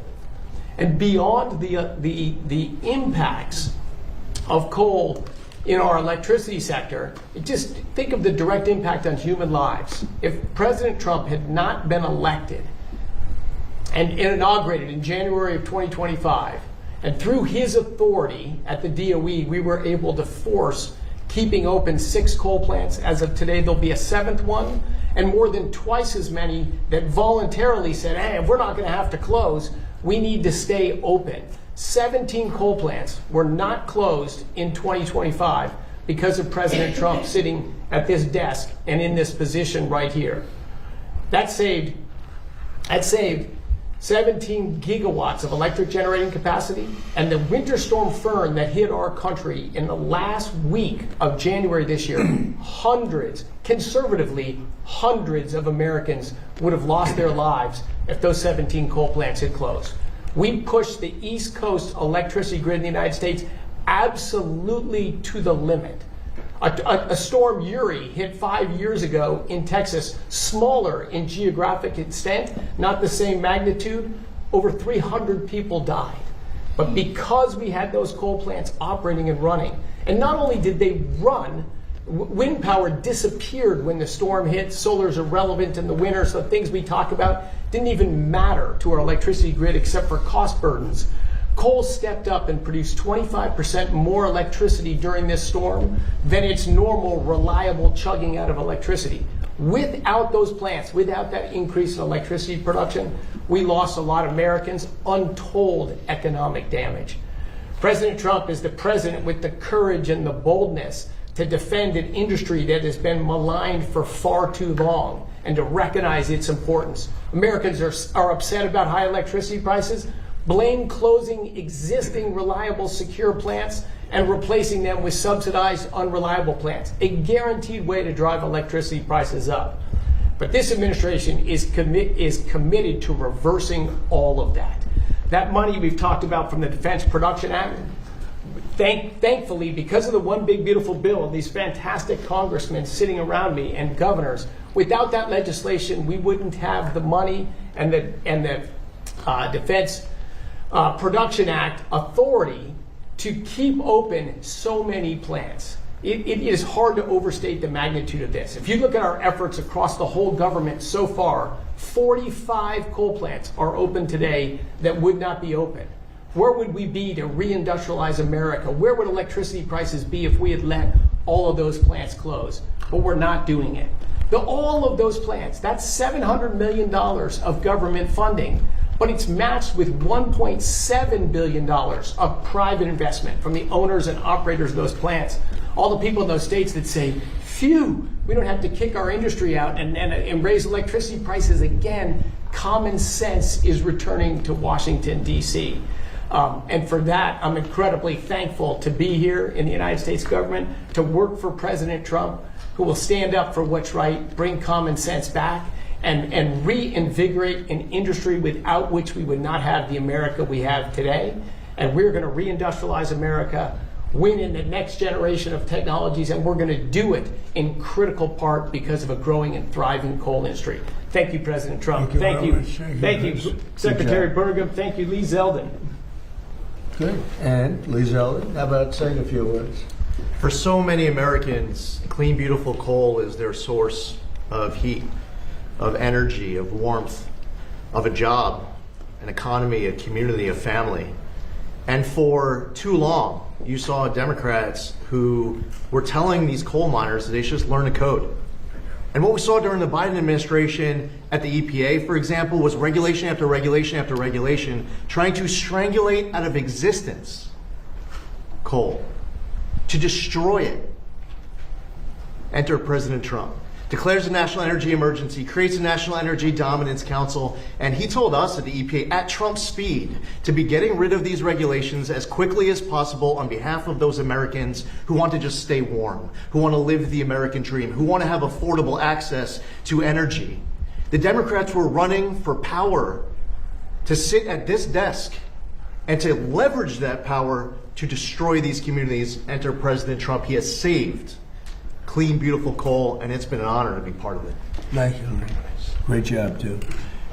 Wyoming Governor Mark Gordon. Thank you. Mr. President, it's an honor to be here. Thank you to the secretaries who have breathed life into an economy in Wyoming that has been there for a long time. Wyoming produces the cleanest, most beautiful coal, low sulfur coal. You don't mind if I push them? And it's fun because we have a chance to educate our kids. Now, let me just talk a little bit about the other side of this. When a kid grows up in Wyoming, their education's paid for in large part by coal severance taxes, by the royalties that come from mining that coal that was shut down by the Democrats. When they have a chance to get a job, they can go look to the coal mine. And it's not just digging coal the way we used to, it's high-tech jobs. You know, at this point, we don't mine coal the way we used to at all. It is very, very technologically proficient. And what's more important, it's environmentally sound. I would invite you to come and look at the reclamation that's happened in the Powder River Basin, and we can demonstrate that it's environmentally sound, that actually wildlife populations thrive and do better. Today, Mr. President, I really want to talk to you a little bit about our recent trip to Japan and to Taiwan. Both countries that were going to forswear coal. And now they realize that they need that reliable, dispatchable, secure source of energy. But they can't get it as clean as they can from the Powder River Basin. So to be able to open that Oakland port is absolutely essential for the lifeblood of our state and for our coal mines. It is something that we tried to do in your first administration, and we almost got there. We actually were prepared to go through that, I guess, belt that we have on the West Coast with California, Oregon, and Washington, and finally enforce the Commerce Clause to allow states like New Mexico, Wyoming, Utah to have access to that Asian market. And let me just tell you one last thing about that. It's not just about clean, beautiful coal. We have companies like Peabody that are now saying, we believe we can get rare earth minerals and critical minerals from what we're doing. So we are advancing technology, advancing the opportunities and the security of the state, all because of your vision, sir. Thank you. Thank you very much. Thank you very much. Would you like to say something on behalf of West Virginia? I would like to say, Mr. President, all West Virginians are so deeply grateful to you for your focus on protecting their energy jobs. The coal miners know the incredible importance of why we're here today, and to talk about the potential for new coal-fired power plants, that excites them. And I think West Virginians are really inspired because we're America's energy state. When you think about what's happening on the global scene, where that fight, that international fight with China for information technology supremacy, we believe that your policies are going to allow America to compete and win. And West Virginia is going to supply the coal, the gas, the nuclear to help make that happen. So I'm very excited by everything you're doing, even some of the relatively small things when you come in and you sign agreements with your administration, putting hundreds of people back to work. It's all making a big difference for West Virginia. So thank you, Mr. President. Like, as an example, the Gulf of Mexico into the Gulf of America. It bothered me for many years. We have 92% of the frontage, and we made that little change. And Mexico was thrilled. They were thrilled about it. But that was a good one, right? You were telling me before that was a good one. It's about the United States now for a little while, if it's okay. Would you have any questions? Yes, Mr. President. Yes, President Trump, this was just crossing as we were heading in here. President Zelensky wrote a letter to President Putin. He wants the two of them to meet to hash out the end of the war in Ukraine because he thinks you are too busy with the war in Iran. Is he right?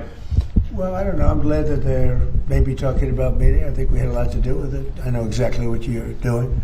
But I think it would be great if they met. They should get it done. Mr. President, there's been a lot of talk lately about the Treasury putting your face on a $250 bill. Have you seen a mock-up of the Trump $250 bill?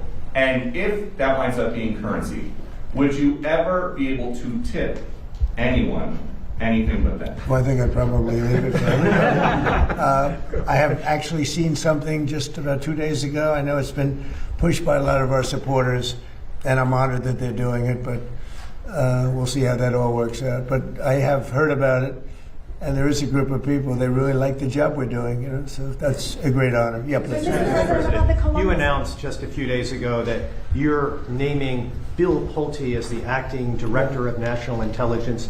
There's been a little bit of a pushback from some Senate Republicans. Why do you think, Mr. President, he's the best person for the job? Well, he's very smart. He's a person who's got high integrity.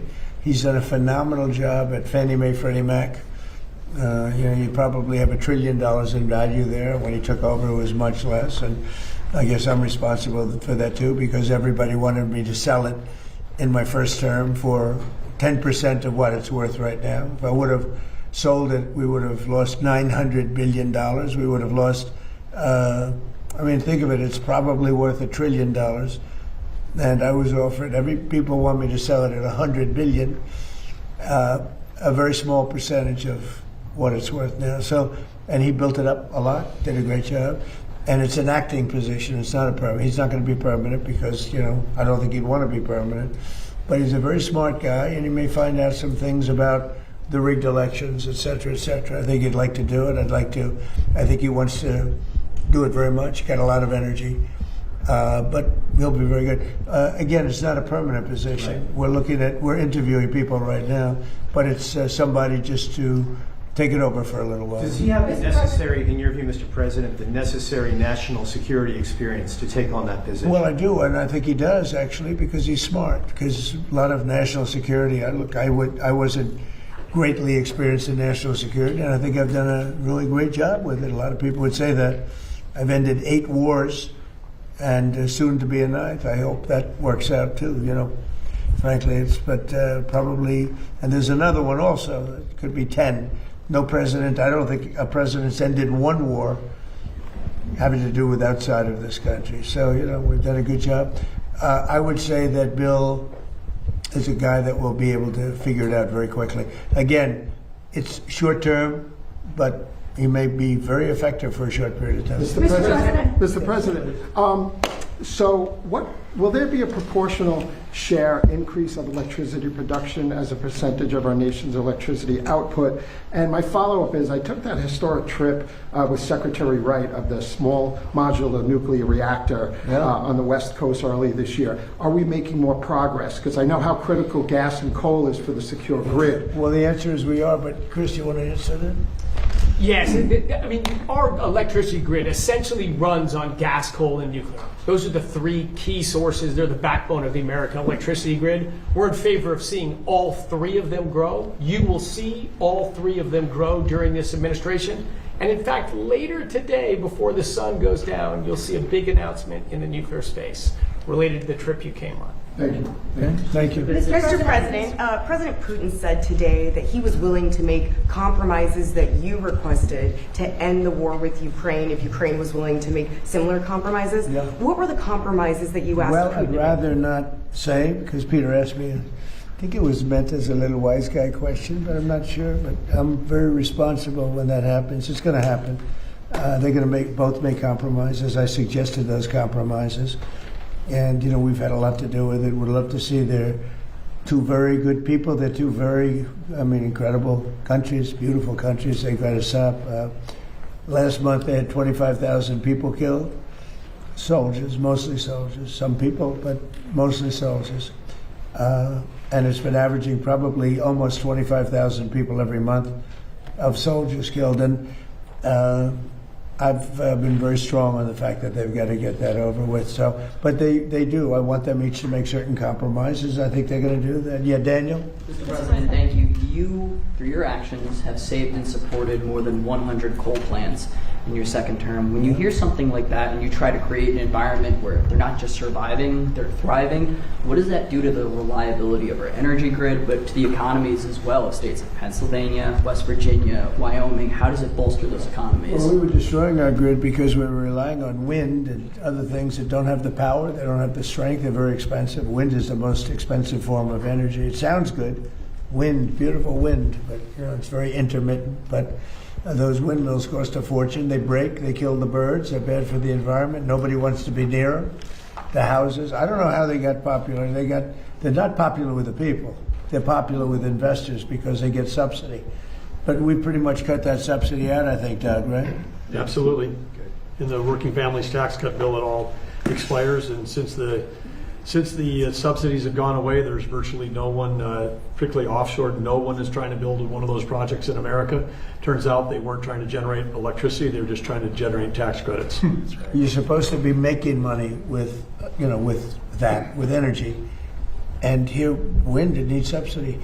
Energy shouldn't need subsidy. We have so many different forms of energy, but I've talked about it for years. Wind is the most expensive. It's the worst. It causes tremendous problems, and it does. It kills millions and millions of birds a year. Nobody mentions that. You'd think if that were anything else, everybody would be sued. If you kill a bald eagle, to put you in jail for like 4 years or something, and yet windmills knock them out of the air all the time. Nothing happens. It's disgraceful. So we're into energy that really works and works powerfully. Yes, go ahead. And we're waiting outside to come into the Oval Office. Everyone's looking at the UFC structure, the claw. Are you happy with how that's coming along, and it's what incredible. are your expectations? We put it up in 5 days. It's incredible. And I told yesterday the story of the Eiffel Tower, and it was 1889. It was put up. It was going to be brought down right after the World's Fair ended, which was up for a short while. And they said, well, let's leave it a little bit longer. Then they said, let's leave it a little longer. It never came down. That was 1889, the World's Fair in Paris. So I jokingly said, let me tell you something about the Eiffel Tower. Now it'll come down after the fact. There were actually some people who said he wants to leave it up. Yes, please. Mr. President, about the Columbus statue, Columbus Fountain at Union Station, it looks amazing. Thank you. And what does that mean for the relations between Italy and the United Well, States? it means Italian people love Trump. Because, that was controversial. People want to rip it down. You see how beautiful it is. And we didn't only not rip it down, but Doug and his group and all of us together, we beautified it. It's I didn't know that marble was going to be so beautiful once we cleaned it up. You wouldn't believe it when you saw that thing was loaded for 50 years with film and graffiti and everything else. It's amazing. It's amazing how good. They did a really great job. On the Strait of Hormuz, Mr. President, do you still want European allies' help? We're discussing energy today, and well, we don't what need kind the of help. What kind of help would you want? Do you have a We're the most ask? powerful military in the world. We gave them a chance to help, but they chose not to. NATO. We went to the NATO countries. We went to others too, in all fairness to NATO. And I wouldn't say I gave them a hard sell, but I said, hey, if you'd like to help, it would be wonderful. And they all turned us down. And, it's going to be an expensive proposition for them because they shouldn't have done that. They should have helped. We don't need it. We have our own. We have much more than we need. in terms of oil and energy generally. But European countries and other countries, they need it tremendous. Some of the European countries need it really big. And they should have said, we'd love to help. But if you could choose, but Mr. President, if you could choose, what would you ask them to do, sir? If you want. Well, I would have asked them. I mean, there's not much. Look, there's no Navy, there's no Air Force. We've wiped them out. We've wiped out their leadership and almost all of it. We've wiped out all their military leaders. They're down on the third. Now, maybe they're very good. I don't know. I can't tell you that. But certainly the first ones didn't do very good because they were literally, after 3 days, almost the entire military was wiped out. They had to get new generals. And then after that, they had to get more new generals. And we knocked out their anti-aircraft, their Air Force, just about everything you can knock out. So, and then you read in the fake news that they're doing really well in the war. I mean, it's unbelievable. We knocked out everything there is to knock out, and you'd pick up the fake news and they'd say how well they've done. They're doing brilliantly. They have no Air Force. You know, they had exactly, we knew that, 159 ships. Andy, out of 159 ships, all 159 lie beautifully at the bottom of the ocean. We actually took pictures of them down there.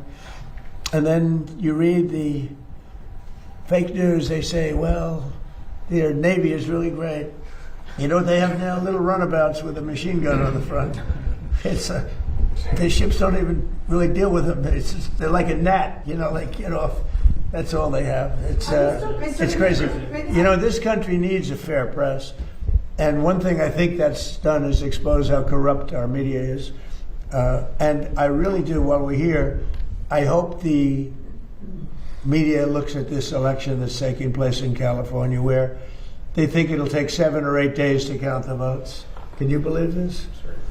I mean, they spend all that money on the machines, the big voting machines. They think it's going to be 7 or 8 days before we know who won the election. But the numbers are looking strange because without any vote counting, the numbers dropped very precipitously for 2 Republicans that are doing well, that had been doing well.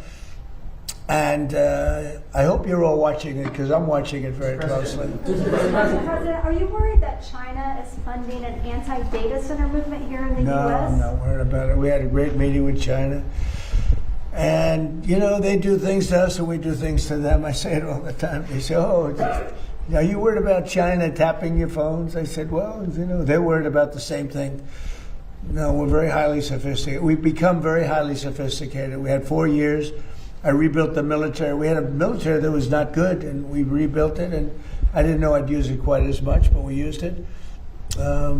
Ukraine has been given a tremendous amount of our without our military and our equipment. Ukraine wouldn't be alive to fight today.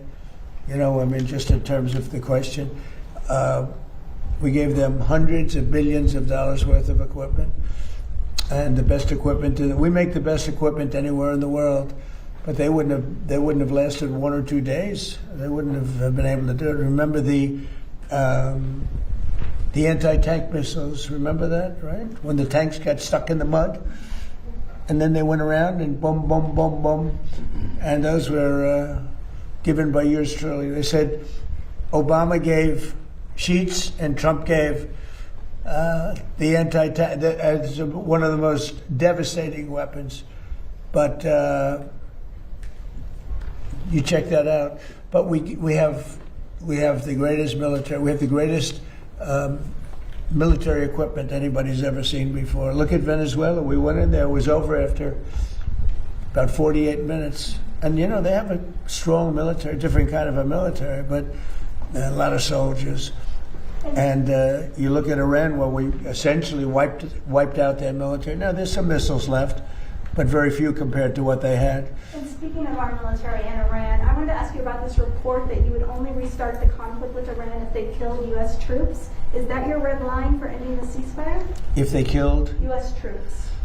What does that mean? That you would restart the war with Iran if they killed U.S. troops. Well, it would be a good reason. I'll be honest with you. If they killed U.S. troops, I think I would do that very quickly. Yeah, that's a very interesting question. You've responded to the vote in the House House yesterday on the War Powers Resolution. Also, we've seen Hezbollah reject the U.S. brokered peace in Lebanon. You said that negotiations are in final stages. What is Iran reject? saying they're stalled. Yeah, what does reject mean? They didn't reject. Look, they're looking. I think Hezbollah, I will tell you, they called us and they said, how about stopping? And I think you're going to see things happen over there. That's been like a little bit of a different world, but it's interconnected with Iran.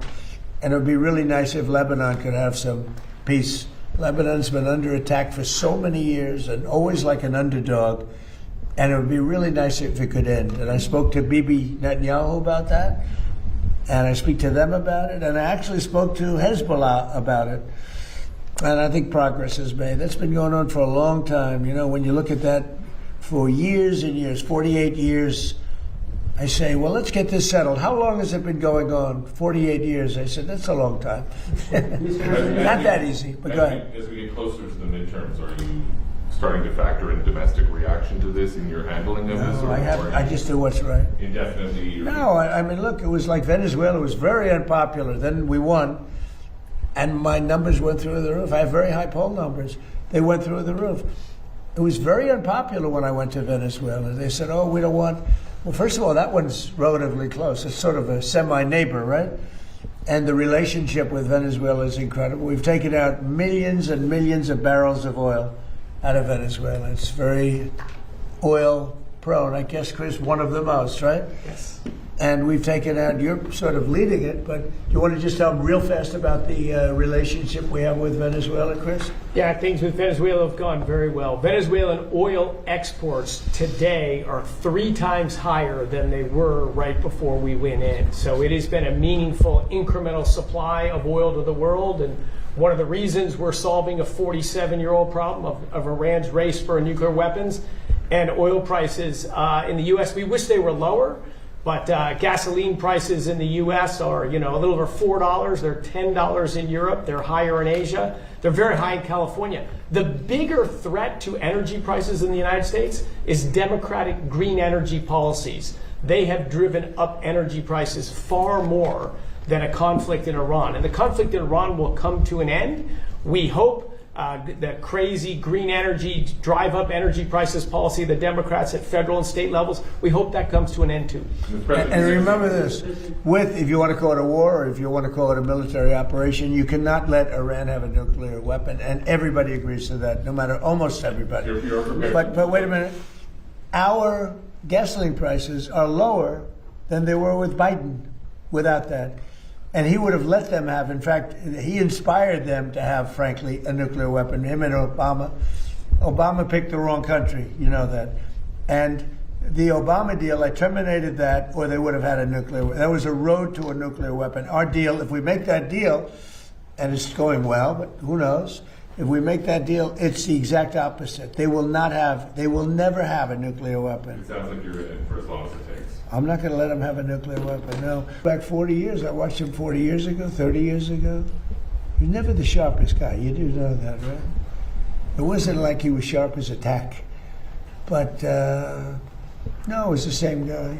They actually invited me here before the election, which was strange. We went here before, but then I met also, as you know, we did the ritual. And, he was fine as far as I was concerned. I don't know, something happened to him during the debate. It could have been me. I thought I had a very good debate. Nobody ever says that. They say that Biden did badly. What about me? Did I do well?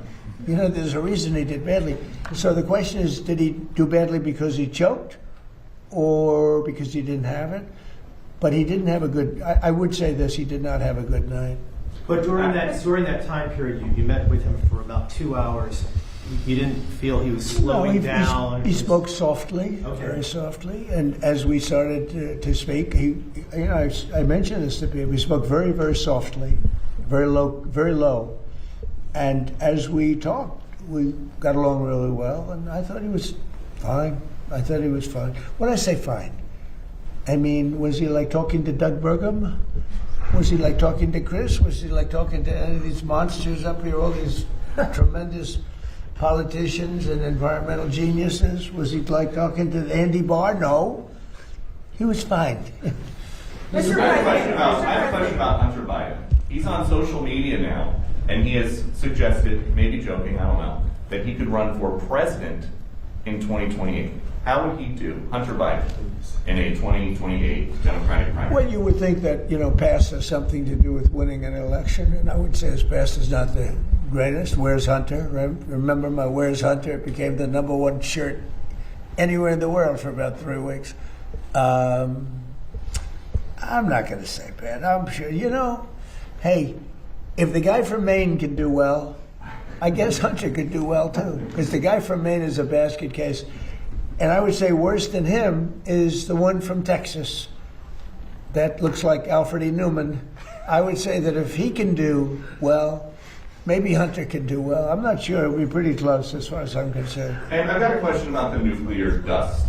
So the bombers go in, they entomb a lot of this enriched uranium. Yeah.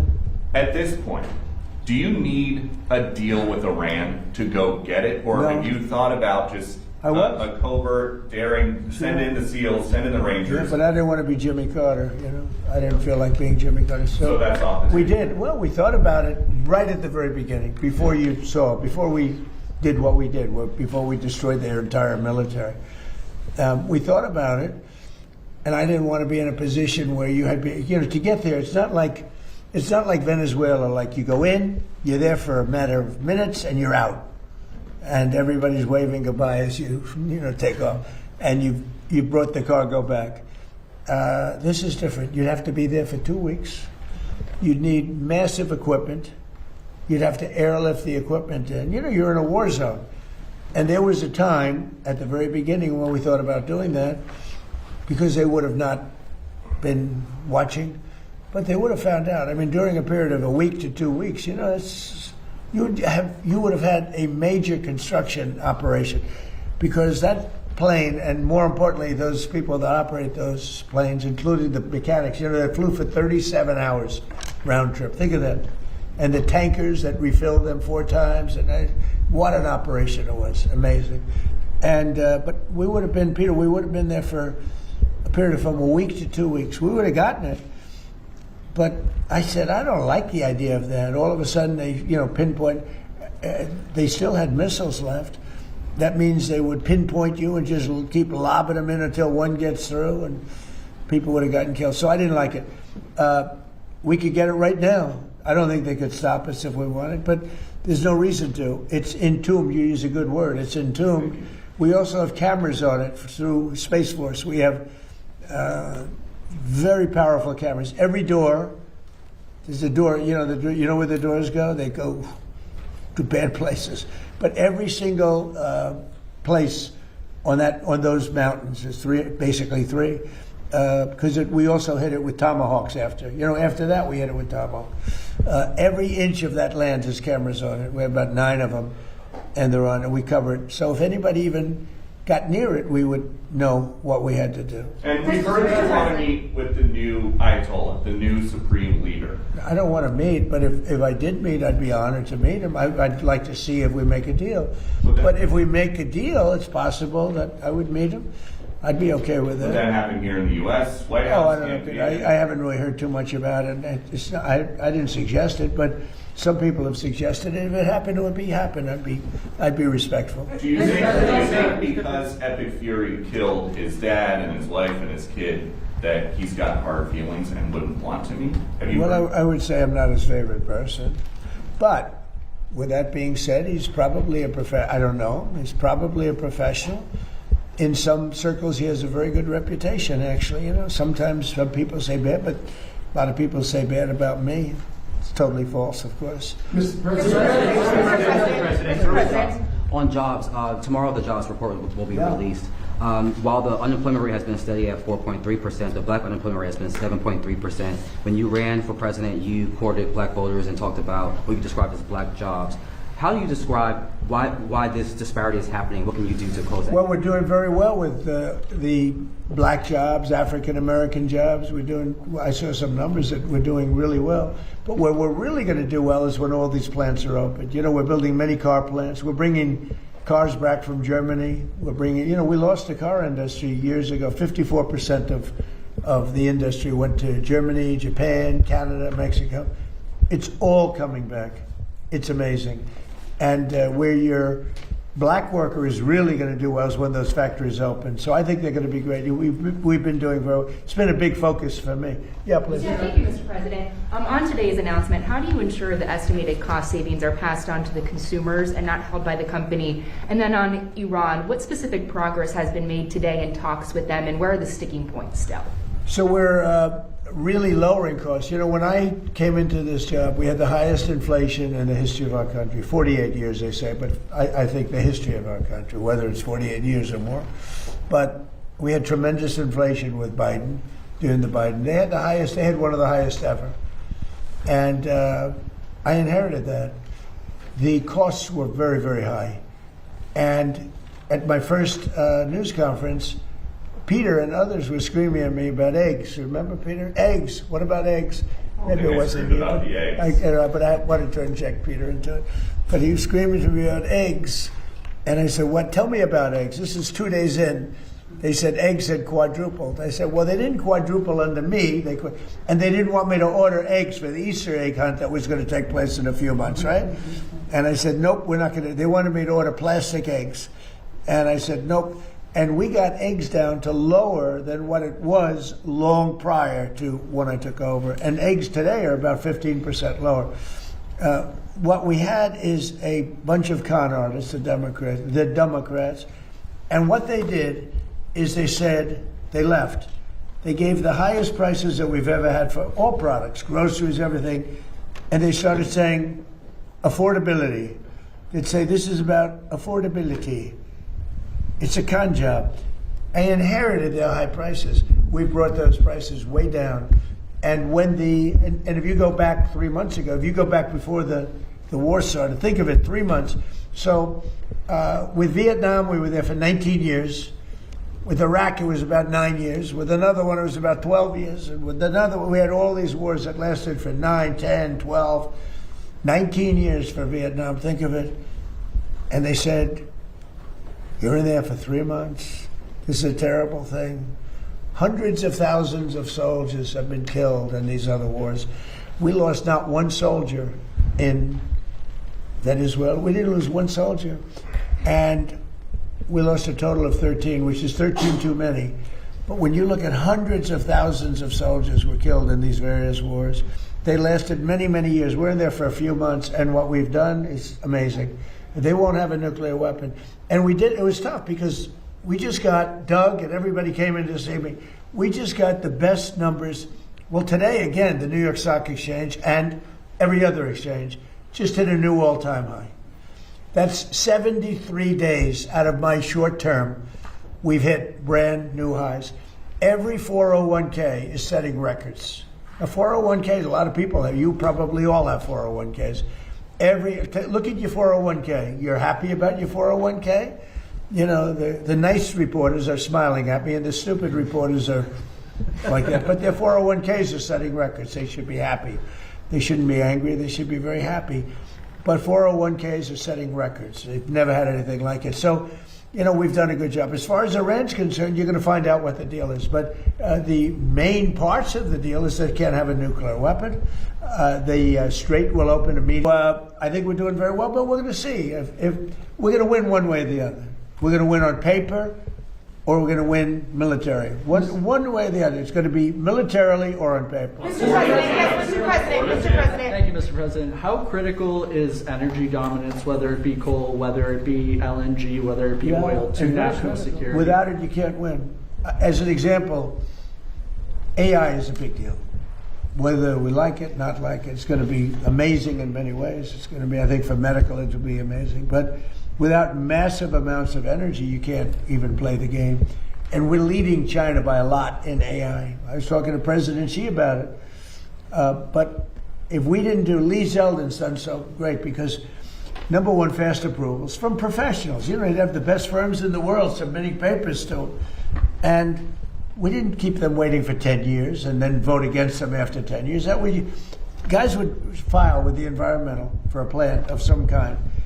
After 15 years, they would be rejected. It was terrible. now we have great professionals there, and we only accept plans from great professionals, but we give them fast turnaround, and it's been really amazing. I think the biggest thing we've done, Lee, is we let these geniuses with all this money build their own electric plant. We don't take it from our grid. We let them build their own plant. They become a utility. So they're building a plant, and at the same time, they're building electricity. Because if we didn't do that, you couldn't have anything. You couldn't have, and we're letting that happen too with car plants and other plants. If they want to build their own electric, but with the AI, you hear so much about it, but one of the biggest things, they build their own. And then excess energy that they create will go back into the grid. Yeah, please. Mr. President, on Cuba, Mr. President. Just let him have one. Mr. President, Secretary Rubio was in Delhi last week. He delivered a letter from you to Prime Minister Modi. And sir, you also addressed people of India through your favorite ambassador, Sergio Gore. That's right. Yeah. Both of them have said the trade deal is around the corner. Where do you stand on the trade deal with India? Well, we have it. And, look, India for years has, and I don't blame them, I blame us, because we had stupid people here. India for years really took advantage of the United States. You know that. Are you from India by any chance? Huh? I thought you were from Germany. I'm from India. I'm only kidding. You're central casting, okay? And that's a very good thing. India for years took advantage of this country. They charged us tremendous tariffs, and they paid nothing. They wouldn't let Harley, as an example, in the past, they wouldn't let Harley Davidson sell its motor. They would charge 200% tariff. So Harley Davidson was precluded. They ended up going to India and building their own plants, which is unfortunate that happened, but it happens. It was before me. But they charged tremendous amounts of tariffs to our company, and we didn't charge them anything.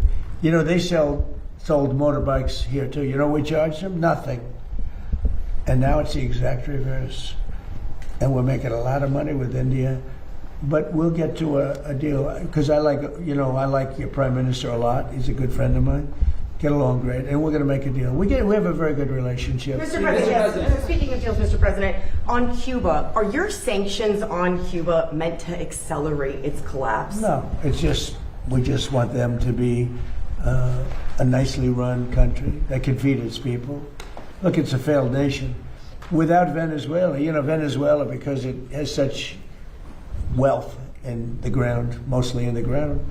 But Venezuela took care of them for years, and they took care of Venezuela. They were like the bodyguards. When we went in and burst into their country, the Venezuelans were guarding Maduro and everybody else. It was mostly, the soldiers were, in that case, we had a lot of Cubans were guarding. The Cubans were the guards, and they're good soldiers. But the country is starving, and it's got no energy, it's got no oil, it's got no money, it's got nothing. It's got a beautiful piece of land. You could have beautiful resorts. It doesn't have oil, but Venezuela was giving them the money to survive, and now, the money is, I guess you could say, is coming to us and is going to Venezuela. Venezuela's been an amazing thing because we've paid for the cost of the attack many, many times over. And it's been a long time since Do you think that Cuba is close to collapsing, though, based on everything you just laid out? Do you think that Cuba is close to collapsing? It sort of collapsed. And we're going to handle that as soon as we've finished. I like to do one thing at a time. And we'll take care of the Islamic Republic of Iran. And as soon as that's done on our way back, we'll just make a little brief stop. Mr. President. We'll take care of it. We want to help them out. Look, we have a lot of people that voted for Trump. Whether they did or not, it didn't matter. But I had 95% of the Cubans voted for me. They're unbelievable people. They're energetic. They're entrepreneurial. Some of the richest people in Miami are Cuban. They're unbelievable. And I'm going to take good care of them. I'm going to let them go back to their land. They want to be back with family. They have a lot of family over there. They've been treated very badly by Cuba. But we're going to treat Cuba well, and we're going to let our people go back and let them invest in Cuba if they'd like. So we have some very good plans for Cuba. I think, we have to get rid of the regime was very tough, very nasty. The difference is now they don't have money coming in. They had a lot of money coming in from Venezuela. They don't have any money coming. They had oil coming in. They had money coming in. But we're going to take care of Cuba. Mr. President, sir. Mr. President. And then, you know what? They want us to. The people want us there so bad. Mr. President, sir. last night, huge night for the city of New York. The Knicks won Game 1 of the NBA Finals. There's been a lot of speculation. Have you decided whether or not you want to attend a game at Madison Square? Well, I've been a Knicks fan for a long time, and I'm also a Jim Dolan fan. He's a nice guy, okay? He's been a long time wanting to win, and he's a competitive guy, and he's got a team that's amazing. You know, I don't think they've lost a playoff game. 12 straight wins. Can you imagine that? And it was not looking good. I saw the beginning of the game, and it wasn't looking good. I missed the middle because I talked to generals all night long now. But I watched that end of the game, and they were dominant. Really amazing. And Wemby's a great player. He's going to be a great player, and he is already a great player. I say, how do you guard this guy? 7'5", and he's got a great shot, right? But they find a way to do it. They're really great. They're a great team. And I'm happy for Jim, because Jim has really been fighting hard to, produce such a team. So you never know. The answer is yes. He's invited me. I'm going. Which game have you decided, sir? Say it? Game 3, Game 4. Are you excited? It could be Monday, yeah. Monday. Mr. President, speaking of New York. Maybe I'll do both. You mentioned your meeting with the automakers yesterday. Can you tell us a little bit about that, more about that in particular? Did you discuss trade, tariffs? I did. We had a great meeting with the auto.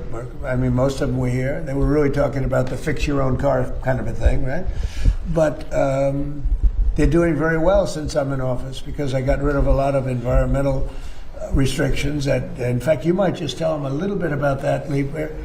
We made it so much easier for them to build a car. They can build a less expensive car that's much better. And they were so choked up with environmental nonsense that in order to save 4 ounces of gasoline, you had to spend thousands and thousands of dollars. Lee, do you want to go into that? President Trump, we sent to Congress 3 Biden EPA waivers to California that Congress passed, President Trump signed last year, getting rid of the electric vehicle mandate that a whole bunch of other states had signed on to. Just a couple of months ago, President Trump announced here at the White House the largest act of deregulation in the history of the United States, the repeal of the 2009 endangerment finding. All the greenhouse gas emission standards in light, medium, and heavy-duty vehicles were following the law. And what that means for cost of living, just on that act alone, $2,400 more affordable per vehicle for Americans. The victories come out every single day.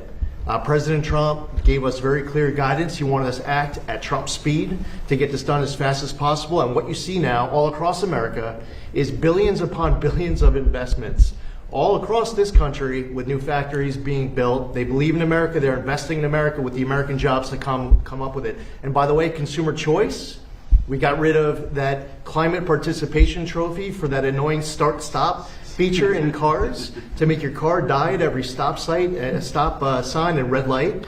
So yeah, the gifts, the receipts, the wins, they keep coming, and we're just getting started. Did they ask you for any tariff changes on auto imports? No, they didn't do that. Look, they're making so much money now because, I did something else that, I don't know, does it because we have no tax on tips and no tax on Social Security, no tax on overtime, right?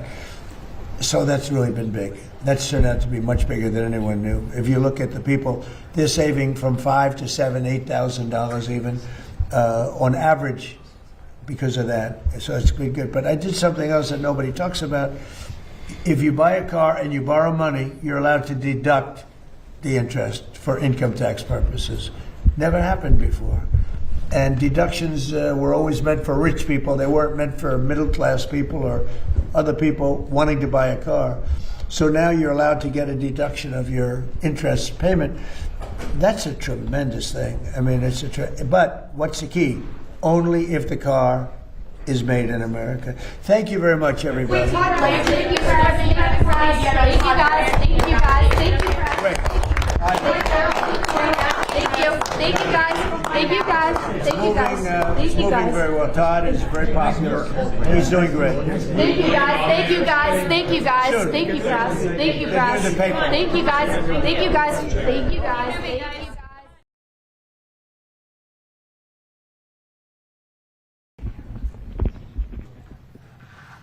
Thank you very much, everybody. This is very exciting to me as a builder, somebody that builds lots of big, nice projects before I got here. And we're doing some of the best in the world right now. This is all about the Dulles Airport remodeling. It's considered one of the worst airports anywhere in the world. We're going to make it maybe the best with some hard work and some good thought process. But thank you for being here as we unveil exciting plans for a major and long overdue renovation and reconstruction of Washington's really horribly thought of Dulles International Airport. I want to thank Secretary of Transportation Sean Duffy. He's fantastic. He's doing a great job, including having to do with the safety of airlines and getting in with the control towers and all new equipment that we'll be ordering in the not too distant future. So that we'll go from, again, one of the worst countries in the world for that, and we'll end up being one of the best countries in the world. That's automation, having to do with landings, takeoffs, and safety. But for his leadership at this important project, and that's the Dulles project, thanks as well to the CEO of United Airlines, Scott Kirby. Thank you, Scott. CEO of the Metropolitan Washington Airports Authority, Jack Potter. Thank you, Jack. And, we've developed a great relationship with them. We're going to make this something special. As well as a member of the Airports Authority Board of Directors, Trent Morse. Thank you, Trent. Thank you very much. Dulles Airport is the primary international gateway to our nation's capital, which is now one of the safest cities in the country. It's one of the hottest cities in the country. We are the hottest country in the world. But our nation's capital has made tremendous improvements in the last year and a half since we got here. Crime is down by 84%. We've removed almost 8,000 career-hardened criminals. And amazing statistic, 2% of the people cause 91% of the crime.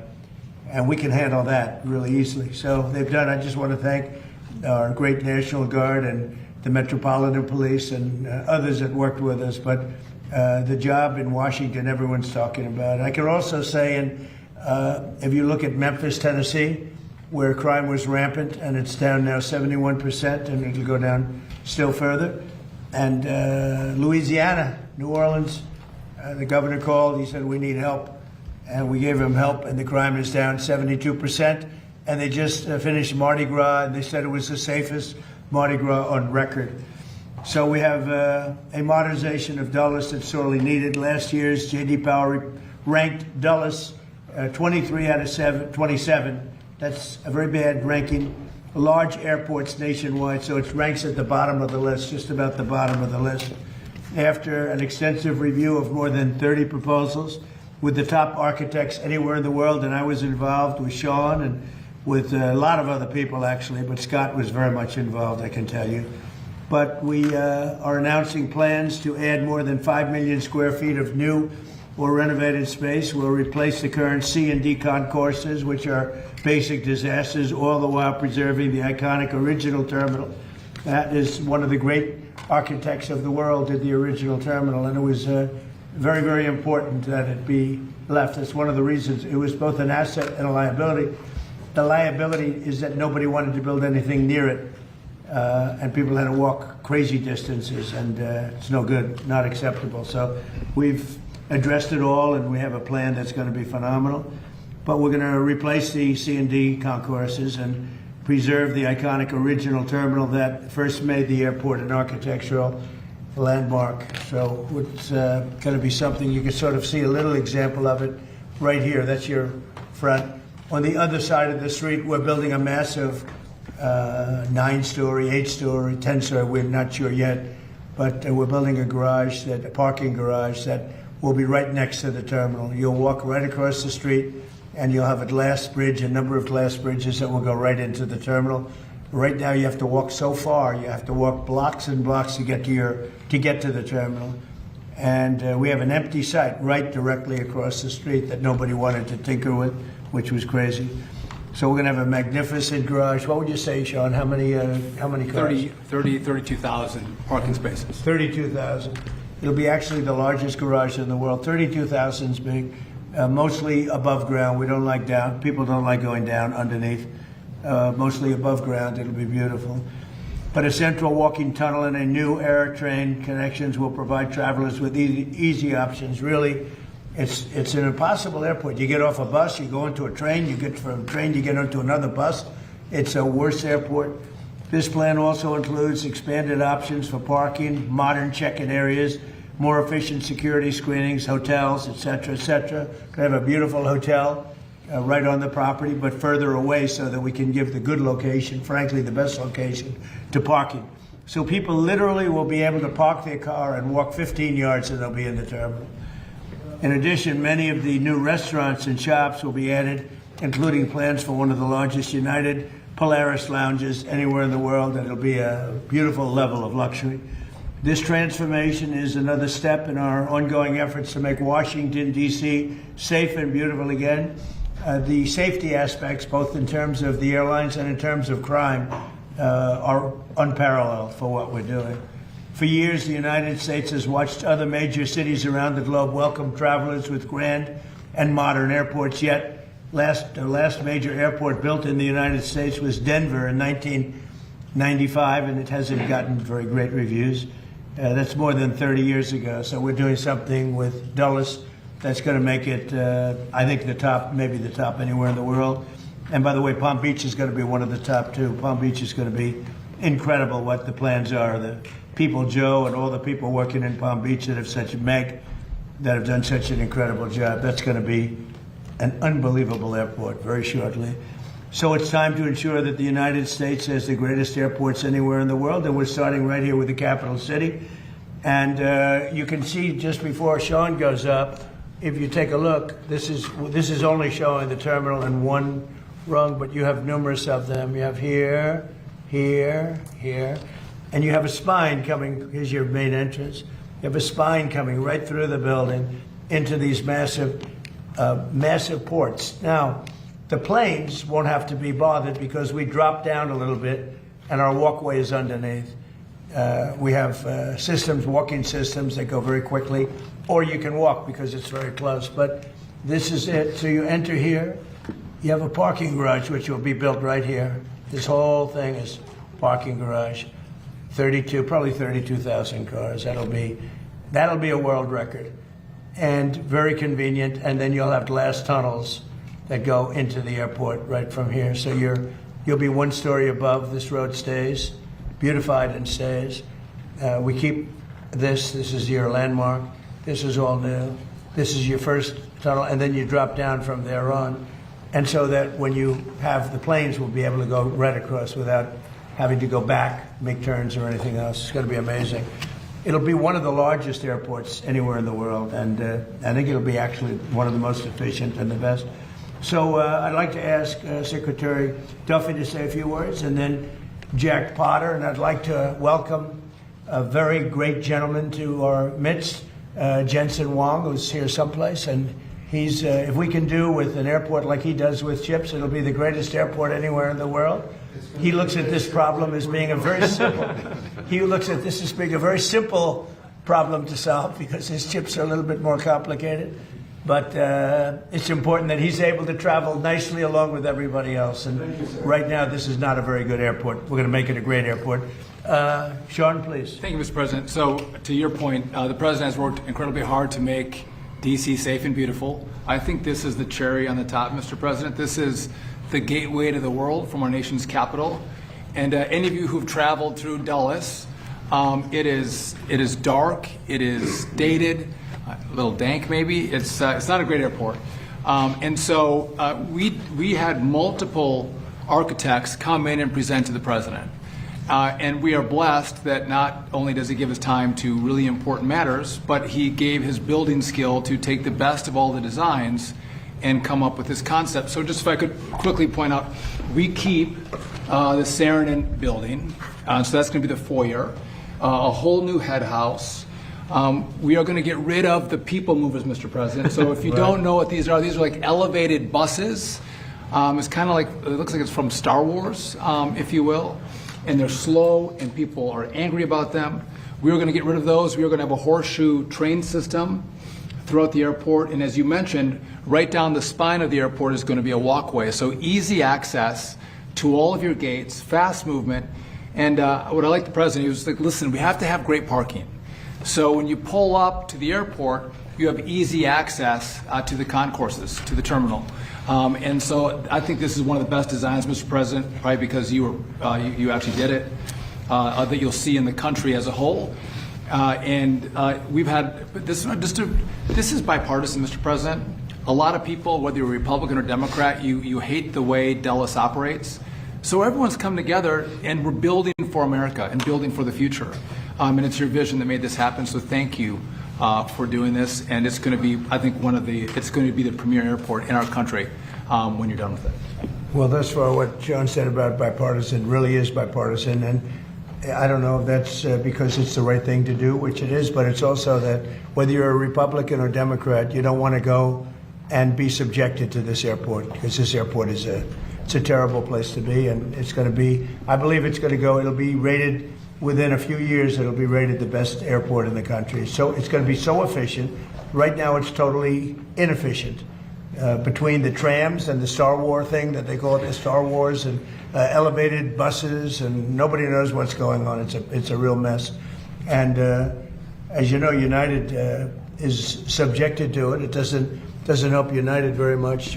He's been very much involved with what we've done, and other airlines too. And I have to say that we've had over 30 architects and 30 different designs, and we did a little cherry picking, and we spoke to a lot of people about it, and we've come up with a plan that's efficient and really beautiful, and I think it's going to give you one of the most beautiful, keeping the Saarinen. So Saarinen was one of the great architects of the world, and when he built this 30 years ago, I guess, or about that, this was considered one of the eighth wonder of the world. This was considered the greatest terminal anywhere in the country, and it is. It needs some work, it needs some fix up, but it'll be architecturally amazing, the rounded glass and the whole thing, massive sheets of glass. Cost was no object, unfortunately or fortunately, and we're going to be using that, and it's going to be fixed. We're using it again as the primary entrance, and almost that's about it, because essentially this is a brand new airport, and yet we're going to be able to work it well enough that it'll work at least as efficiently as it works right now. And in the end, you're going to end up with, I think, maybe the best airport and one of the biggest airports anywhere in the world. And it's going to be a great thing for Washington, D.C. So could I ask Jack to say a few words, please? Yes. Jack? Thank you, Mr. President. Thank you for your inspiration here and challenge. You challenged all of us to step into the issues that you just described. We're very proud of the process that we've gone through. We're very happy that United Airlines, the Airports Authority, and the other airlines have agreed to step up and fund this thing. So this is not requiring federal dollars. This is going to be airport-generated dollars, airline contributions, which is phenomenal. It means that we're off to a fast start here. We're engaging with the Saarinen family to make sure that they stay intimately involved with this. All the aspects that were just described, I think, will make this a world-class airport. And you challenged us to do this. We're building off of growth, though. I have to tell you, our airport was the fastest growing airport in 24 and 25 of any large airport in the country. So we're going to continue to build on the momentum that we have, and we're excited about taking on this challenge, and it will be a challenge to construct this. And our goal is to construct it and make sure that the traveling public there'll be minimal impact to them as they transit through our airport. So again, Mr. President, thank you for your inspiration, and we look forward to you to continue to participate in this in the coming years, because we're going to bring designs to you and other things. So we very much look forward to working with you. Thank you very much. Great job, Tim. Scott, would you like to say something? Well, thank you, Mr. President. Thank you, Mr. Secretary and Jack and everyone. We're really, United, we're really excited to have this project get off the ground. The terminal that's out there today was built 45 years ago and was meant to be temporary. And so I've spent my whole career at United Airlines waiting for this day, and all the people of United Airlines have spent even longer waiting for the day that we could have really the best airport in the world. And this design is one that works great for the airline. The President talked about how it works great for on the outside for the airline, but it's going to be a beautiful airport inside for customers. And it's something that all of us at United, but really all Americans will be able to be proud of, having an airport when people come into the capital that really represents what the United States of America stands for. So I'm proud of it as a CEO of United, but proud of it as an American as well. That's right. It's going to be a great one. Thank you. Thank you for your help. And Trent, would you like to say something? Yeah, thank you, Mr. President, for your leadership on this. On behalf of the MWA board, this is something that everyone's tried to do for decades, and no one's been able to get it done. And without the President's leadership on it, we'd be back in square one. So thank you for your leadership on this project. Thank you to United and the Department of Transportation for moving this along as quickly as possible. One of the things that is interesting, they were going to build this over a 60-year period. They were going to start with a little section here, a little section there, and that wouldn't have worked. It wasn't a design like this, but it wouldn't have worked. So we're doing it all at one time. It'll all be completed, and it'll be beautiful, and it'll be something very special. I'd like to say something. Thank you, Mr. President. I really want to thank the Airport Authority and United Airlines for your partnership, the board of the Airport Authority. Your partnership is critical to make this happen. I know you had a plan to improve the airport, but as the President said, it was a long-term plan. We thought it was too modest, too slow, too modest. And with 60 years isn't too long. Decades. But with the President's attention and focus on this, it's accelerated, it's expanded, and we're actually going to realize the vision, and a much greater vision now. So it's a very exciting day for Washington, for the whole nation. Well, these people have all been fantastic, and they want to see it get done and get done properly, and it should be done as one airport, not being built in chunks, which would have been, frankly, a catastrophe, I think. So, thank you very much. You have any questions? Thank you, Mr. President. Very quickly on this issue, did you just say 2 years? It would take 2 years to finish this? We think we can get it started fairly quickly. It's largely financed. And, we need some approvals from Congress probably, but generally speaking, it's been very bipartisan. And then on the attack, the drone attack on the LNG tanker off of Egypt, what can you tell us about that? And is there any indication it's Iran related? Does it represent a Well, I wider can give you a report. I've been briefed. It's a little more of the same, but it's going to be straightening out. It's going to be straightening out. In the meantime, we're going to be hitting them very hard because it's our turn to hit them. They know it's coming. They're asking us not to do it, but they tried shooting it last night. So we had 5 rockets shot going 8,500 miles an hour, and all 5 rockets were knocked down to the ground. But they nevertheless took a shot, so it's our turn. And we'll see if we get there with an agreement at some point, but we're going to hit them very hard. Mr. President, first on this, is this expected to affect any incoming or outgoing flights? No, we think we could do it without a lot of disruption, very little. And then It might even be better. on Leader Thune, what's your reaction to him saying that there's no evident path to success on killing the filibuster or passing the State of America Act? Well, that's too bad for him. I mean, that's too bad for him and too bad for the Republican Party. Do you believe that? He's got the votes. He should get it done. He should be able to get it done. Mr. President, Dr. Fauci invoked the Fifth Amendment more than 100 times today. Yes, sir. Senator Rand Paul said he's going to hold a vote on holding him in contempt of Congress. Do you think Dr. Fauci should face repercussions for this? Well, I watched the whole thing today, but more importantly, I was a part of the whole Fauci. I inherited Fauci. He was here from the 1980s, so I had him for a period of time. And I disagreed with him on a lot. I would have had to close down the whole country if I listened to him. I went the Federalist way, which is basically let the governors decide. And generally speaking, the Republican governors did very well. The Democrat governors did not very well. But Fauci wanted to have nobody wearing masks, if you remember, and then everybody had to wear 5 masks, as many masks as you could get. I mean, he made a lot of mistakes. And he wasn't a big factor for me. He was a very big factor for Biden. And if you remember, even though we were prime time in terms of that whole disaster of COVID,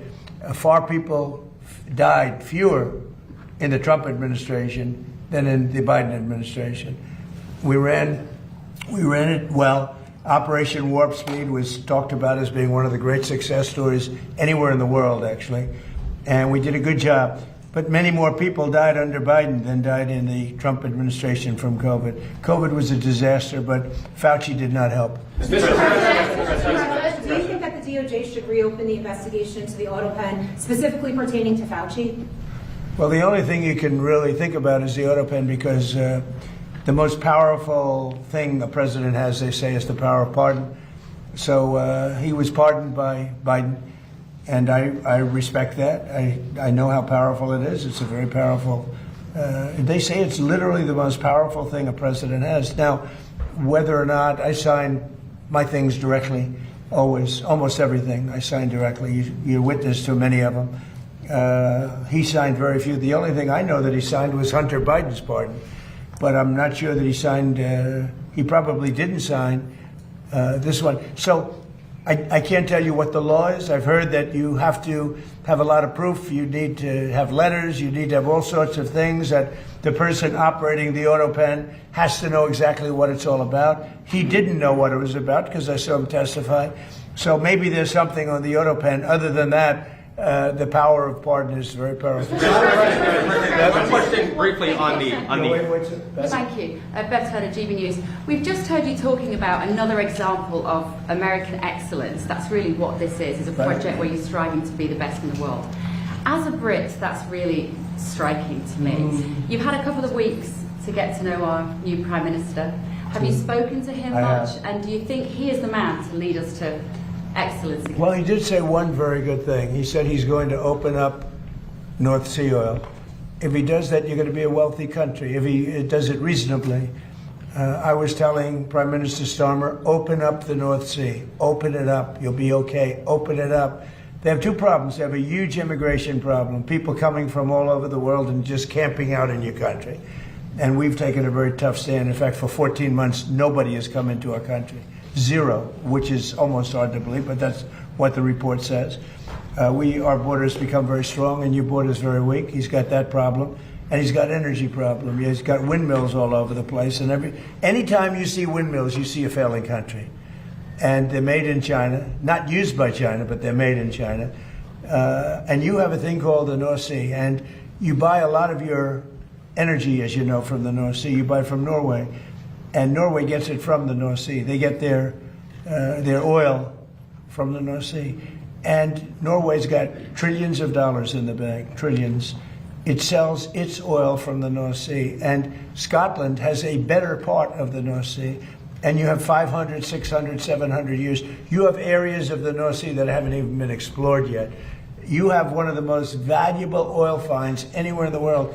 And if the United Kingdom would use it, they'd be a wealthy country again. And I tell you what, I could not get Starmer to use it. It was incredible. Every oil company that I meet, and these are all big giants, every person that I know in the oil business said, please, could you open up the North Sea? Could you get them to open it? They're dying to do it. And if you open up the North Sea to the oil companies, Scotland, Ireland, the UK as a whole, but it's right in Aberdeen, Scotland. It's right in Aberdeen. And that would be one of the most vibrant. You know, it used to be called the oil capital of Europe. Aberdeen was the capital of Europe. And now it's, they don't drill oil. And nobody can understand why. You have it's among the finest oil, it's the best oil anywhere on the planet. And it's unbelievable plenty. You don't have to pay Norway triple what it costs them to take out. You have your own oil and gas. If you use the North Sea, the UK will be a really rich country. I cannot get the point across. The new gentleman, when I spoke to him, he said he's going to open up the North Sea. Let's see if that's true. The Fed today voted to keep interest rates unchanged. Are you surprised by that? Are you disappointed in any way with Kevin Warsh and not being able to corral Fed members? Yeah, Kevin's got a board. He's fantastic. He's a brilliant guy, smart. I know he'd love to see lower interest rates, but he's got a board, and it's a political board, and they want to keep rates up. But we fight through rates. We have the strongest investment ever made in a country, of any country. It was China about 13, 14 years ago. We have far greater, 19.2, even Jensen would say that's a lot. 19, and Jensen's spending a tremendous amount of money by hundreds of billions of dollars. He happens to be in the room. He's spending more than United, actually. Yes. Well, he's spending 10 billion, but Jensen's spending hundreds of billions, right? I don't know. That's not a bad business again. But no, we have 19.2 trillion. It's the biggest number ever spent in any country by far.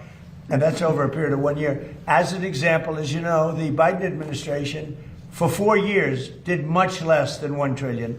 We're doing 19.2 trillion in 1 year. So we have things that are happening in our country, the likes of which nobody's ever seen. Plants and factories are moving in. Toyota just announced they're building one of the largest car plants anywhere in the world, and truck plants anywhere in the world. We are building more automobile plants now than at any time in the history of our country. Mr. President, on those in particular, this is just one of several projects that you have underway in the DMV. Why would you say that you're so focused on transforming the Washington region right now? Well, this is an important one. This is travel. So in terms of the importance, I think the Arc is going to be incredible. I think the protected ballroom and military center that we're building at the White House is going to be unbelievable. It's very important. But, this is the airport. This is sort of the lifeblood of a city or a capital, certainly a capital.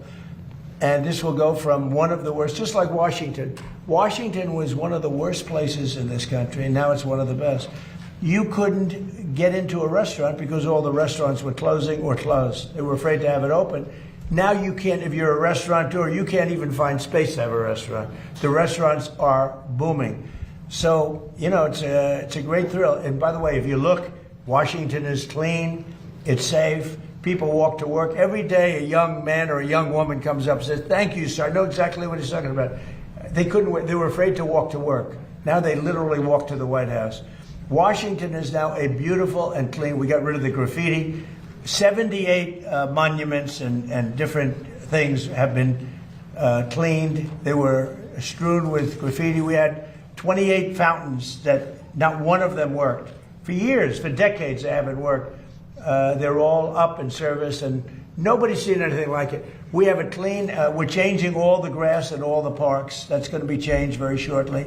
The parks are, because the grass is grass is like human beings. Grass has a life also. And we're raking, cleaning, and changing all of the parks. We don't have people, we don't have the tents anymore. We don't have all the barbed wire up. We don't have the wire up. Washington's become a beautiful city. It's become a hot city. But, even more importantly, the United States right now is the hottest country anywhere in the world. Mr. President, just a point of clarity on the airport. No federal funding will be required. What did you mean when you said Congress may need to approve that? So it's going to be bonded for $22.5 billion. United is going to partake in part of the payment, but the airlines who participate in the project are going to pay for it. If I can just make one point of clarification. Yeah, please.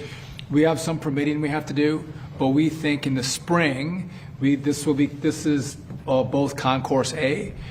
We think we can start construction in the spring of next year. So we're trying to move at the speed of President Trump. It's never fast enough, but we're going as quickly as possible so we can give a deliverable to the American people. And the other thing Sean's doing, which I think is so important, maybe more important, I don't know if it can be more important than this, but he's working on air traffic control. We have an obsolete system. It's 50 years old. You saw the helicopter crash a year ago into a plane. That was a disaster.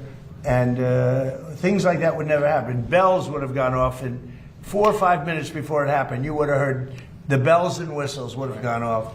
And a thing like that couldn't have happened if you had proper air control. So what's happened is we're working very hard on getting the finest in the country now, in the world. We've examined the systems of almost every good country in terms of air traffic control all over the world. And we have the best people working on it in the world. And it'll make, so often you'll see somebody even bunking into each other at an airport. But where planes come too close, where planes, in the case of the helicopter the helicopter hits the plane, we are working on air traffic control to redo the entire system, including the new towers, because the towers are obsolete. You don't think of it. You see a tower, it looks fine. You go into those towers, they're literally falling down. So we're talking about new towers and all new air traffic control, which will give us the safest anywhere in the world. Mr. President, why do you think Dr. Fauci invoked the Fifth Amendment so many times today when he has the pardon? And what was stopping him from just giving an honest testimony this morning?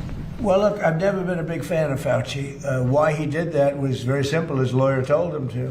I don't know if he would have been better off not doing it. There were a lot of questions that I guess he could have answered, and some maybe he didn't feel comfortable in answering, but his lawyer told him to do that. Mr. President, on Iran? Prime Minister Andy Burnham hasn't mentioned publicly migration at all since he's gone into number 10. Did you discuss it with him? I did, briefly. He's going to have to mention it because it's killing your country. Mr. President. Killing. You won't talk to GB News. He's killing your country. You won't talk to us. And not him. I mean, we'll have to see. I know Starmer did very little about it. And they're coming from all over the world. They're coming from Africa. They're coming from South America. They're coming from different parts of Asia. And they're invading Europe. I mean, they're invading Europe. It's an invasion. And the UK is a prime suspect. Mr. President. On Todd Blanche, Senator John Cornyn of Texas has been hesitant to back the confirmation. Seems to be some sort of deal that he's talking about. What is your reaction to his hesitancy? Well, all I can say is Todd Blanche is outstanding, and I thought it was pretty routine because he's so good. You just wouldn't find a better person. So I don't know. Maybe John Cornyn's upset with me because I didn't endorse him. I don't know what it is, but I haven't heard that there's a problem. I heard he's going through quite nicely. And do you think Senate Majority Leader John Thune, after the comments you heard regarding Save America and some other stuff, do you think he's still the man for the job? Well, we're going to find out, and I'll let you know. Mr. President, it was a beautiful service yesterday for Senator Graham, beautiful eulogy that you delivered. As far as Senator Darlene Graham is concerned, based upon your conversations, is she going to focus primarily on foreign affairs like her brother, or will she focus more on domestic issues? I think domestic, really. I've spoken to her a lot, and she's much more focused on domestic, including costs and pricing. And I think she'll be outstanding. Mr. President, Jay Clayton, he was just confirmed by the Senate. Yeah, he's great. Would you like to see him continue with Bill Pulte's work at exposing election Oh yeah, interference sure. in I'm sure he will. 2020? Bill did a great job, and Jay has just been confirmed. And he's outstanding. He was the head of Sullivan and Cromwell for many years, and he's very outstanding. And I think he's going to do a fantastic job. And Bill was great. Yeah, please. Mr. President, in light of advanced ChatGPT AI models escaping their lab and conducting cyber attacks, are you considering stronger controls on AI, and would you consider negotiating? Well, we're looking at AI. We're looking at controls. We're also making sure that we lead. So we're leading China in AI by a lot. China has virtually no controls. It's freewheeling a little bit.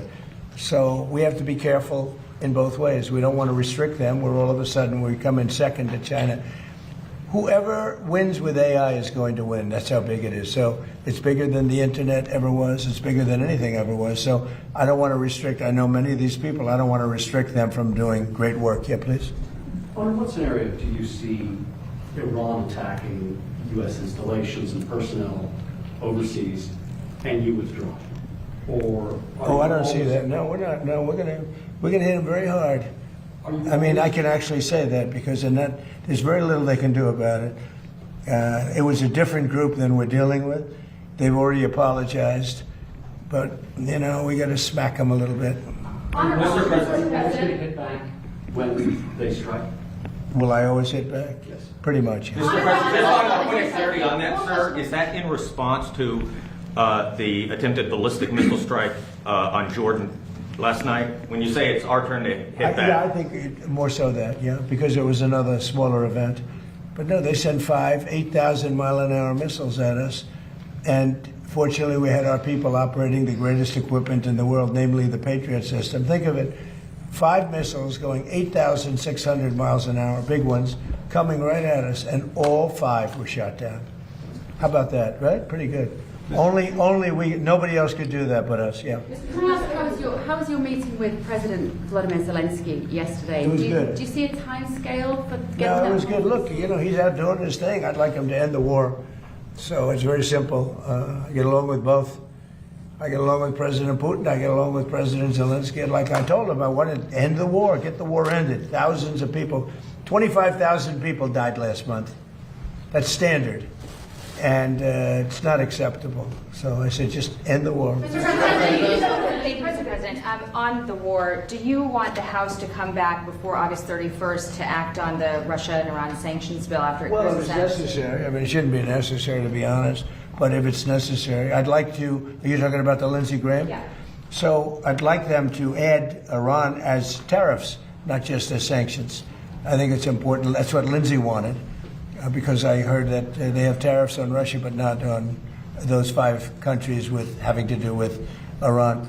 I'd like to see tariffs on Iran. It would make it much stronger. So perhaps you're very good at this. You can maybe tell them. I think they should put in for Russia, but I think they should put in for Iran. And that's really what Lindsay wanted. Yeah, And on Iran, one more, sir, sorry. And good job at the dinner the other night. Thank you. Did a great job. Thank you, I appreciate that. President Xi told you that China would not give or sell Iran any weapons. And there's a new report that Iran's about to get 400 rocket launchers from China going through Pakistan to Iran. Well, that would be surprising. I mean, things like that happen, but that would be surprising. He told me very strongly he wouldn't partake, and he knows I'd be quite disappointed. Yeah, please. Mr. President. And he's coming here, I think, on September 24th. Two questions. First, we're coming up on the 25th anniversary of 9/11, and a good number of 9/11 families have called on New York Mayor Zohran Mamdani to not attend a number of these memorial services. What are your thoughts on that? Well, I think they're having a hard time with Mamdani. The people having to do with anybody having to do with 9/11 right now, on the victim side, and there are a lot of them, they're very unhappy with what's going on in New York, and they're very unhappy with the mayor. I understand that. Yeah, please. Thank you, Mr. President. Senate Republicans are underway negotiating the budget. Would you sign a CR without the Save America Act protection? That's something you want to see? I'll have to look at it, but they should get to Save America. How simple can it be? Voter identification, proof of citizenship. I mean, now you have to understand the Democrats, not one Democrat will sign because they want to cheat. There's no way they can get elected if they don't, if that happens. But we should have unanimous Republican support. And if we don't, people should look at those Republicans. But think of it. Who would not sign voter identification with photo? And who would not sign proof of citizenship? Only people that want to cheat. Thank you very much, everybody. Thank you. Thank you. Thank you, everybody. Thank you, guys. Thank you. Thank you, Bev. Hey, thank you guys. You can head out this door right here. Thank you guys. You can head out this way right here.